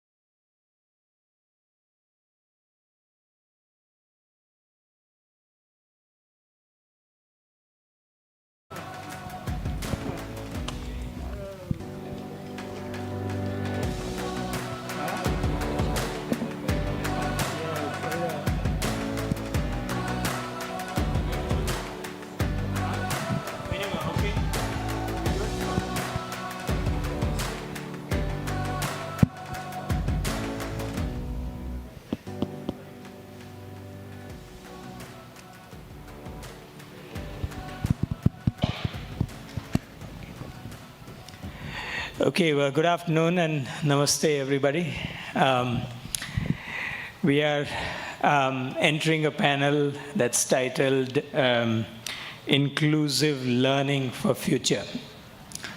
So before I ask, I request everybody to introduce themselves, or in other words, briefly say what do they think the world they should know them as. Before I do that, and they can think about what they want to say, we'll make this conversation a little inclusive, and I'll give you a puzzle. And and give you 1 minute to come up with an answer, okay? Here's the puzzle. So think about digits, 0 to 9, okay? You can take these digits, make numbers if you want out of it. You are only allowed to use plus or minus, and make an equation that ends up in 100. So 98 plus 2, something like that. You can use each digit only once, and if you can use more digits, more power to you. Okay, your time starts now. It's 43:22 here. And 60 seconds.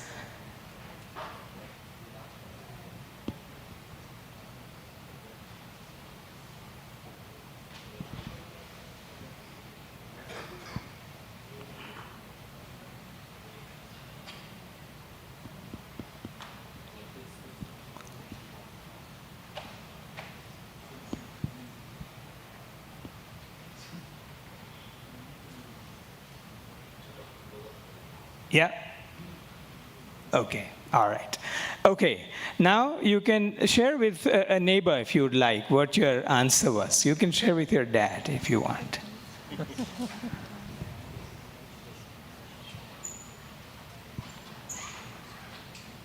Okay, some people are able to share with their neighbors. Okay, here's a question for you. How many people here came up with the same answer?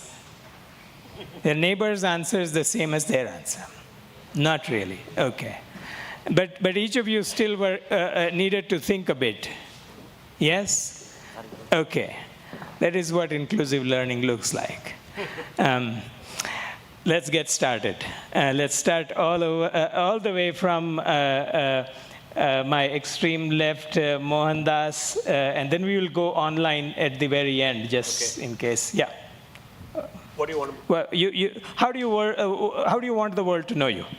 Well, I want the world to know me as a good Indian who helped make India better. All right. Meenal? Yeah, I would want the world to know me as somebody who equips students with skills relevant for the 21st century and empowers them to believe that they can achieve whatever they set their mind to achieve. Okay. So I'll say it in 2 sentences. Say. One, as an alumnus, it's very proud to be sitting here instead of sitting there.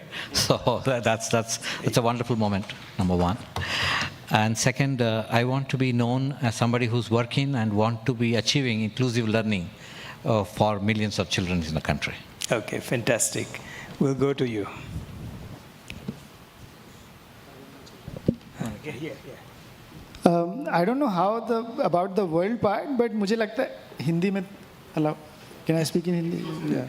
Inclusive. Yes. ठीक है. वो क्या मन की बात मातृभाषा में निकलेगी.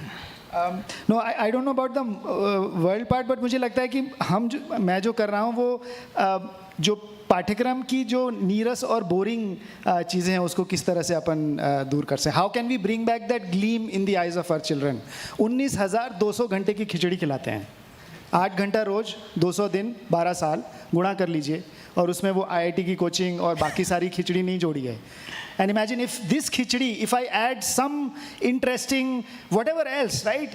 इतनी सारी पढ़ाई IISc के कैंपस में बाहर खाना खाने के लिए गया. It was just fascinating, right? If we bring that stuff inside my classrooms, it becomes so much enjoyable. वो खिचड़ी जरूरी है, पाठ्यक्रम के साथ वो कार्बोहाइड्रेट जरूरी हैं, बट उसमें थोड़ा सा मसाला, ढोकला, जलेबी, खाकरा डाल दें, तब वो खाने लायक हो जाता है. That is what I enjoy doing. I don't know how the world knows or not, but वो करने में मुझे अच्छा लगता है, and I want to share that with whoever is interested.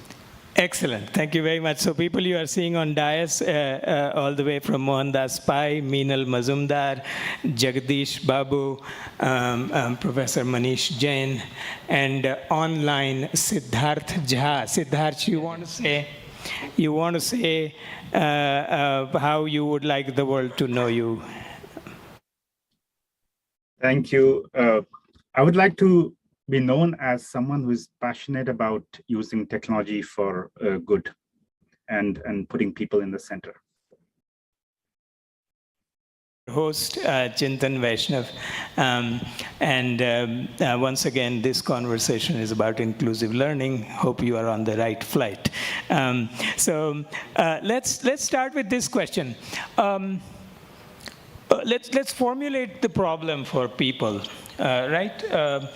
There are many people in the audience and many more online. What does inclusive learning mean to you, and what problem is worth solving in this space? Whoever wants to go first is welcome to start. I'll make the big question. Yeah. Okay. Let's understand the scale of the problem about learning in school. We'll forget college for now. There are 30 crore children in the age group of 6 to 18. No country in the world has faced this problem, will face this problem, will ever solve this problem. So we have to create an inclusive system of education where every child gets 12 years of minimum education in a joyful way which fulfills the curiosity of the child and makes the child feel that it is worthwhile to spend his or her time. And it must meet the requirement of the child and be student-centric.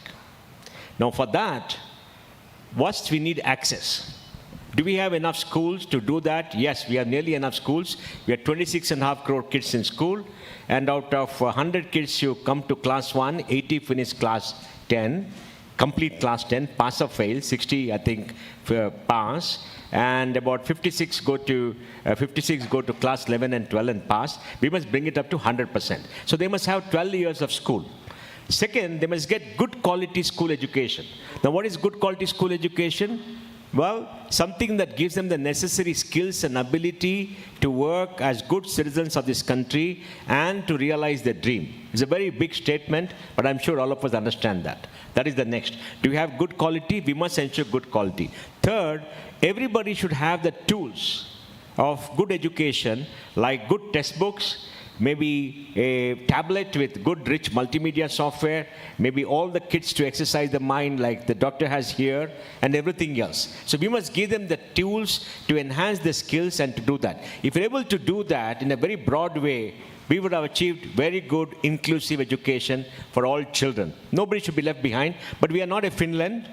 We are a poor country. We only spend 6 lakh crores to government or states and colleges and states and center on this. We don't have enough money. We can't have a swimming pool in every school like some schools in Delhi and all that. But we should be able to give good education to children, so end of 12 years of schooling, they can come into society as confident individuals. Okay. Anybody else wants to add dimensions to that? I actually thought that most of the things, so I will just tell you a brief story which we started about 3 weeks back, and maybe we could play that 2-minute video. This is in 746 schools of UP. Most underprivileged schools of UP, KGBV, Kasturba Gandhi Balika Vidyalaya, residential schools, 100 girls per school. And when we started this program, we thought, यार यहाँ पर क्या कर सकते हैं? ये तो बहुत ज़्यादा economically backward school है, in terms of the resources, in terms of the children who come there. And because of this, our experience during these COVID times, with just 3 rooms in Gandhinagar, we had 70,000 kids in the whole of every district along the UP. And there are no resources, very few resources. The kind of things that that you see here, they had none of those. And just with using simple straw, simple paper, simple cycle spoke and dropper and bottles, they could just do such amazing stuff in their classes that they started coming back to the classes. We have done 8 classes like that. 70,000 kids are joining every week, twice, Tuesdays and Fridays, twice a week for an hour. Now I believe agar hum ye sari cheezein UP mein kar sakte hain, and this has started about 4 weeks back, multiply that by 10 or by 100 by 1,000. This is just out of 3 rooms in Gandhinagar, all because of internet and our experience during pandemic times of reaching out. But this is possible only because we are looking at curriculum in a manner that children can relate to. जिंदगी से जुड़ा हुआ है, और वो जब तक नहीं करेंगे तब तक पाठ्यक्रम पास तो हो जाते हैं हमारे बच्चे, लेकिन समझ क्या आता है? मोहनदास जी, वो whatever he was saying, I think makes so much more sense to me, which is and this is something that came out of the PISA results. We took part in 2009. The results came out in 2012. They said 80% of the children did not make, school to gaye, 19,200 घंटे की खिचड़ी खाई, लेकिन जिंदगी में कोई फर्क नहीं पड़ा. So one of the pillars I would like to add is that 12 hours of education, 12 years of education, did it make a difference in my life? Whichever way it is, getting me a job, this, that, whatever, opening up my mind. And I think if we can sort of get there, I would just be, that is a pillar I would like to add. So, okay. Yeah, thank you so much. Great, great. Any other pillars to add? Yes. So adding to what the 2 panelists just said, basically around 8 months ago, we had the same thing in the pandemic, reached out to around 250 students in a suburb in Mumbai, Andheri, and started, and these were largely girls. They hadn't used a laptop before or any device, and we started with teaching them basically how to use the laptop and basic digital literacy skills like Microsoft Word, Office, and that was the start of 9 months ago. From there, we moved on to teaching them Scratch.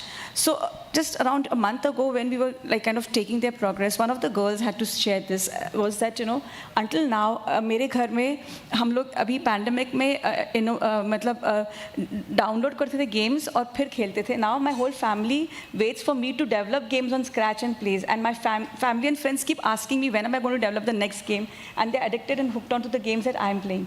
And that for me is, basically that girl is, and the other thing is she's teaching her friends. So she's also mentoring other kids and creating a system, of people where she's learned, and then she's downloading that learning onto other people. So I think that is inclusive in a sense where, as he said, it has to be relevant and joyous. So that I think is what you have added another pillar of creation to the narrative so far. Anyone else, Siddharth or Jagdish? Yeah. What, Siddharth? Shall I? Yeah.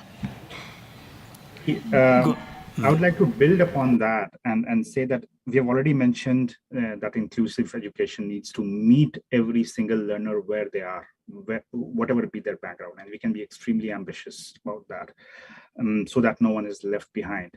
The other important point that was mentioned just now, and I'd like to build upon, is that we need to radically engage the ecosystem. Like, I think it was mentioned about family members.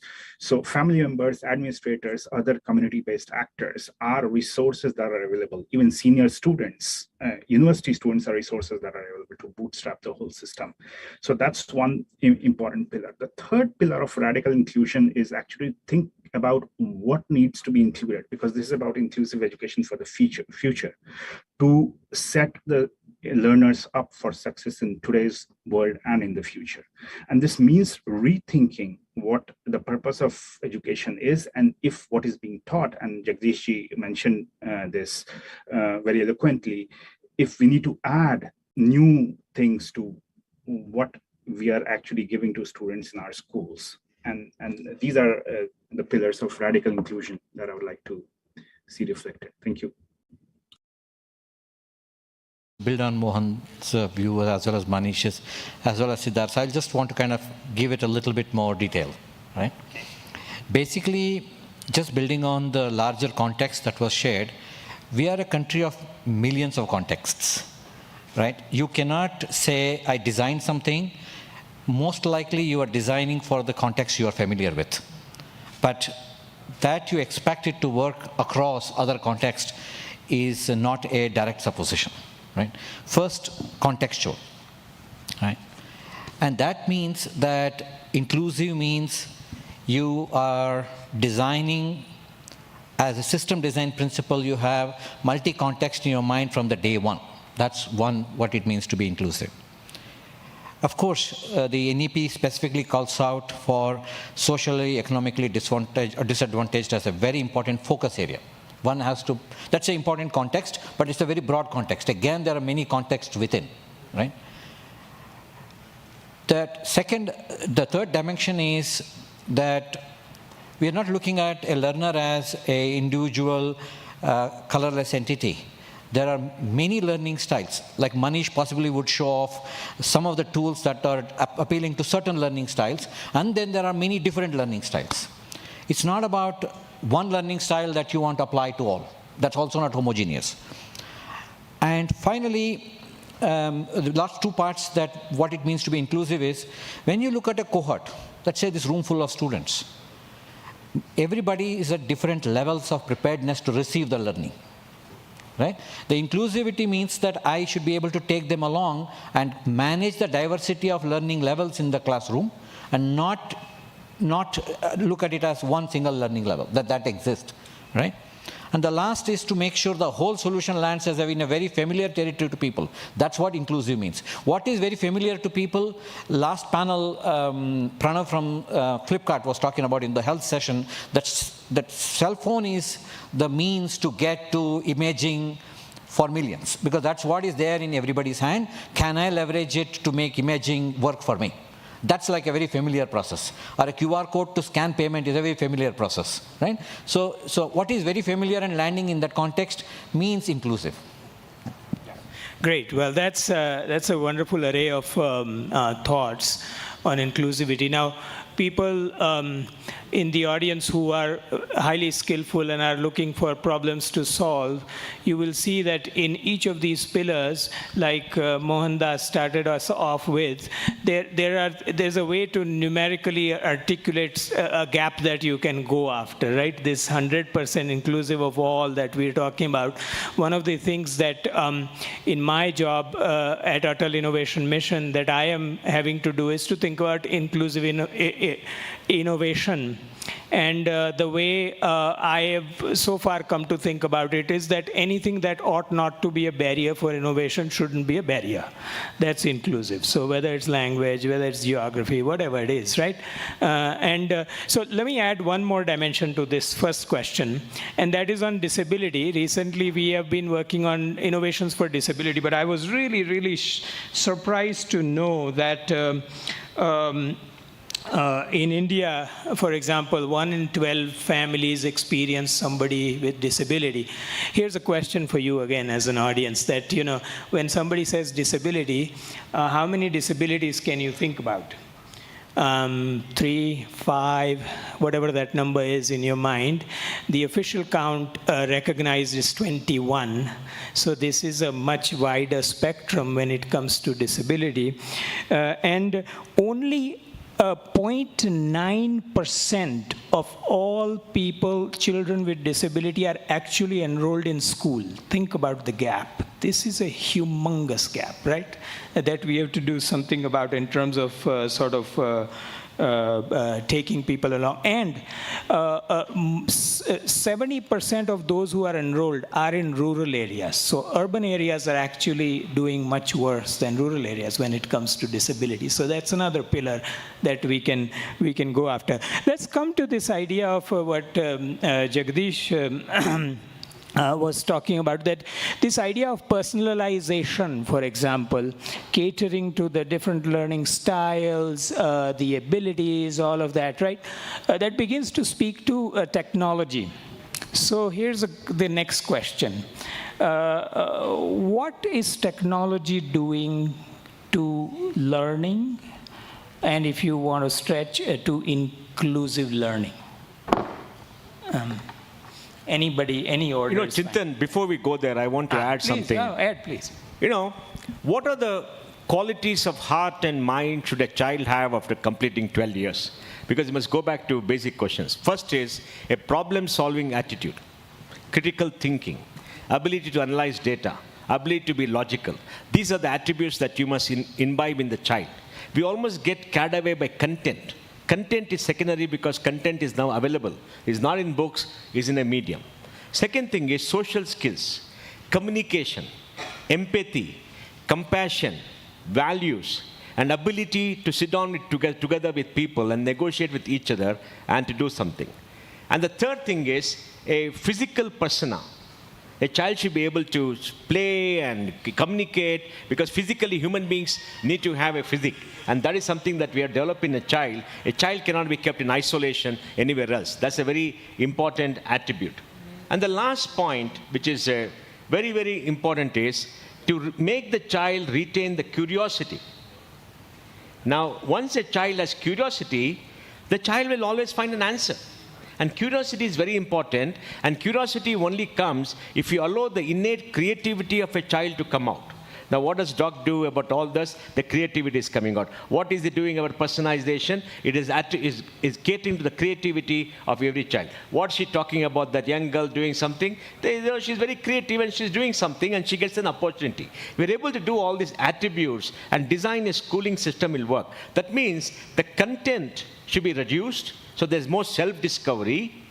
The pedagogy should be done in a way where it's not a one-way broadcast, but multi-class broadcast with discussion, children coming and sharing together. And then, like the NEP says, there may be social interaction with society, so they become part of the community, they understand the community better. And then, by making them come out and express themselves and allowing free expression, we're creating a confident young individual. Now, to me, all these are part of the inclusiveness, and technology is an input in all of them to accelerate. For example, creativity. We all accept every child is not the same. Correct? Every child is at a different level of studying or whatever it is. Every child has interest. Now, using technology, we can allow the child to indulge itself in the areas of interest to an extraordinary degree and do things much better and make sure that they feel happy about doing things. They, of course, have to do some other small subjects to pass and all that, which you have to do. But you can indulge yourself in a large number, right? And then, level of learning. Because you have tools which technology gives you tools, you can be at A level, B level, C level, you can catch up or go up and down. You know that Ramanujam could not pass those history exam as something that he could do, right? But he wanted to do in mathematics, right? He almost didn't get his degree. How do you take care of all these gifted children? So with the design, like he said, the system design cannot be centralized, cannot be one role, but technology can create the differentiation, because in any large system, some kind of structure is essential. Some kind of rigidity is essential, because we can't execute otherwise. Now, that is what I think technology brings to the table. So I think you have, in some ways, taken us on a nice detour. We'll follow it a bit. So this, you are saying essentially that unless we build this base layer of this kind of a person that one has to nurture, you can't really build a big building on top of it, because your foundation is so inadequate. Are we as a system going in the right direction for it? Will implementing NEP just liberate us? Or do we have to do many more things? Chintan, what NEP does in my reading is, it gives autonomy to the school. NEP is a set of principles, but gives autonomy to the school. Yes, at the end of it, there's a board exam you have to pass, with kids get bored to do. But it gives a framework. Now, how do we enable the school to use that framework to do all the things? How can there be a school where the professors can do all this and teach? How can be a school where she can bring all the genius she has in her work? How can be a school where he can bring one extra step to redesign the curriculum, enable the teacher to do many things? That is the school autonomy that you must do. And for that purpose, NEP is a framework. It's not a rigid architecture like earlier, which says do A, B, C, D and nothing more. Right? It's a framework. But the framework can only be used in an autonomous way if the school has the capability to design and do all the experiments that are required, and the teaching load is less, and the examination load is less. Today, there is too much of content, too much of focus on content, because the content was required in the industrial era, where the content was in books, and only a few had the content. Now, all the content in the world is available on the internet for free. All you must teach the kid is how to search, right, Prof? How to search, put the keywords, and you get the content. So why should you put it into a hard disk? Why should you memorize that? Why should a teacher come and do? Teach the principles behind all that, and give a broad outlay, and reduce the content, allow the child to experiment. Can we design this for 1.6 million schools? Maybe not.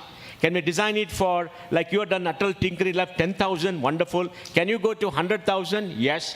So for that purpose, my last point is, we must have devolution to the grassroots and to the school in a significant way. The multiple models come up based on the genius of the people of the particular place. What works in UP will not work in Bangalore. What works in Kerala will not work in the Northeast. Right? I mean, that is what he's saying. So the system design should be such, and the technology will give you the tools to do the system design like Xstep is doing, like what you're doing. Yeah. Okay, so you're raising fascinating questions about architecture, which I will, for the moment, not chase. But let's ask Meenal a question. That do you see schools receptive to these ideas in your work? Can you say a bit about it? Yeah, so here actually I wanted to answer exactly this question. So while we are saying that this is what NEP should do, and we want schools to follow it, they are really challenged by the fact that they don't have teachers to take it forward. And that is, and what you rightly said, that we are still doing content-focused education, and we are not going to skill-focused education, which would result in a problem-solving or a child with curiosity induced, and where he's actually setting up to be creative, or she's setting up to be creative.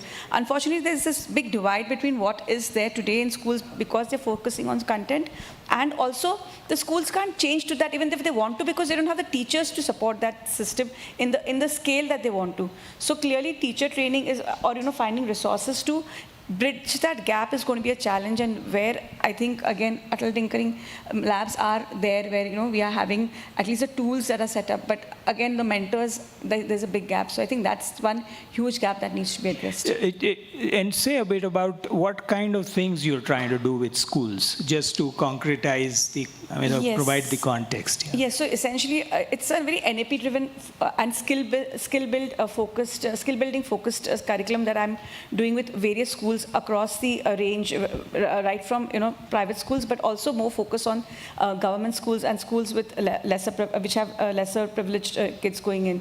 So there, the idea is to ensure that you get the digital, to bridge the digital divide, and the pandemic has just worsened it, right? So essentially, how do we, and kids are seeing this, basically they have access to internet and they have access to technology, so they know what is happening in the world. So it's not that in the earlier era where they didn't know what was happening, and they're curious and hungry for that. So the same example, so when I said I started this project 9 months ago, some of them, we introduced them to robotics, and these kids took it to, like, I can't even tell you how amazingly they took it.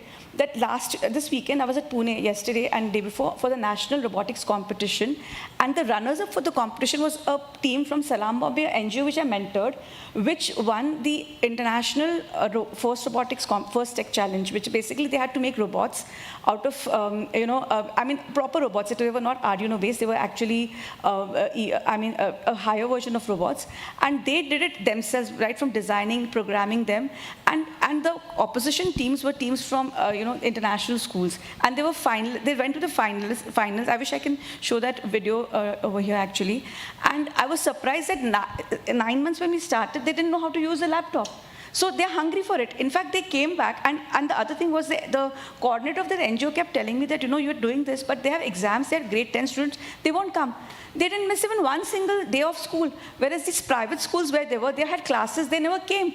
So actually, I could see in the same center, I trained 7 teams, 3 from NGOs and 4 from regular schools, and the NGO kids came every single day, practiced 3 to 4 hours a day, and they had very basic robots, because obviously we didn't have the money to have very sophisticated, wheels, like mechanism wheels were used in the other robot, and these are very standard wheels, for example. But these simple robots did far better than these very engineered robots did, because the kids, while they built the robots, but they didn't have time to practice and things like that. So the hunger that is there, I could see it. Like, for example, when we started the program, these kids had researched on it, like what needs to be done. They used to come and tell me that, auntie, this is what we have to do. Humko aise karna hai. So I was like, yes, go on. And yesterday after we left Pune, they were like, when can we come next? And I'm like, yes, of course, you're going to do something more. So I think they are receptive. It's just that exposure is the challenge and not ability. If it is done the right way also, we'll come to Manish in a moment, but I do want to ask Siddharth online. You are seeing this type of acceptance of such ideas in a very different culture across in Europe. Could you say a bit about what you are experiencing? Yeah, so first of all, what we see, and with our global footprint, is that this idea of what new themes need to be included is extremely important. For example, problem-based learning, project-based learning at schools and also in middle schools. A lot of the global crises, they are basically a crisis of perception. And that we have, and this begins in schools, climate crisis or other things. So what we are seeing is a lot of push around the world on themes like sustainability, systems thinking, design thinking, which are all these meta aspects of learning coming into schools. So we support projects which are looking at food systems in schools, social innovation labs arising in schools to plant some of these ideas. So that's one thing. The second thing that we see also in Europe is basically strengthening the agency of the learner. How can you put the learner in charge? And this starts very much at the primary school level here, in Europe. How do you make them self-sufficient? And there, I think also technology has a huge role to play. If we can take a step back on that technology question, I think the real role of technology in education is to humanize it, to make the learner a better learner, to augment their capacity as learners, to augment the capacity of teachers as teachers, by freeing up time for everyone from tasks that they should not be doing, like finding out, memorizing facts or grading assignments. So long-term view is that. In the short term, we also see a digital enabling of teaching workforce. How can we enable, that's a low-hanging fruit as far as technology and education system is concerned. How can we rapidly upgrade hundreds of thousands of teachers by digitally enabling them? So digital content delivery to students is one thing, but keeping teachers up to the mark so that we can support them in delivering that content is also extremely important. Plus, one more thing I would like to say is that technology really, on that question of technology, we are seeing this a little bit. In the beginning, you need partners in the ecosystem to do that. But in the long run, the real thing is technology can really help to meet the learners where they are. A student who needs 10 hours of time to solve a problem can be given that time with technology through online classrooms. So it helps us come away from one size fits all. So that's the major, the bigger paradigm shift that we are seeing globally as well. Thank you. Great. So I think that has spoken to several questions that I actually had. So let's look at, let's touch and feel a few things. Let's go to Manish. Manish, you are in the business of opening minds. Can you talk to a few examples? And so I really liked what Mohandas was saying in terms of curiosity. And I think we are very inclusive. In terms of education, we are inclusive because I think we are all inclusive, whether it's the economic higher strata or lower. We are inclusive in not raising the curiosity. We are inclusive in not, for instance, I'll give you this example, right? Everybody looks at this piece of paper called the A4 paper. Right? So what I'm saying is we'll have to handhold our teachers to implement NEP. We will have to do those things. Dimag ki batti jala de. Why do we call it A4? Why not we call it A whatever? If you also notice, the length of that paper is 29.297 millimeter. Now it made me beg, yaar 3 millimeter और जोड़ देते, अच्छा खासा 30 centimeter हो जाता. Why did they deduct 3 mm for it to make my life miserable? If somebody asks me to calculate the area, I'm screwed because, I have to multiply 29.7 times, whatever, 30 कर देते, आसान हो जाता. Now, these are things that I see daily in my life every single day. If I start doing some of those things, and it doesn't cost any money, Bharat सरकार से कोई अनुदान मांगने की जरूरत नहीं है, एक A4 पेपर हर बच्चे के पास है. एक साधारण से कैलेंडर के अंदर इतनी सारी गणित की चीज़ें हो जाती हैं, हर क्लास में एक कैलेंडर पड़ा हुआ है. We did this program and I end with that. We called it 30-30 STEM. Pandemic में कुछ करने के लिए नहीं था, खाली बैठे थे. And so Jagdish and I had a long conversation on that.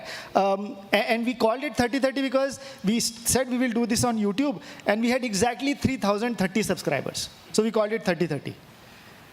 And we did this every Sunday 4 to 5 on YouTube free.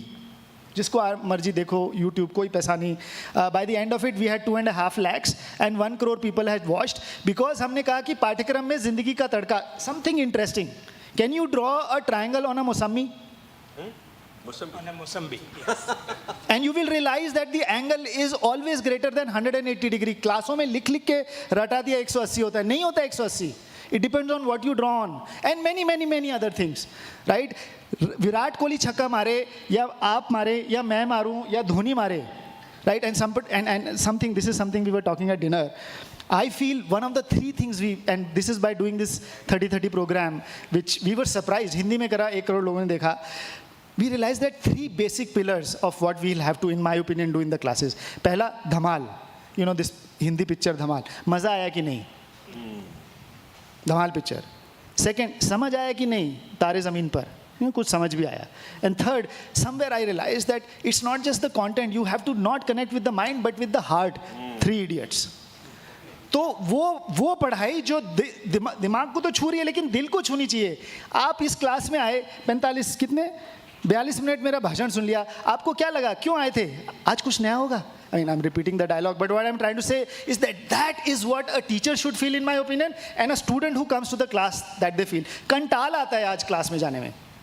And that कंटाल has to be removed, in my opinion. Most important. Number तो आ जाएंगे. 75 साल से number आ रहे हैं हमारे.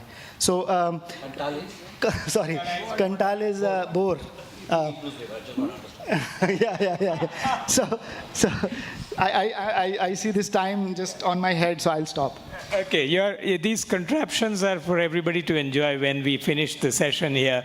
But we have at least one school student in this audience who may have who is here only because we are doing an inclusive education session, learning session.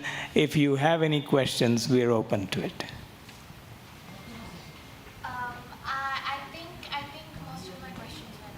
Were answered?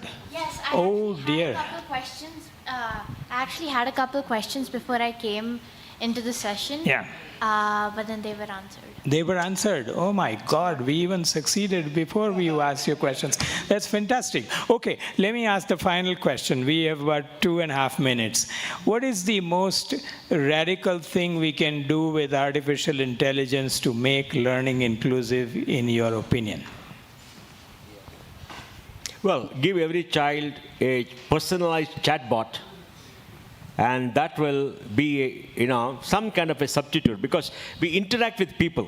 It's like the Gurukul, right? The Gurukul worked because there was a teacher, few students, they interacted, spoke. Try to do that in the way of a chatbot, where the child can ask a question, child will get an answer, child can do a program, and it will prompt you on. It is going to be difficult, but I'm sure Umakant can do that. Okay, that's one vision. Any other visions?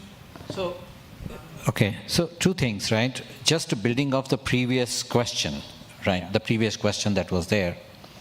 From an NEP perspective, which Mohanji started off with, if you see what Government of India has done as NDR, National Digital Education Architecture, which is now being followed even by the higher education, and now recently by the Skills Ministry launching DISH, the larger inclusive skilling, credentialing system, right?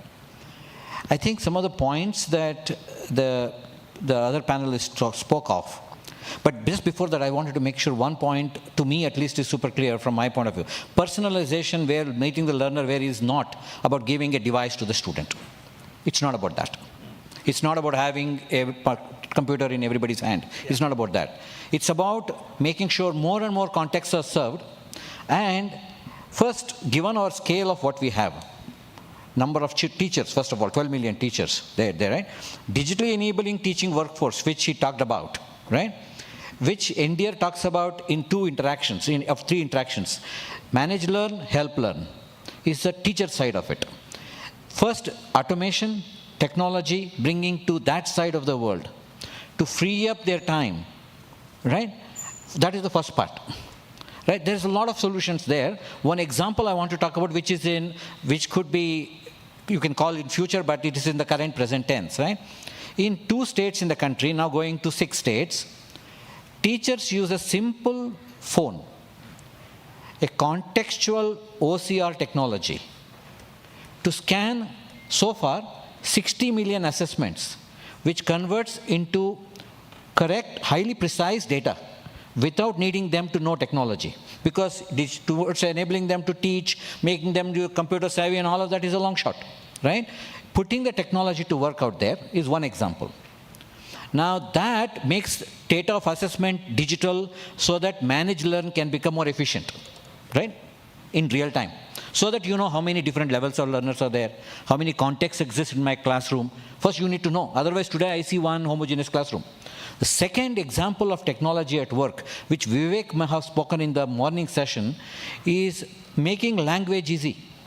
Where the language building blocks that are out there, which NDR again talks about building block approach, where you do not build solutions, you build building blocks and contribute so that solutions, contextual solutions can show up. This is some important AI building blocks that should show up now, but language as an example, where both for speaking, recognizing the writing, and recognizing the written. This is where I see one example of magic that can happen because of AI. Apart from AI leveraging, bringing us insights for the data that we are already collecting. Of course, a lot of things have to happen in terms of standardizing the way we collect data, that we interoperable systems, that which NDR talks about in a very big way, the principles for it. But those are the areas that I see AI can help, eventually making many of the learning problems that bother us today irrelevant. Could that happen? I see that future ahead of me. Okay, excellent. Any other radical thoughts to add? I got one after the finish. I don't know. I have actually mixed thoughts about AI in education or whatever. I see, I read all this data and I get confused. I see OPEC, OECD coming up with a study saying, in the US and America, everybody has 1.5 laptops per children, and last 10 years, their math grades have not improved a bit. And, I'm not saying we have the same context. We are way far behind. We need people to get interesting content. And for that, like I saw the board when we move up, it said, Umakant's board, which said so many people didn't have access, 80% of the children didn't have access to devices. So all of that is required. But at the same time, I feel like I really believe that the connection that a teacher has with the child is one of the most supreme thing. And that, I don't know whether AI can do it. Matlab, I worked with Arvind Gupta and he used to say, Manish, training to gadhon aur khaccharon ki hoti hai, insano ko to prerit kiya ja sakta hai. So, and that I think, and these are, by the way, not my words. So if you have a problem with gadhe khachar, you have to go back, talk to him. But I really believe कि teacher का role सिर्फ one of the most important roles, और इसलिए NEP में सबसे ज़रूरी है टीचरों के ऊपर ध्यान देना. We have to hand hold them to do more creative. कल से नहीं बोल सकते आप कल से क्रिएटिव हो जाओ जी, NEP में लिख दिया कल से चालू creatively. I mean, we'll have to work with them, we'll have to handhold them, do things whatever it takes. And so I don't know what AI, I frankly don't know what AI other role can AI play there. Okay, perfect. So it's all in the pot. So that's wonderful. Yeah. Any thoughts? I just actually wanted to add to him, saying that I completely believe in the fact that kids, especially till I think grade 9 or 10, do require a physical teacher's presence to inspire them, and also to ensure that learning is engaging and it happens. Yeah. Yeah. My view is education, inclusive education, if you want to use the word, is a management challenge. It's not a pedagogy, it is not a technology, it's a management challenge. And the way to tackle this is very simple in my view. We have more than 720 districts. Take one district as an autonomous area. There'll be 20 lakh people, maybe 3.5, 4 lakh students across class 1 to 12, 25 to 30,000 in each class. And there, develop that management capacity to manage the district by getting in innovators and working with them and focusing only on the district with little bit of a framework from somewhere like Bangalore. Now, when Delhi rules India, Bangalore rules Karnataka, there is no hope.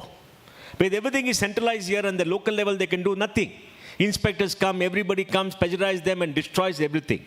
Give them full freedom, set up parents and others to monitor education, give them the tools, and their training can be done, everything can be done, and they will be autonomous. And once competition starts between districts, you're going to see magic. For example, in the US, you know very well, you go to a school district where the education is very good and get a job there so your child can get a good education, right? And that's the most important thing for any family. So we got to decentralize the education, change the management structure, put it down at the district, and within the district, maybe at taluka level, put in management structures there, and then all the things that we said can be put into place. You have in every district 10 Atal tinkering labs. Everybody can come there. They can travel around, right? I mean, I think we've got to rethink the entire structure, Minal. I think that's the important thing. Okay, all right. Well, I think we are well over time. I just want to ask Siddharth if he has any quick addition, and then we'll close this panel. One thing I would like to add, and especially where I see the potential of AI, is we are going towards a direction where AI can help turn education into play. So the whole area of gamification. And that is something very important to keep an eye out on. The other thing which Mohandas ji said, I would like to just add to that, maybe what we can think of is learning management systems at scale. So 100,000 or 200,000 schools with dashboards where you can have a look at, and we are talking of LMSs in terms of corporate structures, in terms of one college or university, but at scale. So that's one thing. And obviously, I hope that in 10 years, that's my hope, that we will have personal learning assistants which can assist the teacher and the student, which are AI enabled for everyone. And yeah. One sentence. So my one sentence is, in all of these, our core focus, the key customer is the child. So that one child sitting out there, it's all for the sake of it. So if we actually make that into dashboards, and if we make that into graphs and so on and so forth, look at it from that perspective. If you imagine somebody did that to us. So there is that big complexity here. Right. You know, so the child doesn't want to go to school. Right. Okay, so let's, well, I think we started with a very clear articulation of the problem, and we have ended with a variety of views on how to solve it. So you can clearly see that this is an area up for grabs. There is tremendous opportunity here. There is no solution that's either probably on an extreme in terms of all technology or all human. There's probably no solution that's all centralized versus all decentralized. So that we're back to the ancient wisdom of the middle path. So that's the journey ahead of us. Let's thank everybody on this panel. Thank you very much.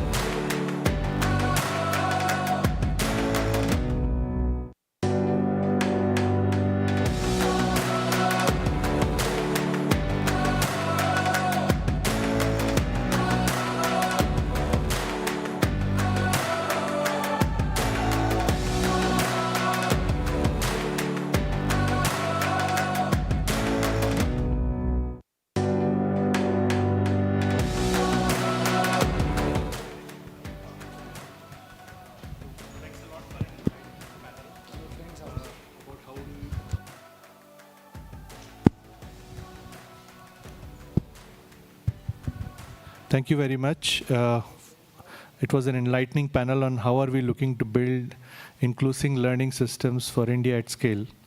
And it's a very tough problem.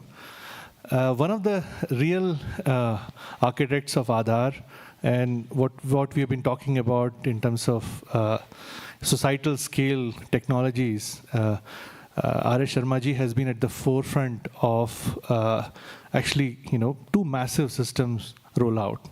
And we thought that there would be nobody else better than him to talk about how India has managed to do it and what kind of lessons have we learned through these massive rollouts. Imagining, vaccinating more than 10 million people in a day, probably more than the size of some of the countries' population in Europe. It's a massive, massive challenge.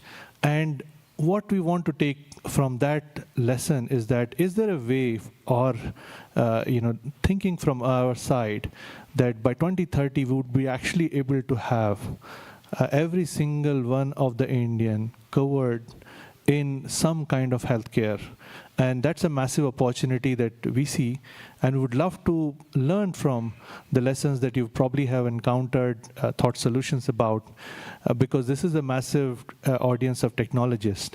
And a person with your immense experience can actually give us clues as to how do we go about solving societal scale AI problems. Thank you very much. Without much further ado, I would like to invite Ramsevak Sharma ji to give the closing keynote. Thank you.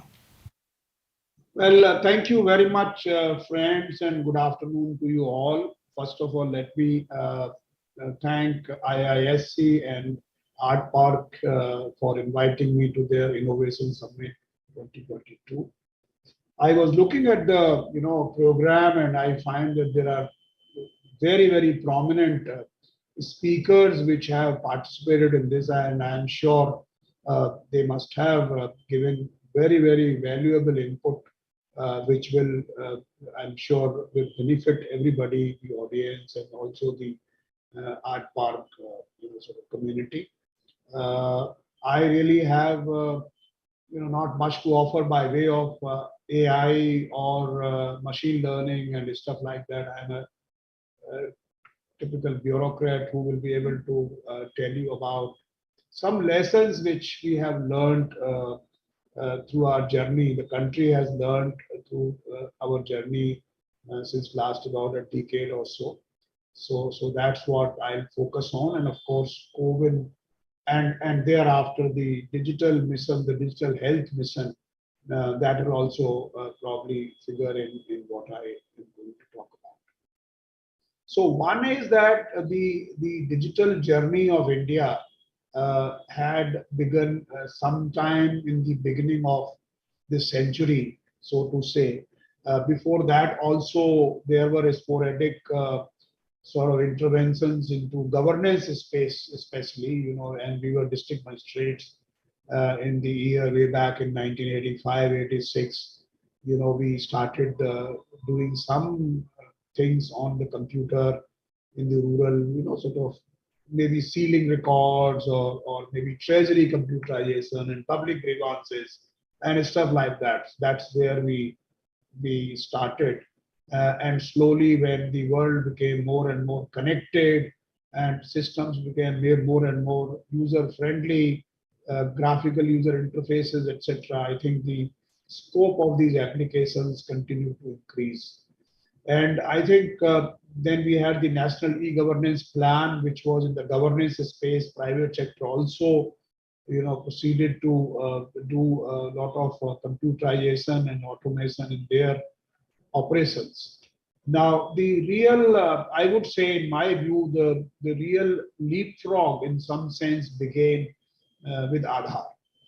In 2009, when the government of India constituted the Unique Identification Authority of India, and Mr. Nandan Nilekani as its chairman, and I also had the good fortune of working as its Director General and Mission Director. And that's where I think we took a moonshot, creating unique digital identities for the people of our country. So this was actually a big kind of experiment, both in public policy, in implementation, and also technology, because we were attempting a technology which is how do you ensure uniqueness in 1.3 billion population. That was the biggest technological feat we were attempting, and this experiment had never been done on this planet, and whatever kind of things were done was very small numbers, 1 billion, 2 billion. We were going to use biometric technology for the first time for developmental agenda, for ensuring this uniqueness using fingerprints and iris images. So that's the thing. From a technology standpoint, it was very challenging. From an operational viewpoint, also it was very challenging, because creating a solution for a very, very diverse country like India is really quite challenging in itself. So how do you ensure enrollment of people where there is no electricity, where it's very difficult to reach also? So these were some of the things which was a huge logistic challenges. And then, of course, having generated their digital identity, how do you communicate this to the people was another offered another set of challenges. So fortunately, we applied all the all the principles, so to say, of both public sector participation, private sector participation. I was looking at the last session, and we have a number of alumni of the UID Authority of India on the panels in this whole innovation summit. So essentially, we we created a very good organization of public-private partnership. And there we started this journey. And we did create Aadhaar. And today we have 1.3 billion Aadhaar numbers. It is the world's first digital identity, which is actually a foundational identity, which is bereft from eligibility, so much so that Aadhaar does not even guarantee citizenship. So it just says that this is R.S. Sharma and that's the end of the story. So, and it provides authentication service to prove that I am who I claim to be. So I think these were some of the stuff we learned in Aadhaar relating to scalability, relating to interoperability, relating to frugalness of the solutions, relating to robustness of the solutions, relating to speed. And these were some of the stuff which we learned. And I think since there, we did create a number of solutions on top of Aadhaar. So for example, we created digital signatures on demand called eSign. We created what is called the electronic KYC. Authentication as a service was offered by Aadhaar since the beginning itself. Then we had a number of other products also, which we, digital consent artifact, which is so much used today in the consent-based, stuff. So this is a number of products were created on top of Aadhaar, which we all collectively called Digital India, sort of India stack, so to say. And this essentially, enables paperless, presenceless, and cashless governance. And of course, cashless came with UPI in 2016. So that's also a very, very important, product which India made, and UPI as a specification, as a set of specifications, as a language of money transfer, really revolutionized the entire payment system in the country. It decoupled the payment from the bank. And yesterday, last month, I'm told we had as much as 4.5 billion transactions. I think this is more than all debit, credit, all kinds of cards probably worldwide taken together. So that's and it is absolutely free. It's absolutely effortless. It works on mobile. So these were some of the things which we did, and we are really proud of them. On the other hand, the Digital India program, which actually the Honorable Prime Minister launched in the year 2014, and I also had the good fortune of being the Secretary of Information Technology Department and articulating some parts of that program. That program really made a very comprehensive kind of articulation of things which we were going to do in Digital India. So it talked of three, vision areas. One is digital, sort of connectivity as an infrastructure. So digital connectivity as a utility for citizens. That's what we talked about. And we said, let's connect India. That's one. And secondly, we said the second layer is software and services on demand. Because on this digital infrastructure, you must have software and services on demand. And the last but most important part was the digital, what is called digital literacy or digital empowerment of people. So these were the three areas. And I think we have done very well in all these three areas. So think of today digital connectivity.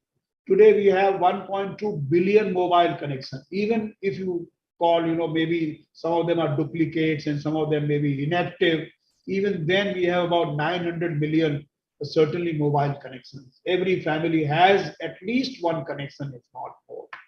Then we have 800 million plus internet connections. We have 600 million plus, smartphones, and they are growing at the rate of 25 million per quarter. And today every average Indian, the average data consumption on mobile sort of networks is the highest in the world. It is 12 gigabytes per person per month. And Indian mobile networks transport more data than the corresponding mobile networks of US and China put together. Now that's, I believe the current figure is 12 exabytes. So these are some of the statistics which actually and it's a 4G connectivity. And most importantly, the cheapest data rate in the world. It's actually a revolution. The about 5-6 years back, the data rates were 275 rupees per gigabyte. Today, the data rates are 7 rupees per gigabyte, 8 rupees per gigabyte. So that's the way. So now India is the only country where people are watching films on mobile. So this is the revolution which has taken place in the digital infrastructure, which is now as a utility system. And secondly, obviously, digital infrastructure is useless unless you create meaningful applications. So these meaningful applications, as you know, we have number of applications based on Aadhaar. Direct benefit transfers, for example, are taking place. 2 billion plus direct benefit transfers happening in a year, and many other things are happening. So you know, food delivery is taking place through Aadhaar authentication. The mobile SIMs are being given to people instantaneously using Aadhaar authentication, and payments are happening at a massive scale. So I think all these you know softwares and services which we created on top of this digital infrastructure are really transforming the lives of Indians. And in the previous session, we were talking about the education. Yes, education is another sector which is going to be transformed. Health is another sector. And interestingly, I'm currently working in the health space. That's also going to be really transformed with the use of technology. So I think that's where we are. Now came COVID, of course, and then COVID really transformed in a very bad manner the lives of the entire world. It is a very, very severe experience. I don't think any one of us would have thought about such a situation. And what happened was vaccination. India, as you know, took up the vaccination program in the all seriousness, and our Prime Minister launched the vaccination on 16th of January 2021. Sorry, he told us that look, we need to create a digital backbone for this delivery. Otherwise, there'll be chaos. Otherwise, people will just give all kinds of statements. Nobody will know who has been vaccinated, what vaccination was there, and stuff like that. So it's necessary for us to create a digital backbone which will support this program. And that's where the COVID was, in some sense, born. And when we were designing and architecting COVID, we said, let us remember certain principles. One is it should be based on open APIs. It should be based on open standards. It should be largely open source. These were three things. And of course, it should be inclusive, very simple to operate. You will not require a username and a password and all kinds of tech stuff. Anybody who can operate mobile phone should be able to operate COVID. So these were some of the overarching principles which we set for our team.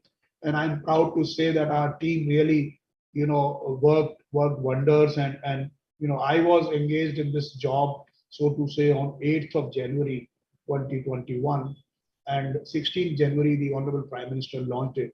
When I had met the Honorable Prime Minister on 14th of January, I had informed him that look, it will take a little while, and he assured me, don't worry.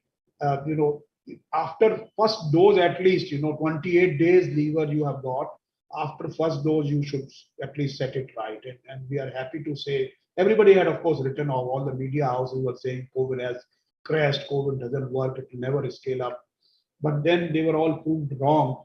And today we have done 1.75 billion, more than 1.75 billion vaccinations in the country using COVID. And we actually made it phygital in the sense that we said everybody is not going to get schedule their appointments on COVID. Everybody may not be able to register on COVID. So let us make a system whereby the digital journey can begin either from the registration point or from the vaccination point.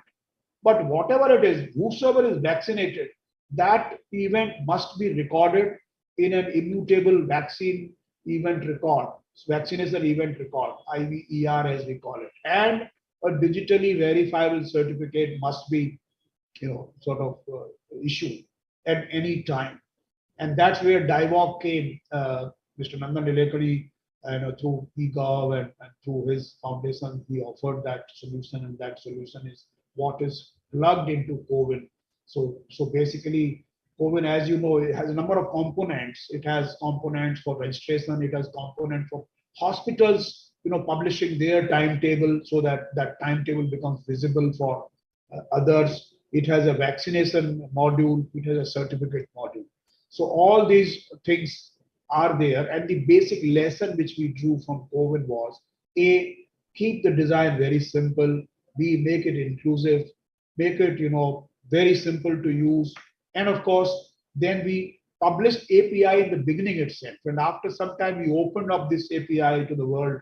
And we have today more than 150 partners who are connecting on COVID, whether it is Paytm or Infosys or Max Hospitals or many other entities are connected to COVID using open APIs, these APIs. So that's the architecture, and of course you can see the entire history. You just have to put your mobile number and put your OTP, and you are good to go. You can have 6 people of a family. So that way, and of course, COVID has evolved in the sense that initially the rules were that we will give it only for 60 years plus.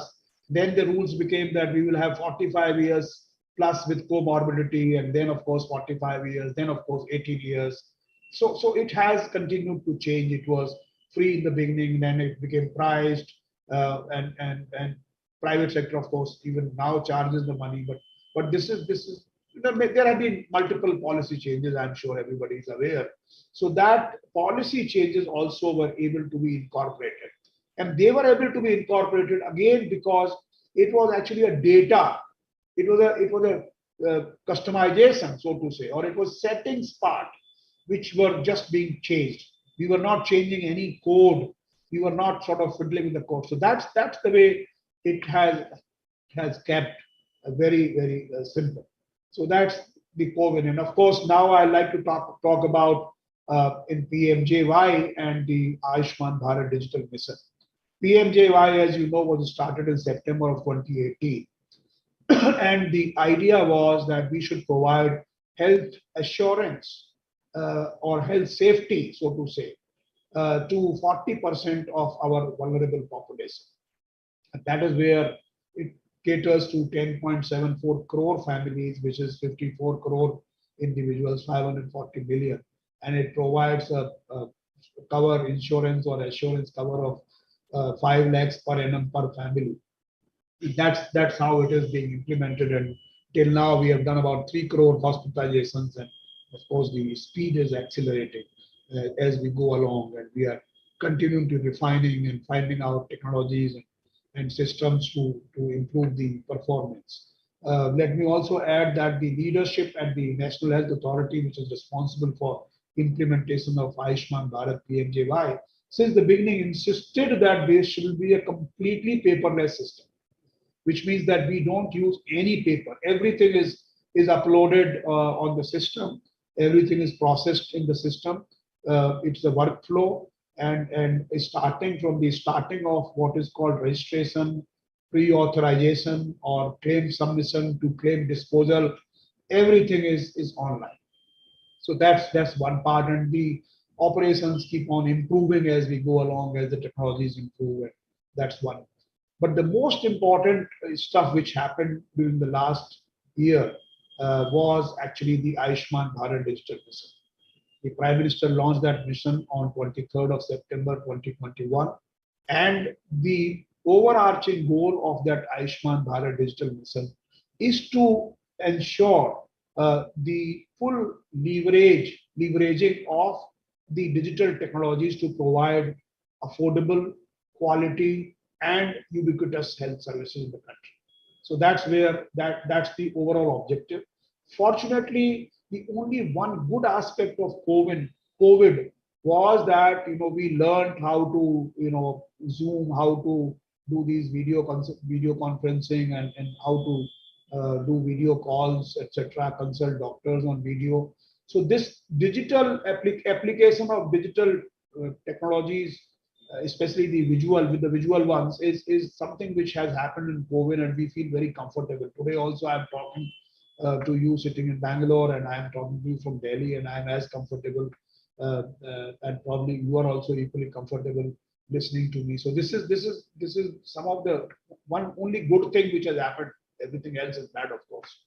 Now in this, we realize that teleconsultations, then of course a person having his own health records, the doctor is able to see the longitudinal health record of a person. So all these are things which we started creating in the year 20, starting from 15th of August 2020, when the PM announced it for in the 6 union territories. And now we have all the pieces of the puzzle in place, which are privacy preserving, which are scalable, which are interoperable. Again, the same principles of, broad principles of interoperability, frugality, robustness, scalability, all these inclusivity, all these principles have been incorporated in Ayushman Bharat Digital Mission. And essentially, we are trying to create what UPI did to the payment system. Similarly, what we are calling this is UHI, Unified Health Interface.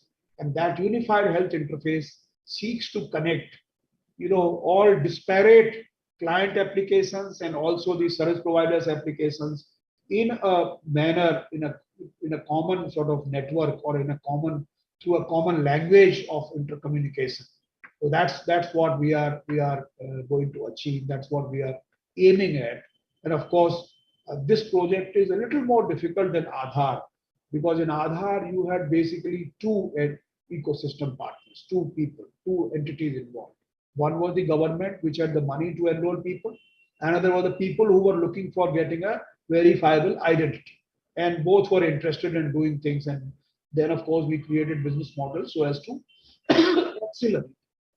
Here you have hospitals, doctors, laboratories, pharmacists, huge number of stakeholders. And though the stakeholders have to see value in this, whole proposition. And that is where it will start. So this is a little, difficult project in that sense. We have created the necessary components, and we are happy to say that the existing components like Aadhaar, payment systems, digital signatures, etc., they are all necessary and provide these building blocks, so to say, of making ABDF happen. So we don't have to create many things which are required, which are required for this to happen. Many pieces are already in place. What we need is really to put these together with the principle of openness, principle of inclusion, and then make this entire game happen. So that, fortunately, that job is complete. Now the only thing which is left is essentially to ensure its adoption in a big manner. And I think its adoption will take place provided everybody sees value in it. So for example, from the AI perspective, now suppose there are AI solutions for diagnostics. Now if these AI solutions can be put on software as service on this platform, then doctors, hospitals, they don't need to buy these AI solutions. Like we digitize the digital transactions, this will basically do a kind of payment based services. So that's what it is. I would like to end here to say that we need to leverage fully the application, the digital technology and their adoption, and we have done pretty well thus far. We are confident of making different kind of systems. The open network for digital commerce, which is being constructed, is another example which I hope will again transform the digital commerce space. Thank you once again for inviting me to this conference, and goodbye. Thank you. Thank you very much, Ram Sevak Sharma ji. It was a wonderful insight into what it takes to really build these large-scale systems. And I cannot but wonder, wish we will actually host you sometime physically here, and we'll get a chance to brainstorm Some of the things that you talked about in terms of diagnostics and especially integrating into the National Health Authority, I think that's a phenomenal perspective, and because it will really allow us to scale it. So thanks a lot for taking time out of your busy schedule and sharing the learnings with all of us. A lot of us who are listening to this, they are involved in building technology, and I hope they get inspired to actually create some of these societal scale solutions that India desperately needs. So thank you very much. Without much further ado, I would like to actually invite Dr. Murli Mohan, Mission Director for National Mission on Interdisciplinary Cyber Physical Systems, to talk about one of the real reasons why ARTPARK has been able to act as an open innovation network has been due to the unique design of the NMICPS mission. I would actually like to hear from him how he actually conceptualized, the perspective with respect to the Open Innovation Network, and how he thinks that we would be able to actually bring together industry, academia, and government in a fruitful partnership.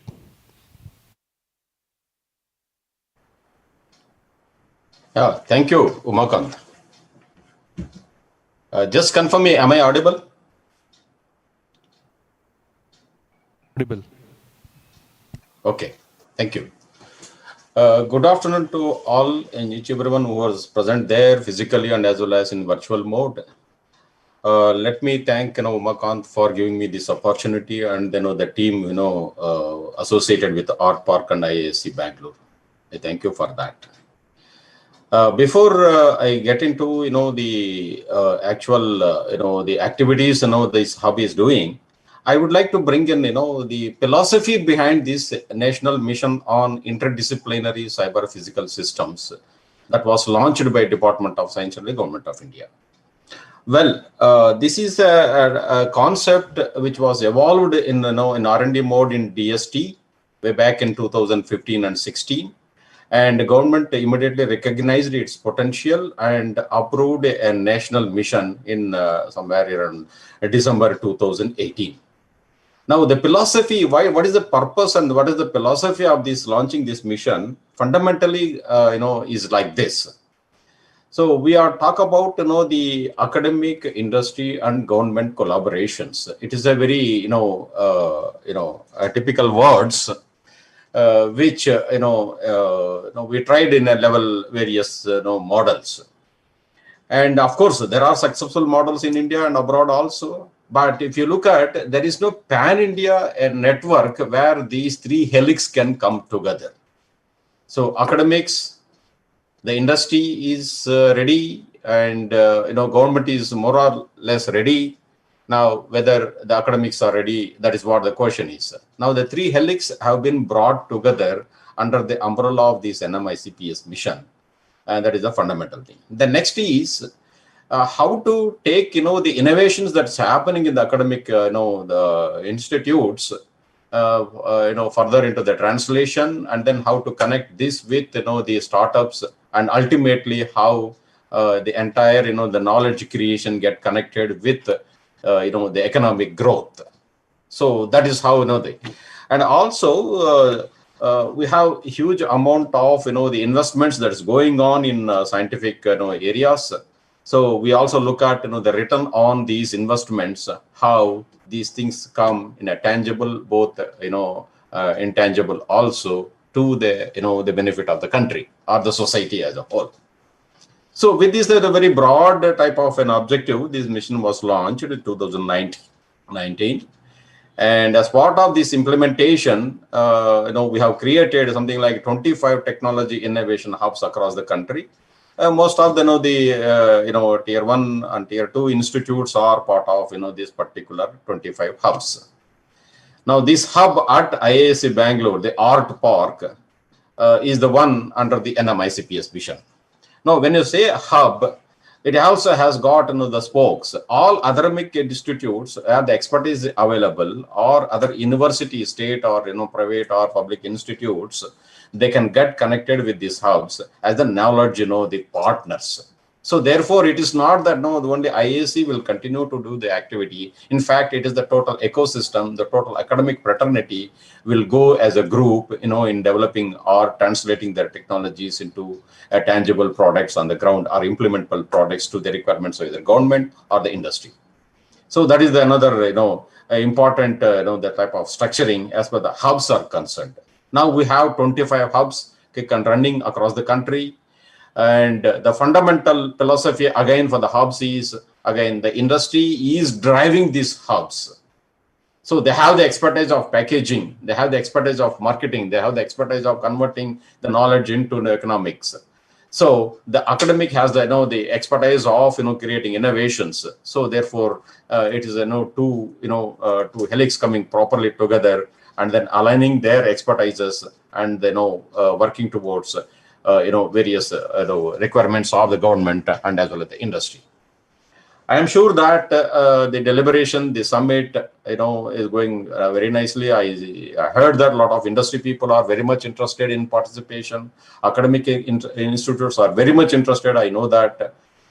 Then government is also participating. It's a good summit. Though I could not attend physically there, but my soul is there in ARTPARK.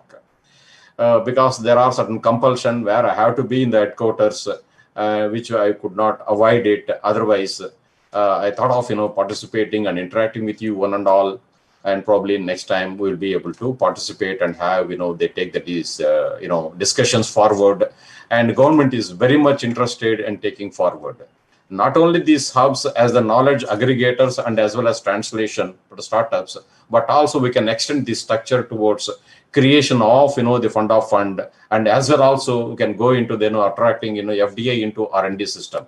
So these platforms are that type of capability and as well as flexibility is available, and I think we should utilize this opportunity and let us show the what we as a group we can contribute to this society. With this, I thank Umakant and the team for giving me this opportunity. And let me know when we can, I can come to Bangalore and then we can have the further discussions. Thank you. Thank you, Dr. Murli. I think you have been instrumental in driving this mission forward, and we are very excited to partner with NMICPS. And I hope that we would be able to also meet physically and have this conversation in more depth. Thanks a lot for coming together for this fantastic summit. We truly had the meeting of minds in some sense, and we had representatives from the industry, we had representatives from academia, we also had representatives from the government contributing their valuable time in really going into the depth of the problems. We started with this fantastic topic of connecting the unconnected because we feel that that's very fundamental. And without that fundamental connectivity, we will not be able to drive the impact towards the billion-plus scale that we're talking about. And that is one of the key themes that ARTPARK is taking over going forward. The other things that we are actually going into depth is what we call as healthcare AI, especially focused on the primary part of the healthcare that we talk about, where we talk about wellness as well as diagnostic, because we feel that those are early areas of impact. The third sector that we are tremendously passionate about is how do we enliven our young minds, 200, 300 million young brains, human brains filled with potential. How can we actually help them reach that potential? Can we design learning in an inclusive way? And we are very fortunate to have such an exciting set of speakers today who probably dwelled into some of these problem areas, and we would be taking that conversation forward. So if you have any ideas, please write to me. I'm available at umakant@artpark.in. Just write to me whether you want to contribute in terms of the problem definition or the solution definition, or even in terms of sharing with us any of the insights that you might have in some of these sectors. Also wanted to announce that we've been actually having this ARTPARK Innovation Program where we are supporting 13 startups. Some of them you actually saw in action. Some of them we have incubated, some of them we have supported, some of them we have invested in as well. They are all part of ARTPARK family, and that's what I define as Open Innovation Network. It's not just a group of people, but it's actually an open innovation network of academia, industry, and government coming together. The third perspective that I want to talk about, and that I'm very excited to talk about, is that we're very close to the launch of a $100 million venture fund focused on AI and robotics companies. We're just awaiting the final nod from SEBI. Hopefully we'll get it in a week's time. What it will do is that it will actually allow us to support these innovations all the way from research, converting research into tangible products and companies, and then spinning out these companies and what Prashant Prakashji was talking in the morning, allowing other venture funds to co-invest along with us, co-fund along with us. And we feel that with that whole perspective in mind, we would be able to build a very inclusive ecosystem, which will actually take the impact towards not just 50 or 100 million people, but towards the billion-plus scale that we keep talking about. I would like to thank some of the key people who made this event remarkable and instrumental. First of all, Professor Bharat Ambratur. Thanks a lot for bringing the academic flavor to the Innovation Summit. Thanks a lot for that. I would also like to thank Dr. Chintan, Mission Director, Niti Atal Innovation Mission. He actually helped connect with a lot of the folks from not only government, but also practitioners, industry people, academia, and we had a fantastic dinner last night. We were discussing some of the interesting interconnections that could come about with meetings of mine. I would also like to thank Professor Rangarajan, Director, Indian Institute of Science. He has a very quiet, unassuming presence, but he has been a constant pillar of support. It was fantastic to see him at the office inauguration, and thanks a lot for that. I would also like to thank all member of the board and also member of the Hub Governing Board. Professor Paul Raj was here very briefly, but just the fact that he was here surprised us pleasantly, and it was fantastic to have his presence in the conclave as well. I would also like to thank Prashant Prakashji. He's been a constant mentor of mine ever since we came together in PI. I mean, he invested in us, and he has shown a lot of faith in us to come over as a member of the board. And his constant encouragement and guidance, is really taking us to the next level. I would also like to thank Dr. Ashwath Narayanji, who has been visionary in terms of the ITBT minister, and really the local support that we need in terms of government of Karnataka. In the end, I would love to thank Dr. Murli Mohan, whom you just saw, and also Secretary DST, Dr. Chandrasekhar, for his encouragement. Unfortunately, he could not be here in person, but I hope that some of the snippets of the program we would be able to share with him. And best of all, I would like to thank all of you participants. Some of you joined us physically, which is always a pleasure in the post-pandemic world. But a lot of you joined digitally, so thanks a lot for your time and attention. I hope together we can probably make a more inclusive and better world by leveraging the fruits of technology. Thank you. Thanks a lot. Wish you have a very happy evening. Thank you.